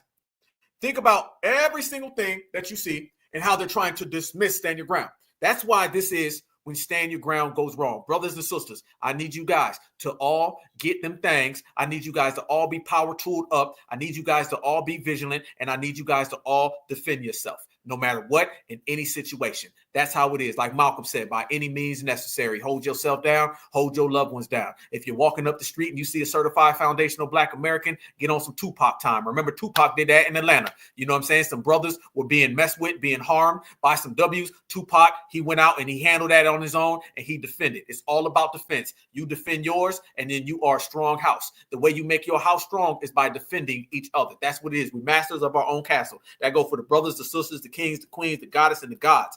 That's what you do. So you stay all the way live, because I'm going to tell you, this is going to be a hot summer. You see the flames in the picture, y'all. It's going to be a real hot summer, but it's always hot. We get hot right along with it, fam. It don't move without us, all right? Ain't nothing popping without FBA. So I need all of y'all to stay good. I need all y'all to stay strong, and I need all of y'all to have them things and stay ready for it, family, all the way live 24/7. But when I say the meltdowns is out here, the meltdowns are out here, fam. I found some pictures of these meltdowns, and they were very, very entertaining. Check this out. Look at this right here. Boy, they mad. Boy, they mad. Look how upset they are, family. This is what's happening. When they found out that FBA was donating to our good brother when we was fundraising, this is what you got. You got this right here, y'all. They said, hell no. They started tripping out, breaking down, having Mayo meltdowns, the Mayo Mob, the Mayo Mafia. They can't go nowhere. They don't know what to do. They broke down. They stuck down. They trying to figure it out, but there ain't nothing to figure out. Only thing out here, fam, is us. The only thing that exists is certifieds. This is our world. Everybody else is going to have to watch. So you see, that's the reality in real time. And this is what we're making them do. We made them do this. This is what FBA has created. Don't be mad at FBA because you out here having these breakdowns. He mad too. He said, I said Brussels sprouts. He said, with my brother. He said, with my dad. How dare you, Karen? Look at that. They mad as hell. They extra mad. They don't know what to do. That man upset. He done walked in on something he ain't had no business. She said, that's my meth pipe, John. Put it down. You have your own meth pipe. Why you always got to use mine? She mad right there, family. We done messed up their whole life. Their life is terrible. Oh, you know what she mad at. Oh, y'all know what she mad at. She look like she looking at something. She looking at something very interesting, huh? She's saying, she's only 7. Oh, my God. How can you do that? Oh, you know what he mad at, fam. Oh, yeah. He's saying, how much bigger is his than mine? I knew you like Marquise. But a soul pole, he got the whole, he done walked in on the soul pole right there. You said you liked mine. You said it wasn't that small. You said it was the best you've had. You said you want a pinky size. Why are you with Marquise? Why are you so upset? That's so wrong of you. I mean, I can get it up to my ring finger. Why you gotta be with the blacksmans? You're so wrong for this. You know, he done walked in on some stuff he ain't had no business doing. Hell no. That's okay, homeboy. That's okay. He said, I use the extensions. I use Viagra. What more do you want from me? She don't want you. She want that BBC. And you ain't got it, Brad. Oh, man. You already know what this one mad at too, y'all. Oh, this one mad right there, fam. That one's so mad. She's sitting there just upset. She said, you know what she's thinking? She's over there watching her do, and she's saying the same thing the last guy said. Apparently, her husband wanted the soul pole too. She said, oh my God, that's my soul pole. They having the who gonna get the soul pole battle. That's what they having. They both want the soul pole. He said he don't want to share. So he done tried to go sample the soul pole. The same way she was sampling the soul pole. The soul pole done broke the whole damn family up because you know they be flip-flopping and you know they be switch hitting too. There you go. Mayo meltdowns. All because FBA's on code. All because FBA on business. All because certified all the damn time. Checkmate, checkmate, checkmate. This guy came in, he seen the same thing. So the whole family, you seen Becky, you seen Karen, you seen Brad, you seen Chad, and now you see Spencer, and he's mad. And they all gonna have to be mad, and they all gonna have to hold your own Mayo, because foundational Black Americans run this whole damn country. G-check, G-check, G-check. Case closed. There they go. Family, you already know. When you start putting in work and you start holding it down and pressing the line and doing every single thing that we be doing, roasting them up, letting them know that this is ours, you can't stand next to us no way. Mentally, physically, spiritually. You can't roast with us. You can't snap with us. You can't get money like us. You know FBA runs everything, and you know you ain't got no choice in the matter. So what we're going to do, family, we're going to continue to dictate our own reality. See, when you dictate your own reality, nobody can control you. So we're really seeing a true renaissance spiritually when it comes to the foundational Black American male and female. And we're putting that energy out there that everybody understands and everybody's grasping. Everybody is functioning. They will not put any of these lights in front of us. They will not put any of these con artists in front of us. And no matter who they are, no matter what they try, we will expose them all to the maximum. That's just what we do. That's just what we do. That's just how we do it. And we're going to continue to do it. And to take that a step further, family, there's more that I want to show you guys. There's more I want to show y'all because y'all know right here on the Black Alpha Network, we don't stop. We put in work full time all the time. We talk about the system of supremacy. We talk about these Mayo meltdowns. One of these things that has been going on that is near and dear to me that I want to show the certified foundational Black Americans. I don't want stories to come and go. Y'all stay in the building, fam. I'm not rapping right now. No, fuck that. Or excuse me, pardon my language. Damn that. I got some more things that I want to show the FBA family. There's some things that I want to show because we're not going to let stories just disappear. See, they want our stories to disappear. They want us to quit talking about things. They want us to just move on. That is not what we do. We have to function and we have to take pride and just win it. And one thing that we've been doing, y'all, is winning. And how much do we win? We win all the time. That's a generational thing. They got their little male generational thing, and we got ours. And ours is much better, y'all, because we're just much better people.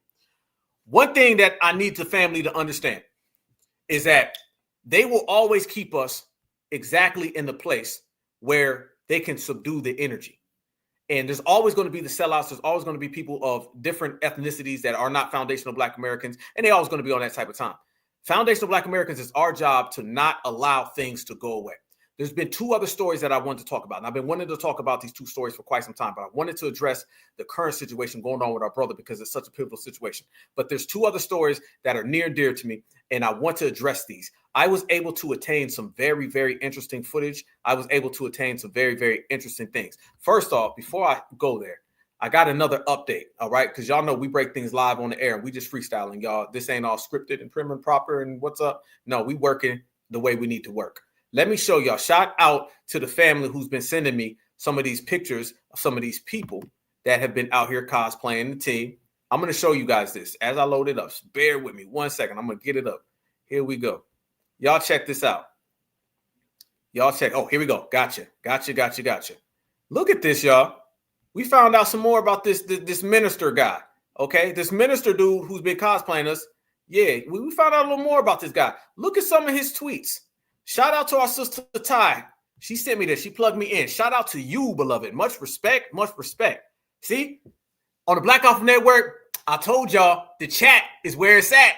We breaking it right here. Look at that. That's that same guy from the new generation thing. Look at him out there pushing Cory Booker. So we have confirmed on this episode, thanks to the great reporting of the family, much respect to you guys. You guys have broke this story that this person right here, he's out here advocating for Cory Booker. Yes, out here advocating for Cory Booker. That is what is happening, y'all. So this is confirmed based on our reporting. They're out there trying to hijack the energy of what's going on down in Texas, and we will not allow that to occur, you guys. We will not allow that to occur. They are openly pushing this, and they are openly trying to push these people in the way. He's out there pushing. So we know this Dominic guy, he is an op for the Democratic Party. So let me say this clear, just to make it clear. That little organization that's down there, that organization is down there, and they're the same organization that is Democratic sponsored. So we know the Democrats are there. It's funny because on a public level, the Democrats haven't said anything. We've been calling them out all week. How come the Democrats haven't said this? How come the Democrats haven't said that? Notice that the Democrats have been real hush publicly, but quietly, they've been sending out their organization. We got confirmation right there. That New Generation Action Network, or whatever the hell they call themselves, they are a Black Lives Matter splinter. When Black Lives Matter gets canceled and gets their morals taken down, next thing you know, these people pop up and they're having secret meetings down in Texas. And all of us right here, exclusively before anybody else and all of media reported it, we are all reporting it now as breaking news. So applaud yourselves. Congratulations to you guys, because Certified Foundational Black Americans and the Certified Black Society on Black Alpha Network, you guys are the ones who broke the story. Shout out to our good sister again for sending this to me as well. Look at this right here, family. This is dude's Facebook. Look at this. Look at it. But they don't want no smoke with FBA, y'all. Every person in the chat will end somebody's career when y'all want to. You know what it is, y'all. Look at y'all. Y'all cold with it. Look at that. So this man is a full full-time tether, and out here trying to perpetrate the fraud.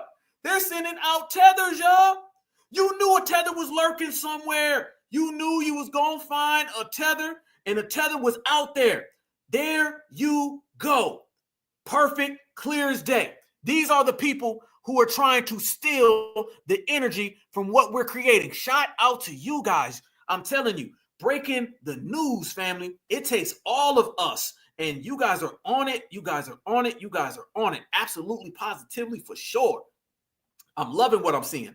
Loving what I'm seeing. So you see right there, clear as day, that they sent the Democratic ops down there, and we're not going to allow them to break this. Remember this guy. And if y'all remember just a week ago, I was saying they're going to start sending in new fake activists, because one thing they're afraid of so many things. They're afraid of the greater community. They're afraid we're all on code. They don't like that, right?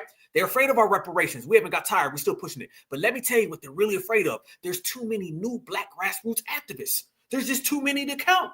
Think about all the new Black activists. You already had some of the older ones who've been around for a long time, but I'm talking about the new army of the younger folks who are coming up, myself included. They don't like us. They don't like that, because the dominant society, they're always seeing our future. That's why they always go after our children. They don't like the future. They've seen people like our brother Tariq Nasheed. They've seen other people who are of another generation above mine. They don't like when they look and they see us upcoming activists. They don't like that because they know they're going to have to deal with us later. You understand what I'm saying? They don't like that stuff. They've seen all the ones before me, and now they're seeing the ones that are coming up now. That is what they're afraid of. So they're looking at these people and they're saying, we got to send out these fake people. Fam, we just talked about it a few days ago. We said that they were going to send in a bunch of new fake activists, and voila, 1 week later, here the hell they come, y'all. Fake activists after fake activists after fake activists. They do not like the fact that we've been able to birth so many people. Shout out to our brother Tariq, because Tariq, above anybody else, Tariq is always elevating new activists. All the projects Tariq does, he always finds new upcomers to put them on the level. A lot of people just sit back and just be in their own little bubble, and they don't really produce anything like that. I don't respect that, because the dominant society, they're always finding someone new. And all that stuff where we just kind of stay to ourselves and we don't really uplift new people, that's whack. If we're going to be a family and we're going to be breeding something, fam, we got to bring up new activists. Tariq, with every project he does, brings new activists.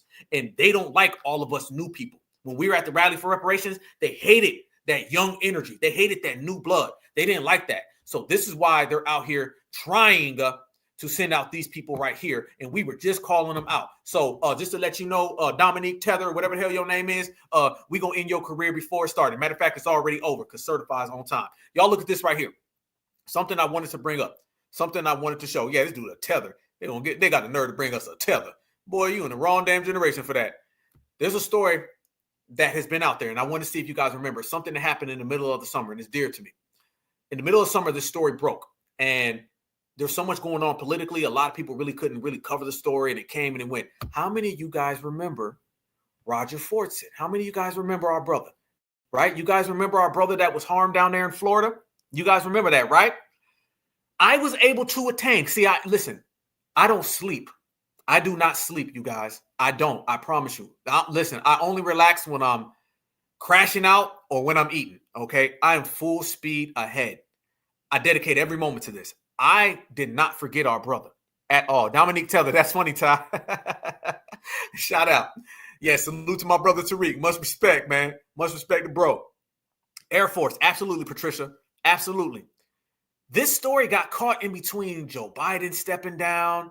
This story got caught in between what was happening with people who's taking aim at certain people running for president. A lot of this stuff ended up happening, and we didn't really get the true stories. And we did an episode. If you guys want to check out the episode, we did a story on this, and we had some very, very questionable views of some of the people that were targeting our brother. I feel that this was an ambush, okay? Because we got the 911 call. Remember, they didn't put out the 911 call. The 911 call, they didn't put out. They didn't put out the police report. And we also understand that this county down in Florida had the same exact thing happen before, where the police tried to harm another brother that actually ended up surviving. So this is very serious. Fam, this is Black Alpha Network. I promise you, I'm going to always give y'all the best content. I'm going to always give y'all passionate work, and I'm going to always seek answers so I can help uplift our people, and I can always be that assistance to the community, y'all. I will not allow these stories to just go. All right? These stories just come and go. I've been doing work, and I got some stuff I want to show you guys, some real exclusives that you're going to find right here in the Black Alpha Network. Let's go to work, you guys. Let's go to work. Let's go to work. I posted this summer, and I want everybody to notice. When we seen the body cam, they came out with a body cam, okay? Let's make this clear. The body cam came out, and, I'm never going to forget the story, fam. I'm going to report this stuff. As long as I'm breathing, I'm going to be here reporting this stuff, and we're going to be certified. Goddamn right. Soldiered up the strong way, breathing the strong way. Y'all look at this. Who is this person that directed the police to Roger Fordson apartment? Why is the police department hiding her identity? Was this another racial setup? So in the body cam, the police go to this individual.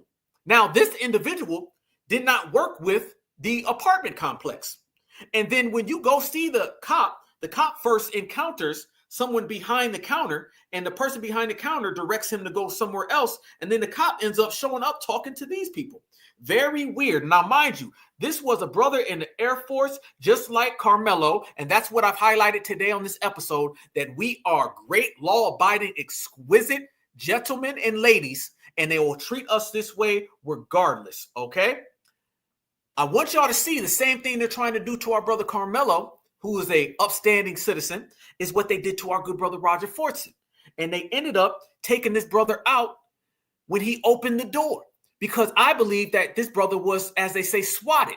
And I believe he was racially swatted, because that's one of the tactics that they use. So the police officer ends up going to this woman that the body cam always blurred out. Now, this woman by no indication was even working with this apartment complex. And by no indication was this lady even in the authority to lead the police officer to the elevator. Look at this. The lady leads him to the elevator and starts giving the police officer directions. This don't look right at all. This don't look right at all, family. None at all. So they lead her, she leads the police officer there, gives the apartment, all that stuff, y'all. Now imagine if you call the police and the police goes off, yo, random stranger testimony.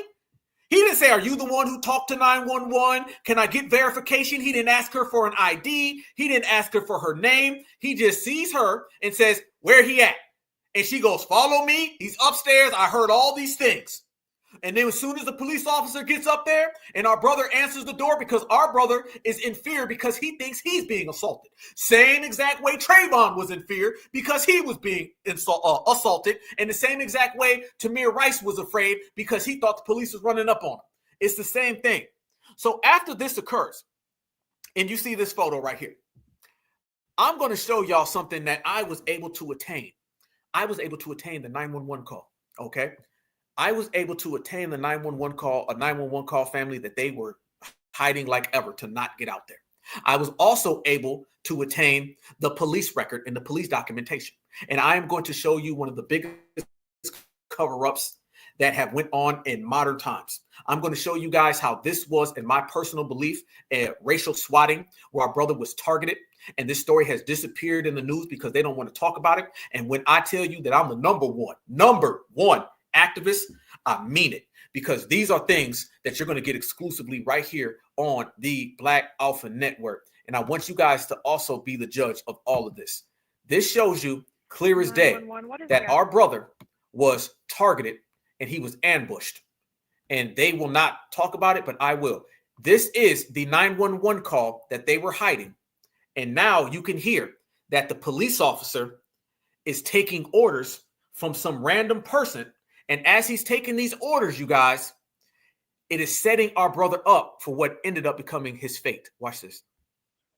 911, what is the address to the emergency?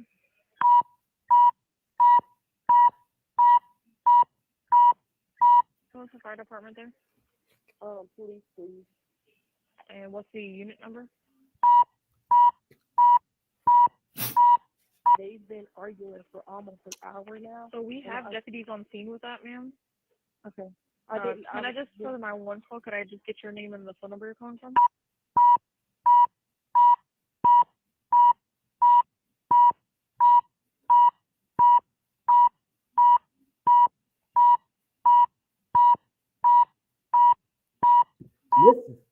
Okay. Listen to all of this redacted material, you guys. Listen to all of this. How suspicious is this? Can I get your number? Beep, beep, beep, beep. You see what's going on here. Notice what's happening, family. This is a perfect cover up. They are trying to keep this all the way out. They do not want any of this seen or heard, you guys. None. They are trying to keep this at bay as much as possible. I'm telling you right now, nothing about this added up at all. Now watch as it further goes on, you guys. Have you heard anything else other than the arguing? Yeah, I just heard, like, I promise you, it sounded like 3 or 4 gunshots, and then Okay. they're running and screaming. Okay. And I know there's a kid up there. Yeah. So that's why I'm freaking out. Yeah, we because- have our deputies on scene there with them now. Okay. Just for your safety, just maintain, like, stay in your apartment. Okay. And just for now, we're trying to clear the scene too. Okay. Okay. Is everybody okay? I can't answer that. This individual said, I've heard 3 or 4 gunshots. Where? There was none. Family, listen to how pivotal this is. The individual says, I heard 3 or 4 gunshots. And they said there's a kid up there. There was no kid there, and there was no record of any shots being fired. This is a lie. And then we don't even know if this is the same lady that the police officer went and talked to. This clearly was a setup. Family, this is manufactured. There was no reports of shots fired. I know there's a kid up there. Yeah. So that's why I'm freaking out. Yeah, because- we have our deputies on scene there with them now. Okay. Just for your safety, just maintain, like. For your safety? 4 gunshots, and then Okay. they're running and screaming. Okay. And I know there's a kid up there. Yeah. So that's why I'm freaking out. Yeah. Okay. Have you heard anything else other than the arguing? Yeah, I just heard, like, I promise you, it sounded like 3 or 4 gunshots, and then Okay. they're running and screaming. Okay. And I know there's a kid up there. Yeah. So that's why I'm freaking out. Yeah, because- we have our deputies on scene there with them now. Okay. Just for your safety, just maintain, like, stay in your apartment. Okay. And just for now, we're trying to clear the scene too. Okay. Okay. Is everybody okay? I can't answer that. Okay. But we do have help on the way. Okay. This individual said they heard 3 or 4 gunshots, and then they said they heard running and screaming. None of that happened. None of that happened at all, you guys. That is a bold-faced lie.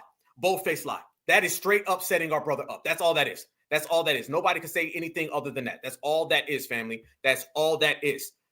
You didn't hear none of this on the news. They didn't even say that when they started talking about it. Okay? You didn't hear no gunshots. You didn't hear multiple ones. There was no child up there. And then you heard running and screaming. Family, that person made it sound like it was a stampede.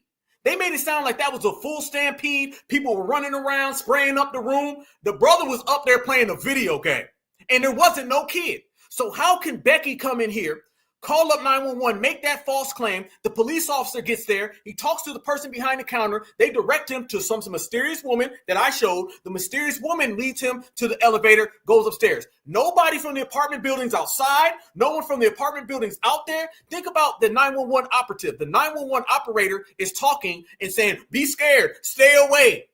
Family, what happens in an apartment building if all that happens? People are either locking their doors or people are standing outside getting away from it. There wasn't nobody out there. No, there was no sounds, no scenes of anybody trying to seek refuge. Nobody was hiding. This person on the phone call made it sound like it was chaos. Running, I'm quoting that person, running and screaming, multiple shots, kid up there. But when the officer shows up, it is quiet as a church mouse. Nobody's present. Nobody's saying nothing. There was no noise. Nothing. There was no scenes of what the call stated. The caller made it sound like it was chaos. When the police got there, it was quiet. And soon as the police gets there, they talk to that mysterious woman. Soon as they talk to that mysterious woman, the mysterious woman guides them directly up to the room where our brother's at. As soon as our brother opened the door, bam. The only victim in that situation is our good brother, Roger Fordson. That is it. Now, I've also obtained the police report in which I'm going to show you guys because it's very prominent that I show you that the police report. Family, if that right there was some BS, wait until you see this. I've had to sit on this for a while, okay? And I've been waiting to show this to the world, and I cannot wait. So bear with me for 1 second as I load this up, and I really want you guys to see this one. This is even worse. The police statement and the police files, which obviously people you have to obtain these through a lot of different measures, things like the Freedom of Information Act and things like that. I went through some avenues, but you guys check this out right here. This shows you even further how terrible this situation is. And absolutely, it was a Hispanic man. Yes, you're absolutely right, family. You guys look at this right here. Y'all look at this. Look at this right here. Those are the police files for our brother. Those are the police files. Family, certified family. When I show you, as I'm about to shuffle through these pictures, as I show you these terrible files, one thing you're going to see is that they covered up every single thing and they redacted every last possible thing that you can find. There's nothing more than a cover up. Nothing more. Watch this right here, you guys. This shows you what went on. These are the files, you guys. 3 minutes worth. Look at these. Look at these files right here, you guys. Redacted. Look at all those redacted files. Look at more redacted files. More redacted. Look at that. It's just skipping stuff. Anything that's filled in, it just ain't there. It just ain't there, y'all. Look at this. Nothing to see. Nothing to see at all. Redacted. Oh, it gets worse. This is about to be whole damn pages full of black. They are hoping and they were wishing that this just went away. And this is why we have to continue to stay on these stories. This is why it is pivotal that activists maintain these stories and don't let it go away with the news cycle. All of these. Look at this. Look at this right here, family. These people are going to these measures to hide it all. Redacted more files. This is basically them saying there's nothing to see here. There's nothing to see. Look at this. Oh, it's about to get worse. Oh, it's about to get worse, you guys. I'm not done. Watch, it's about to get way worse than this. More redacted files. So we have a suspicious 911 call. We have multiple suspicious Beckys. We have them making false claims of what's going on. Then we also have this deputy that has been skeptical about some of the behavior. And then you also have the police that has been very, very skeptical about their behavior. And then these redacted files on top of all of that. Look at this. Look at this. Yeah, no, you're right, bro. No DOJ investigation. Shout out to you, my brother. Yep, none. Look at this. You wouldn't see this anywhere. This happened in the summertime, you guys. Just gone. Our brother's gone. And our brother was a good person. He was a good citizen. This is an Air Force person. This brother had a whole life in front of him. Nice, handsome young man. And this is what occurred? Look at fam, I'm not lying. That is right there a file. My eyes literally just went blank when I seen this. Look at that. There you go. That is a redacted file. This is 2 minutes and 9 seconds in to 3-minute file redacted statements that I was able to compile and attain, you guys. Check this out. I've been wanting to show you guys this for quite some time. I've really been wanting to show you guys this stuff. You know what I'm saying? And absolutely, Air Force, they didn't do nothing. How many people from the military came out and said anything? You know what I'm saying? Absolutely, my brother Gene. Absolutely, my brother Gene just said it perfect. Air Force didn't do nothing. Absolutely, my brother. Not a damn thing. Air Force ain't say nothing. So you see already, fam, it doesn't matter if you're a young brother who's defending himself. It doesn't matter if you are a sister on her way home. It doesn't matter if you're out there just living your life. If you're working and providing protection for the United States of America, these people will cover for some random Becky in the damn trailer park before they will an honest airman who's sacrificed everything, the things that they say that they want. And then you'll get some redacted statement like this. Absolutely. Where Jag at? Come on. This is disgusting. Look at this. Even furthermore, fam, we got more. Look at that redacted statement. I mean, they just blanked the whole page out. Just nothing to see here, folks. That's it. There you go. Back to it. What are you hiding? What are you hiding? This should be a simple 911 call. The deputy, boom, bang, shabam. Everybody go home. So what you're seeing here, family, you're seeing a mysterious Karen. Then you're seeing a mysterious Becky. You're seeing a fraudulent false claim 911 call. You're seeing a 911 operator who was completely at failure from completing her job. You see a deputy who showed up and attacked, and you have our young brother who was the victim of all of this. And then we get these redacted statements in the meantime and in between time. You cannot make this up. This is the system of supremacy. This is the system of supremacy, one in which everybody else may want to pretend, but one that we're going to call out in reality, y'all. This is why being on code is the most prominent and most important thing that you can ever be. So there it goes, y'all. I've been wanting to show you guys that for quite some time. I've been wanting to break that down to everybody. And there you see what they've been doing. And there you see what they've been trying to do. I've got some more stuff I want to show you guys as well. This shows you exactly the way the game operates. When it comes to Black Americans, they don't give a damn about the rule with us. They don't give a damn about the law. The law is whatever they say it is. The law is whatever they say they want to do. That's just how it is. So we have to make our own ways, and we have to function by ourselves, and we got to move accordingly, you guys, because as you see with this Carmelo situation, they'll just make things up. It's the I'm the dominant society, and I say so. So it's time that we get on I'm a certified foundational Black American, and I say so. That's just what it is. And then either you're going to play that game or you're going to play that game. Family, look at all them redacted statements, y'all. Look at all that. It's just black. It got even worse. It's like a little bit black, boom, black all the way across the board.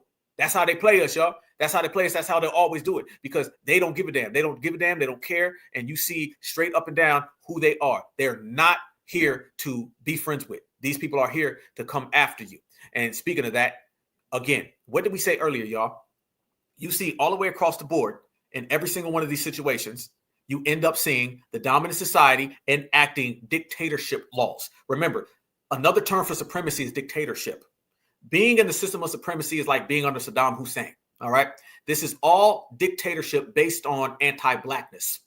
And whenever they come around, they really just want to dictate. They want to dictate the law. They want to say, when I do it to you, it's okay. When you do it to me, it's wrong. They want to say, you can stand your ground when I say you can, but I can stand my ground all the time. They just flip-flopping all over the place. Just dictators. And they're mad right now. We're not allowing them to dictate. See, the reason why all of these males are having breakdowns is because we're not allowing them to dictate to us. You can use every term that you want to come up with, but just think about the term dictatorship. They want to dictate to us what we're supposed to do, how we're supposed to do it, how we can live, how we can breathe, what we can think, but we telling them, hell goddamn no. We ain't letting you dictate nothing. As a matter of fact, I'm going to dictate to you. That's what it is. The role's going to be reversed. How about some certified dictatorship up in here, where I tell you, you better get the hell up out my way. And every time you see them in their dictatorship, we've already pointed out Peter Liang, Okay, we start talking about the Yao Ming guy 1, Yao Ming 2, and then you start seeing George Zimmerman's mom. Remember, she was smiling and all that. Think about everything today. Everything affects everything. The past affects the present affects the future. It's all tied in. It's one line, you guys. So as we show videos about Mike Brown, because we went there on this broadcast, family, this is one for the ages, man. This is going down in the votes. It's one of the best, most classic episodes in all of New Black Media. This is an extra special classic, an instant classic. They'll remember this episode for years. But let me tell you something that we can really key on. All right. We went all the way down the timeline. We went all the way back, and we're going all the way. We went all the way back to Rodney King, you guys. So you know we on it. But I want you to think about, you always see the dominant society, and then you see their tethers of color, right? Look at this right here, you guys. That is the person who took our good brother away. Yes, indeed.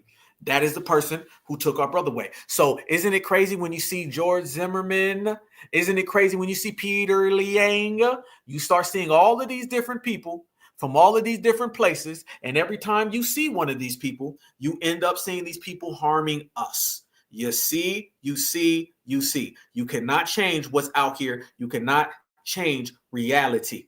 Fam. And this person, guess what? Quietly in the night, they said, okay, we're going to handle this. I think the guy, he resigned, got a big pension paid off. And really what they were doing, they were hiding him. That's really what they were doing, you guys. They were hiding him. They were getting him out of the way. They said, let's get this guy out of the way. Let's take good care of him so he can just disappear and we won't have to deal with it anymore. And everybody else can go home. That's what that was. So you see clear as day, you guys, this is another thing. So it can't happen all these times, and it's just one big ass coincidence. It ain't no coincidence, family. When you see these people popping up left and right, and you start seeing these folks say one thing and do the other, then you already know what they're doing. You already know what they're doing. They're sending out their puppets and their minions to harm us so they can get some brownie points. So I want you to think about everything that we've talked about, but more so to it, you guys, I want you to also think about how in this generation right here, the same people that we've been riding on continue to ride on the tethers. Yes, indeed. Continue to ride on the blacks and browns, no volition. Continue to put in that work for every single one of them people. And we've been on the right track. Because let me tell you, that tether who's in that Uber, that's the same one that be cheering on these people who harm us. Yes, the hell it is. Let me go a step further. That black and browns person who's getting deported, them be the same one that be cheering on when we get harmed. You notice that you ain't seen none of them coming out and talking about the Carmelo situation. Y'all notice that, right? Isn't it crazy? And isn't it very interesting that the same exact people who were out here begging us to protest with them, they ain't said nothing about Carmelo Anthony. The same exact people saying save us from deportation, nothing. The same exact people who've been telling us to go vote blue no matter who, nothing. It's only our brother and us. We are all we got, family. We've been saying that for how long as black folks? We've been saying it for how long? We are all we got. And that's all the hell we need. Make sure you add that we all the hell we need when you start saying that same exact story, y'all, because it's real in the field. Now, I want y'all to focus on that situation and how we will continue to get justice for our good brother. We will continue to ride for our brother. We will continue to hold it down for our brother. I also want to show you guys this right here. How many of you guys remember the situation? I was just doing some reporting the other day down in Georgia, the deep, deep south of Georgia. And I want to give you guys a follow-up on our young brother, Noah Bush.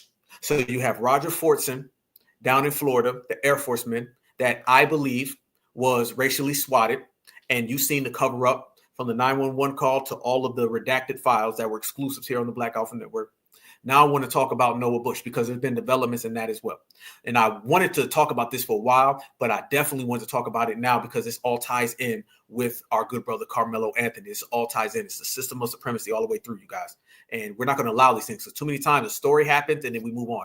We have to continue to bring stories forward and maintain them. Shame on anybody who reports on the story and doesn't do the follow-up. Because if you don't do the follow-up, remember, fam, the dominant society, the system of supremacy, they're always in follow-up mode. So you better be as well. You guys remember our young brother, Noah Bush, when I went down there and I had to do this breakdown about him being with them supremacist children and what ended up happening to our good brother. This was me driving down there, okay? You drive down to the deep, deep south. Look at that right there. Sun shining. Look at them trees. Look at that back road, family. I went all the way down there multiple times, including 2 weeks ago, to drive down to where our brother last was seen. And this is the footage that I compiled, and I'm going to show you guys some of the new developments. Check this out. This is it, family, as we go past Mills Road, Mills Circle, Mills Lane. These are all interconnected right here. This is the area where our young brother Noah Bush was last seen walking with 2 suspected supremacist children. This is the area. So these were some of the last stomping grounds of our young brother. This is why we need an anti-foundational Black American hate crime bill. This is why we need protection that we will enforce, family. Don't let anybody. Fam, that right there is the road. Fam, I'm talking about the deep, deep, deep South. There ain't nothing but some supremacists around. That's all enemy turf. Trust me when I tell you, okay? This ain't for the weak. That right there is where it was real, and they was out there. They knew I was there, family. The block was hot. They knew I was coming, and they were out there on both sides of that street, Jethro, Billy Bob, and all of them, and they was watching left and right, and I went all the way down there to purport to bring this to the family. Nobody tell you differently. And I want to say this to the family. Do not allow your children to be out here playing with all of these children of other races, because these children of other races harbor the same anti-Blackness that their parents have. This is exactly what it is. This is why you do not separate supremacy through age groups, through religion, through region, through country, through continent. It is all the same. All supremacists are created equal. And the common denominator that they have is anti-Blackness, and it does not matter. So these were the areas right here. Our young brother was out here with these 2 supremacist children, and they walked all the way down here to this gate that you see coming up. This gate that you see was the last place. And I want you to also know this and note that our brother was terrified of water. So the very fact that he was down here, and they said that he went swimming because that was the excuse and the alibi that the children used. And I believe that the excuse was given to them by their parents. And through investigation, we're hearing that the parents definitely had something to do with this. So we have all cards and options on the table. Young Noah was absolutely terrified by all accounts of water. So to believe that he was down here going for a swim is an absolute utter lie, one in which we reject. So we have to keep our eyes on this. We will continue to report this. Beyond this gate right here, family, is the pond, the lake, in which they said he drowned, but in reality, the autopsy has shown that he was harmed and then thrown and pushed into this water. This is what we will continue to report. We will peel back all layers, and we will provide the truth to everybody. Once again, we are in a small Georgia town where they try to cover this story up and hide the story, but we're going to bring the truth to light. You guys stay on code. You guys stay focused. Get your power tool game up. And you mess with one of us, you mess with all of us. Certified salute. There they go. Okay, bam. I was all the way there. That right there was the last time our brother was seen. The very last time, okay? Right then and there. And I'm going to go through what ended up occurring, and I'm going to give you guys a timeline and a breakdown of what ended up happening, including an exclusive in which I attained. We attained a lot of things, but I'm going to tell you guys some stuff that they've been hiding, and I've been down there personally, okay? So check this out. Follow me. We're going to rock. We're going to get this. We're going to bring it home. Notice in that video I said I will continue to follow up on the story, family. That was a year ago. All right. And I'm still on it. And I ain't going no goddamn where when it comes to bringing the truth. OK, we're going to be right here. That's what's different from the Black Alpha Network. We ain't Wi-Fi activists. OK, we're not computer screen activists. We concrete activists. That's what we do. We bring the real life and real reality in real time. Check this out. I'm going to show you guys what I was able to attain. And I'm going to show you guys how it all occurred. First and foremost, let me show you guys the picture of our young brother. So those who do not know, you can match the face. This is our beautiful, beautiful young brother right here. Noah Bush, much respect to him, much respect to his family, much respect to everybody. I was down there. I know some people down there really heavy, so I was able to talk and really communicate with individuals, you know what I'm saying? So what ended up happening was this. Our brother was down there, and he was with some of the people from the dominant society, 2 boys. And as I call them, BS, baby supremacists. Okay. And what ended up happening was they end up going to this, they call it a borough. They call it it's like, oh God, it's the most terrible place. Let me show you guys.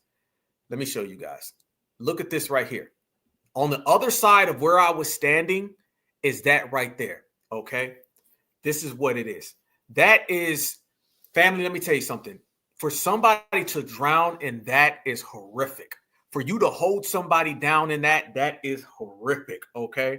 Absolutely, positively horrific. And that's what ended up happening to our young brother. Our brother was drowned in that. They call that a burrow pit. That's what that is, you guys. That is a burrow pit. And our young brother Noah was a young man. Very good. You see the pattern here again. You see it with our brother Carmelo, good brother. You see it with Roger Fordson, good brother. And you see it right here with our young brother Noah. He played football, okay? They say forever 8. That was his number.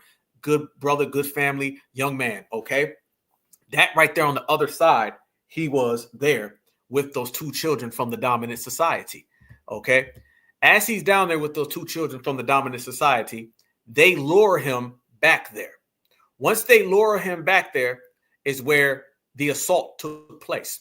Now, the local police department claims that what ended up happening was they were just going swimming, and when they went swimming, he just happened to drown, and that was it. And they did every single thing that they could, you guys, to hide and to cover up the story. They did everything. And just like a lot of other situations, what ends up happening is the family has to go out there. See, Noah disappears. I'm going to give you guys time, like, follow me, okay? Noah disappears. Nobody can find him. They find out at the store in which I've been to, as well as that street I've been to multiple times, more times than I can count, okay? Noah disappears. They say, where's Noah? They say, we can't find him. The 2 little kids say, what you mean? We don't know yet. Remember, supremacy is a culture, meaning that grandpa passes it to dad, dad passes it to son ends up becoming a grandpa, and he passes it down. You don't maintain something for 500, 600 years unless it's a culture. So they teach all of those we don't know yet to their kids. So Noah disappears, and then they hit him with the we don't know yet, we can't figure it out, we don't know what's happening. So the town goes into a frenzy, and they start to search for young Noah. Yes, they do. Nobody can find him. The 2 boys he was seen with last, those 2 children, they end up being spotted that they were the last 2 ones with him. So how you don't know? And they caught them going down the street where he disappeared at. So now we see there's a lie. And then we find out that one of the parents for the kids the mother knew that the kids were with Noah and they harmed Noah. Can I tell you guys what the mother did? The mother of one of the 2 baby supremacists, she joined the searches looking for Noah, knowing already that her kids harmed Noah. This is how cold they are, y'all. There's no kids in the system of supremacy. All kids are designated as men. There's no women in the system of supremacy because all women are designated as men and all men have a target. So there's no means to separate or break things up. We're all viewed this way. So the mother joins in on the protest. Yes, she does, knowing that her child had already been seen with Noah and harmed him. This is how cold they are. Let me show you guys this video. So after they find out that the mother was lying, and after they find out that the kids were last seen with Noah, they end up arresting the children. And then they did the main thing. Y'all know the thing they do where we don't know what happened. We're not sure. So you had to go through all of the autopsies, and then they find out that it was Noah was harmed. Y'all know that's the thing they do. Well, he slipped. He fell. What could it be? This is why we're watching the situation going on out there in Texas and seeing the way they start playing with all the autopsies. So after a course of investigation, they find out that Noah was harmed. They fought. They didn't want that out there. They had to actually fight for it. I mean, we the only people who got to fight for them to do another one to finally find out, oh, yeah, by the way, yeah, he was harmed. But if you didn't say nothing, they were just going to pass it off as you slipped on some ice. How many times, fam? How many times do black folks got to fight to get the truth out there? So what ended up happening is that the police very reluctantly ended up arresting the little boys, the baby supremacists. Watch this right here, you guys. This shows you what I'm talking about. Third person is in custody for the drowning death of 8-year-old Noah Bush in Jessup. His death ruled a homicide last week. And according to the Wayne County Sheriff's Office website, Natalie Hardison is facing a felony charge for giving false statements during the course of the investigation into Noah's death. She, by the way, is the mother of the 11-year-old, also facing charges in third person is in custody for the... Who's the third person? Well, the third person is the mom. So the boys get arrested after it was found out that the boys were there and they were present the whole damn time. And then after they get arrested, they find out that the mom was giving false statements to the police because she was lying about them. Now, let me ask this question to everybody. What were those false statements? They never came out and said what the false statements were. They just said, oh, yeah, reluctantly, based on video evidence, we found out it was the boys. And then the two baby supremacists, they admitted to it. They admitted. They said, yep, we harmed Noah. We held him down. So we have in the middle from the two children. And then the mom gets arrested for false statements. Well, then we start asking the question, what were those false statements? They don't tell you because they've been getting protected the whole time. Let me show y'all a picture of the mother. You haven't seen this anywhere other than the Black Alpha Network. Check this out, you guys. Look at this model citizen. I want everybody to say hello to the model citizen right here. That is the mother who was out here making false statements about her son and someone else unaliving our young brother. Yes, indeed. Now, it's funny that Black people be out here. We be students. We be good. We be taking care of ourselves. We be holding things down. And we be an honor student, look good, dress good, smell good. And then what'll end up happening? Somehow they'll get us.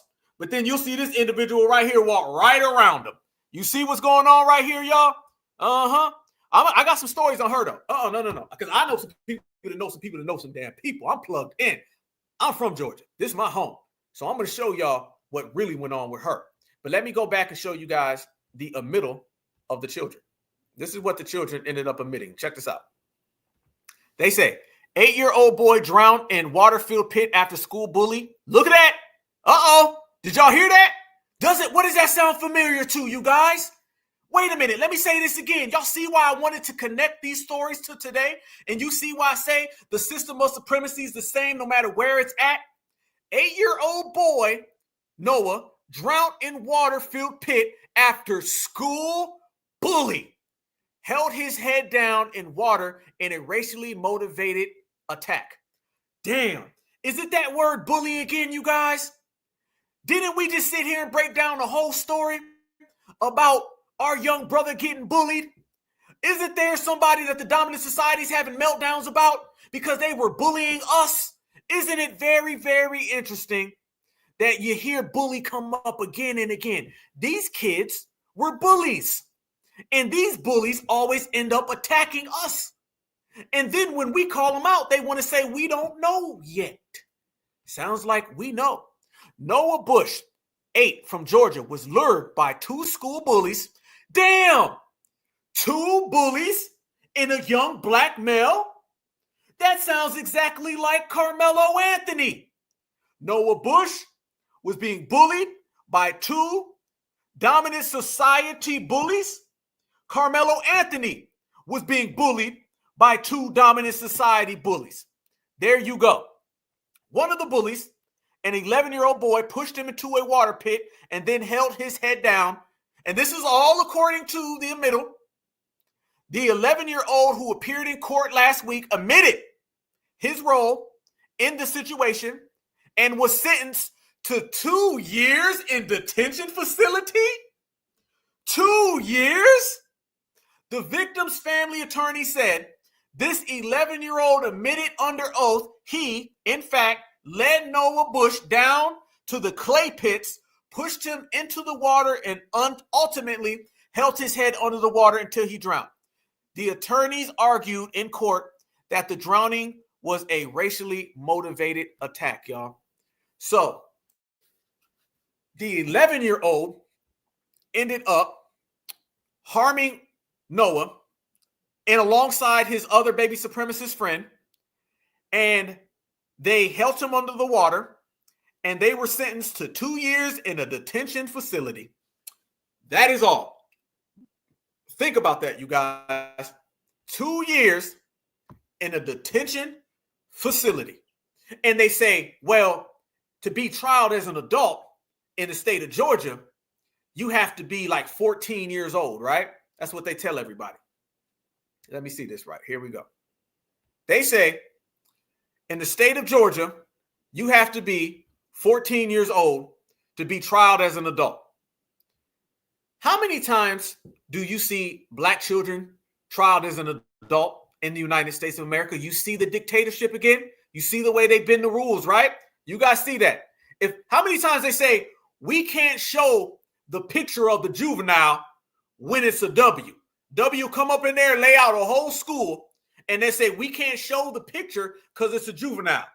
Let it be a 7-year-old black person who stole a candy bar, and they'll plaster the picture everywhere. Those juvenile laws are something that brothers and sisters really have to learn, especially if you have children. And we really got to start dissecting those, because those juvenile laws flip all over the place. They'll tell you 1 minute you can't show the photo of a juvenile, but when it's a black juvenile, they'll show it everywhere. When it's a W juvenile, they'll protect it and hide it. They'll scrub the internet.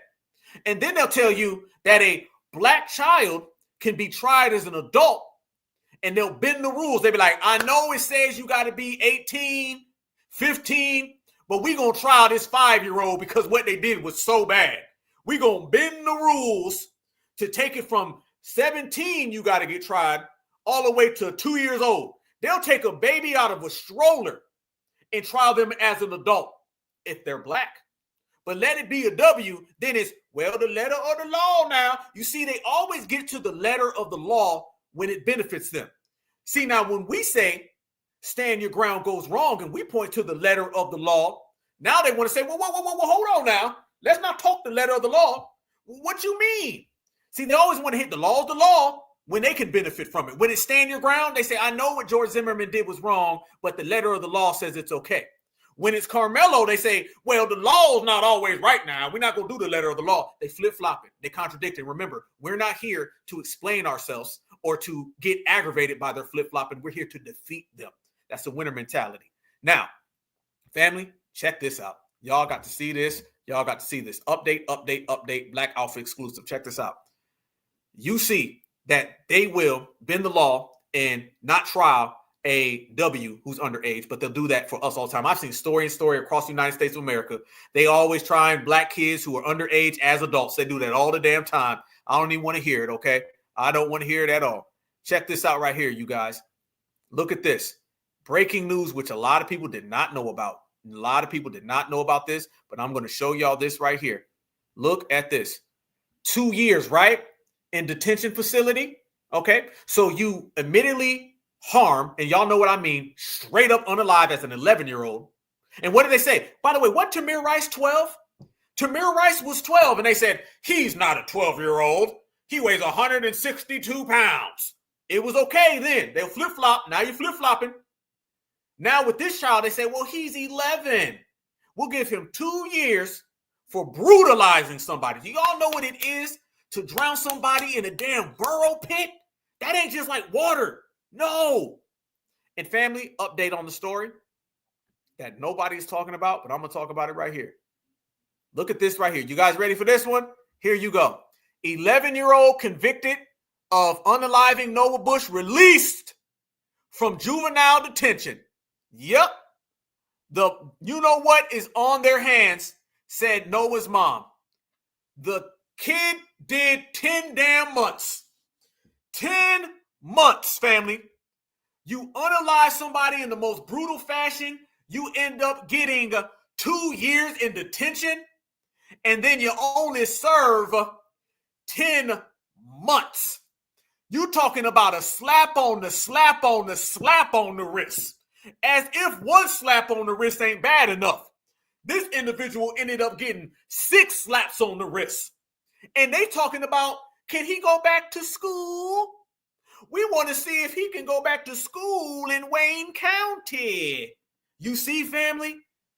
This is why I tell everybody, you got to be a regulator. There ain't no time to have any leaks in your game. No time to have no chinks in your armor. In order to be a true certified soldier, you got to be airtight. And that means nothing go out, nothing come in. Because they play the keeps. So you better play the win. 10 months. And the child back home. Nothing. Say nothing. Do nothing. And you see. Now, I got more stories, y'all. Y'all got to follow me here, fam. Y'all got to follow me. We're going to take a break when the case breaks. That's what we're going to do up here. Let me show you guys something. Show y'all something. Okay, this is my neck of the woods. Okay, this is Southeast Georgia. All right, this is Southeast Georgia. I'm a Jordan. This is Southeast Georgia. I'm gonna tell y'all, this is my stomping grounds. All right, let me show you guys something that ended up happening, and the story came and went. And this is why I said, and I made a promise that I would follow up on this story because I knew something fishy was gonna happen. Okay, well, check this out. Check this out. Here you guys go. Oh, I got some stuff. I got some exclusive. I got some things that I was attaining. I actually ended up missing the show a few weeks ago because I wanted to find out more. Well, here's more, you guys. Check this out as I proceed. Here we go. This is an update on the story. The supremacists came home early. Developments tonight in the horrific death of 8-year-old Noah Bush in Wayne County. He was drowned to death in a clay pit, and a 10 and 11-year-old who were responsible for killing him. They were sentenced to 2 years confinement back in August. Our Madeline Bierster sat down for an exclusive interview with Noah Bush's mother today. She joins us now live in the studio after the 11-year-old has been released from the custody of the Department of Juvenile Justice. Madeline, what is the very latest on this case? How did this happen? Well, Dawn, we're learning now less than 7 months into that 2-year sentence, an 11-year-old who was convicted in connection with Noah's death has been released from the Department of Juvenile Justice.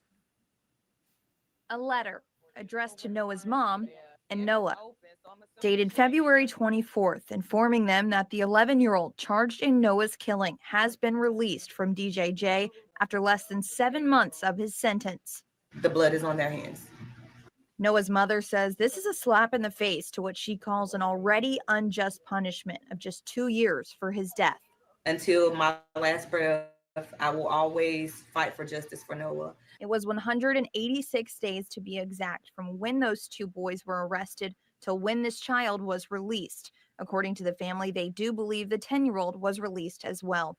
The DJJ said they cannot confirm or deny that because of juvenile confidentiality. The DJJ also tells me since the two boys were sentenced to a 2-year commitment that Juvenile confidentiality. Did I not just say that? Isn't it crazy how stand your ground only works when you're a W? And isn't it funny how juvenile confidentiality only works when you're a W? Now, y'all know with us, they'll plaster us all over the damn news. Ain't it funny? confirm or deny that because of juvenile confidentiality.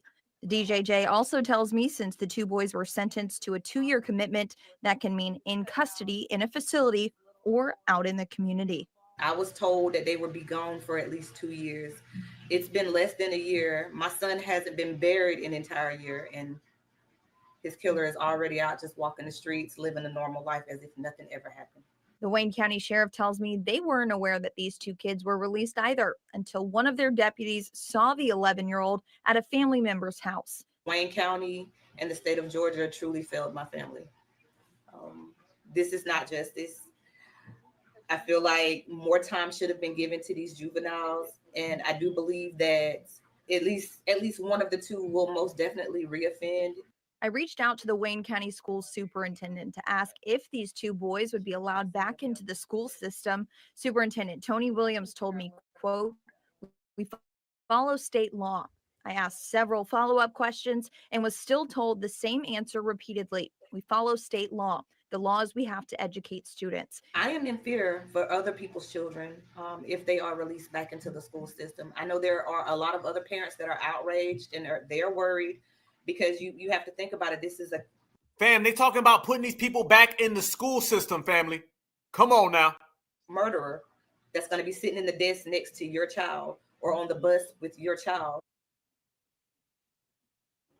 The 11-year-old was released, all while a restitution hearing for Noah's family is still set for this Thursday. The school board meeting just began at 6 o'clock, and Noah's family, along with many supporters, are expected to show up and demand answers as to if these two boys will be sitting next to their children in the coming days. Reporting live in studio, Madeline Bierster, WTOC News.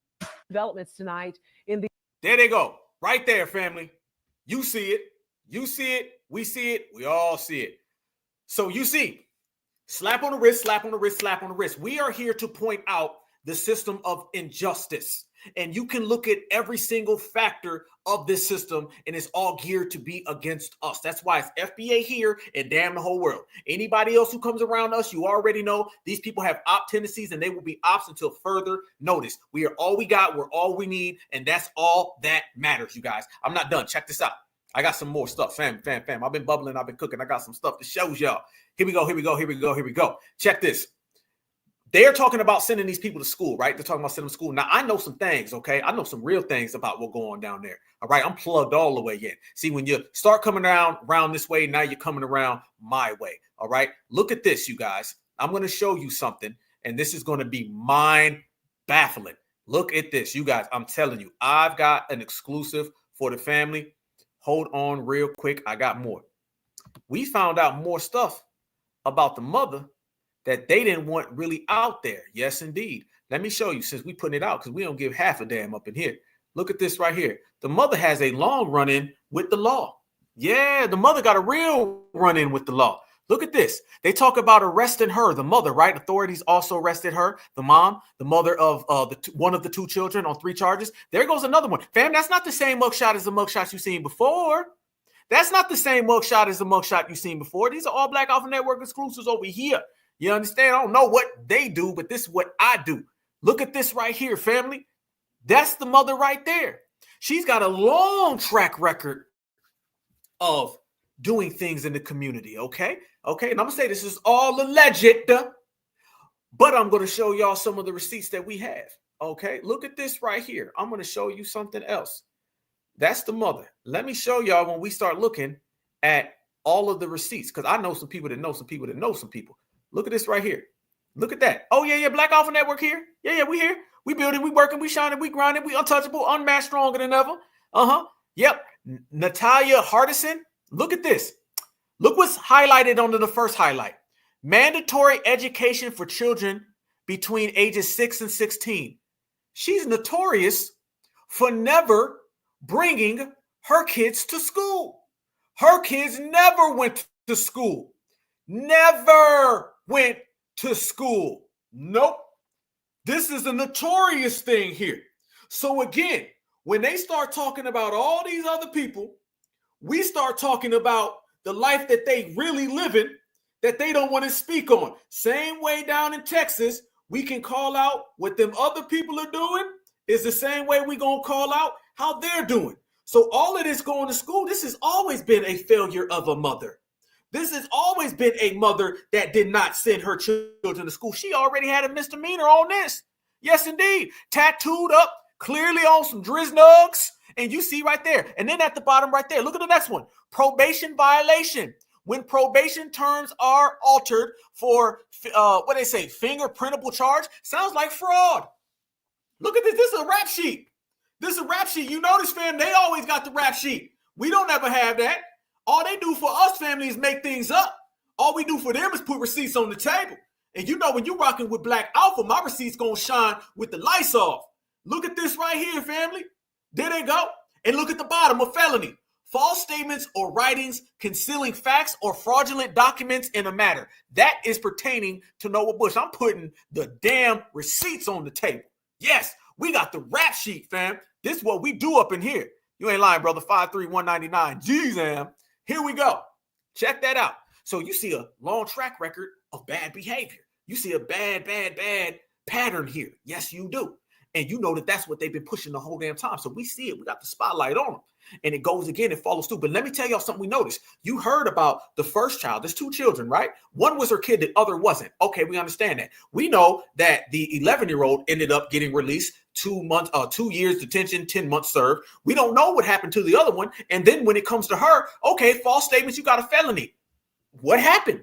And then let me tell you something else that I know. Word on the street down there in their streets is that this person was a government informant working for the police department. Yes, the mother, word on the street is that the mother has been working with the police department and has been a op and an informant and a narc for the police. This is what is being said in the street. This is all alleged.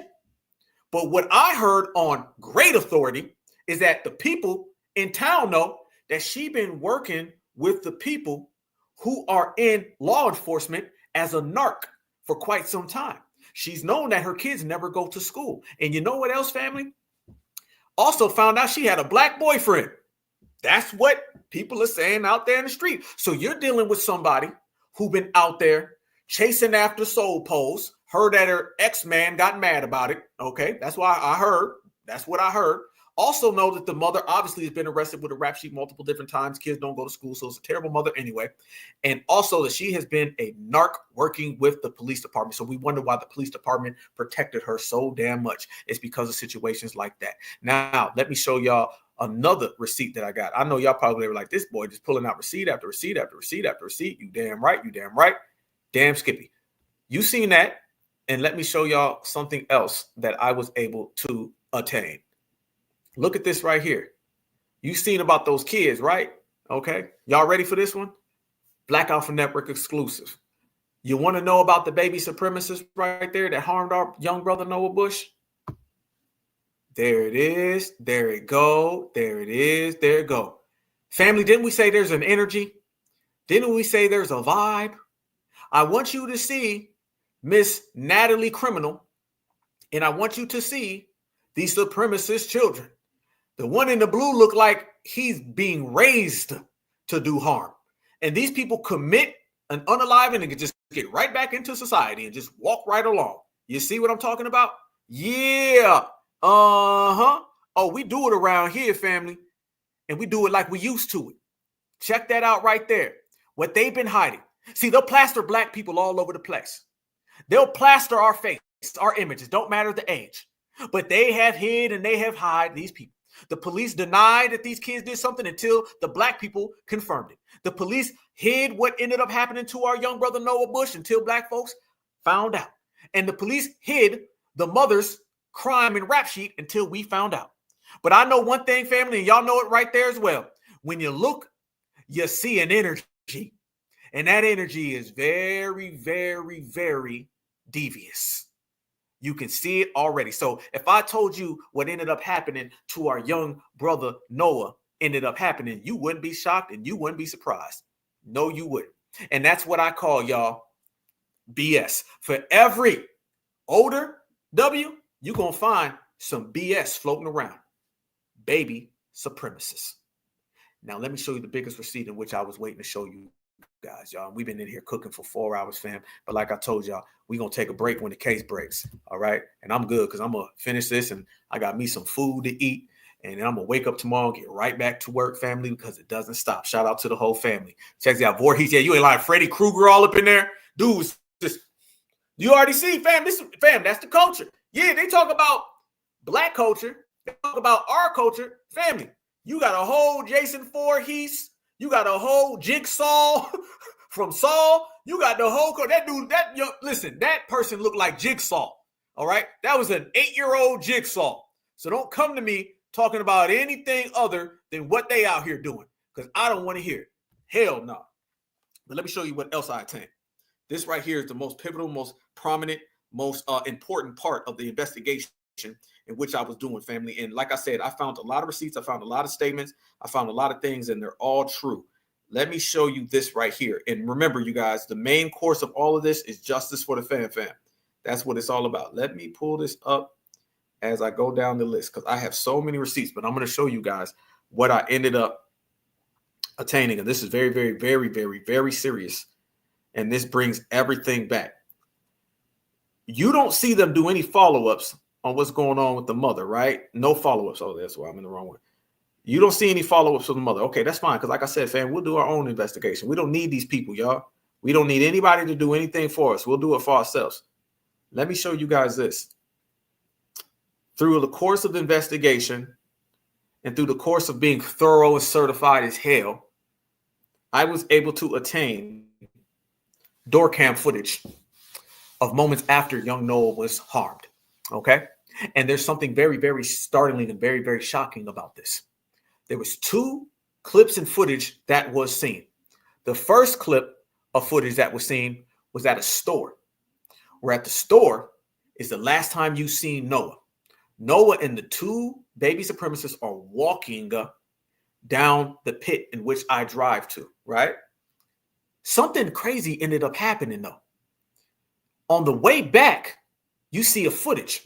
So let me get this right. Let me paint the picture for you guys, okay? You have BS number 1, BS number 2, and Noah. They're walking this way to the pits, the same way I drove down, because I've been there. So you go down this way back dark alley with trees on both sides, supremacists everywhere. They walk down this way, BS1, BS2, and Noah. But somebody's camera ended up catching some footage of walking back and coming down the next street, and Noah's gone.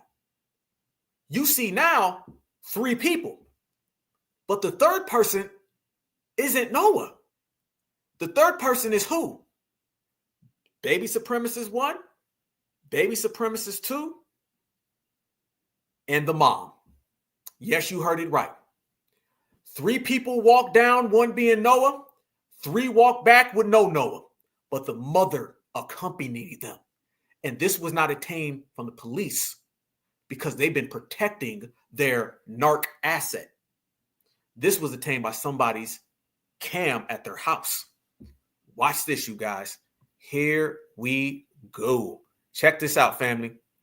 And then one thing you're going to hear in this video, it sounds very clear, like one of the little boys is saying he died. Y'all listen. It sounds like one of the kids is saying he died. He died. Watch this, you guys. Black Alpha Network exclusive. Certified. Check it out.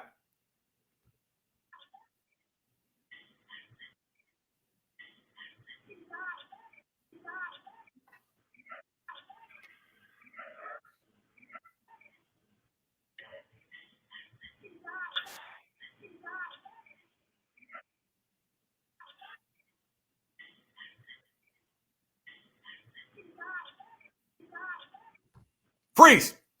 You see what I was talking about going down these roads, right? You see what I was saying about these backwoods. They're seen with Noah. But when they came back, they're not with Noah. The mom is somewhere there.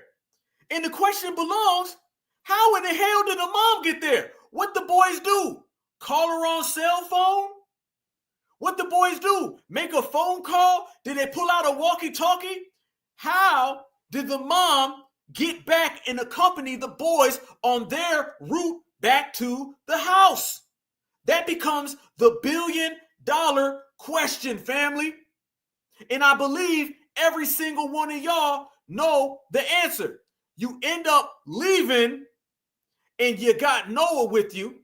And then on the way back, there ain't no Noah, the mom. So what that does is places the mom at the scene on the way back because she was likely there. One more time and tell me if you hear the kid clearly saying, he died.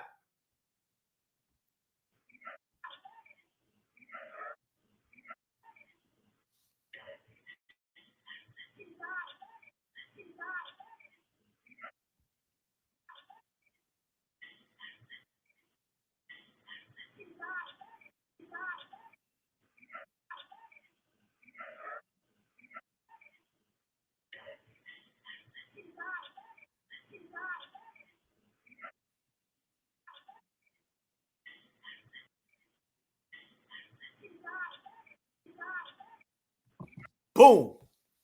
They don't want no problems with me. Never. Nobody do. Check this out, y'all. That's what I'm talking about. So we see automatically every single thing that we already know. See, FBA, all we got to do is do our own investigations. Our own investigations get everything solved. We don't need investigations. Fam, we solve everything. The police fellas, the government fellas. We have been our own police force. We have been our own military. We've been our own intellectual class, and we are our own investigators. Everything that's ever went down, we've investigated on our own, and we solved it. Family, right then and there. One way or another, the mother was accompanying these boys. And then when we see that she said that there was lies, and according to the police in the statements, she lied, what the hell did she lie about? Because that shows that she was somewhere near the scene of the crime. Is that what she lied about? Because if that's the case, and you're admitting that that's what she lied about, that opens up a whole new book of what she did. Checkmate. So you see already, family, what we all know, what they tried to hide, but they cannot stop. Let me show you a bigger picture, y'all, just so the world know. Here you go. There you go. That is the mother accompanying the two boys. You walked down one street with Noah, walked back up the street with no Noah, and the mother's there. You already know, we already know, and they know that we know.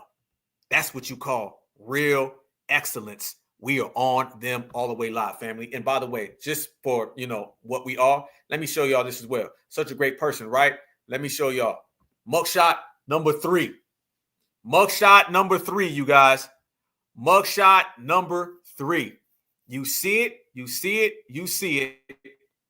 And this is why I say, in the situation that occurred to our brother, the mother cannot be let off the hook. And in our system, and anybody with simple common sense, she would be a prime suspect in the actual occurrence. And we know how to handle everything properly by identifying all of the evidence, placing it all on the table. And by all of that we just seen right there, family, you know that the system of supremacy operates solely for their anti-Black behavior and to cover for other supremacists. And what we're here to do, family, is we're here to knock all of that stuff right on down and to expose the truth. And the truth is, fam, that we see them and that we stand above and we shine brighter than everybody else. You cannot fool us, never. That part. So you see, fam, all the way across the board, all the way down the spectrum, and back again, from Roger Fordson to Noah Bush, all the way live. And by the way, family, I wear this with me every single day, y'all. Every single day. Noah Bush. I wear this every single day, fam, because I'm going to represent to the fullest. And let me show y'all how real it is. So you could talk about those situations. You could talk about all situations, and you can see clearly, fam, that the mom is there. The mom is way too plugged the hell in with the situation. And you know typically how that goes whenever it does go. It shows you exactly the way they're functioning, fam. That's what it is. And mind you, fam, within the last year, I've been on the scene of 2 hate crimes. I've seen every single agency that you could possibly imagine. This stuff came real to me. Y'all remember this right here? This is what I say when I say, let me run that back. Number 1 activist. Look at this right here. This was me in Jacksonville, Florida, y'all. Remember, before the Noah Bush situation, before Roger Fordson, before everything going on, I was down in Florida on a hot August night reporting the news to the family. While I'm there reporting of the scene of a hate crime with every single agency there and a supremacist lurking around, I was talking to the family. And when I was there, an old Black man pulled up. And I want you guys to hear this exchange I had with the Black man. The streets are blocked. You see the coroner van. You see all of the police sirens flashing everywhere. An old Black man pulls up to me and he said, "What's going on?" And the same way I report the news sitting here, I report it from the streets first. And I told the Black man what happened. He said, "Damn, brother." I told him, "Stay safe." He said, "I love you." We said, "We love you back." And no matter what, in the midst of the war, y'all, I stand solid with my family. And I'm going to always bring that soldier warrior class. Watch this. Say it again, brother. What happened up here? Oh, there was a mass shooting. And mass shooting? Yeah, 3 Black Americans were killed. No, they saying it's more than that. That we're hearing a lot of people out here in the streets are saying that it was more than that, brother. Yeah, but the news is very sketchy with it, so we're not really getting the whole story. But what we're understanding is that, down here at the Dollar General, down here at the Dollar General, there was some racist white person came in with a swastika on his gun. What? Yes, sir. And he killed 3 Black Americans, and then he killed himself. You know what I'm saying? So that's what's going on. So everything's blocked off right now. We down here reporting. Me and my wife, Black Alpha Network, who I represent, it's my channel. And yeah, it's me, man. You got a card or something? You can tap in. I'll give it to you, brother. I'll make sure you get it. But yeah, brother, you stay safe out here, man, because you know how it is out here for us, man. Out here now. You know what I'm saying? This shit crazy. Yeah, brother. Yeah, they got everything blocked off on all 4 sections, man. So we can't really get, there like we want. But we're out here talking to the people. On YouTube, just Black Alpha Network on YouTube. Black Alpha Network. Black Alpha Network. Okay. Yes, sir, man. Check me out, man. I'm definitely holding it down for all of us, man. Make sure we stay safe, brother. We got to come together because it's getting crazy. It's getting real crazy out here, brother. It's getting crazy because we already was messing with each other. Now them boys done come back out. They tripping. Yeah, yes, they are, brother. Yes, man. We got to come together. Yeah, definitely, man. It starts with people like us, family. You stay safe, brother. You too, brother. All right, fam. Love you too, brother. I'm out here right now, still reporting, and an older, elderly black brother pulled up. He wasn't sure what was going on.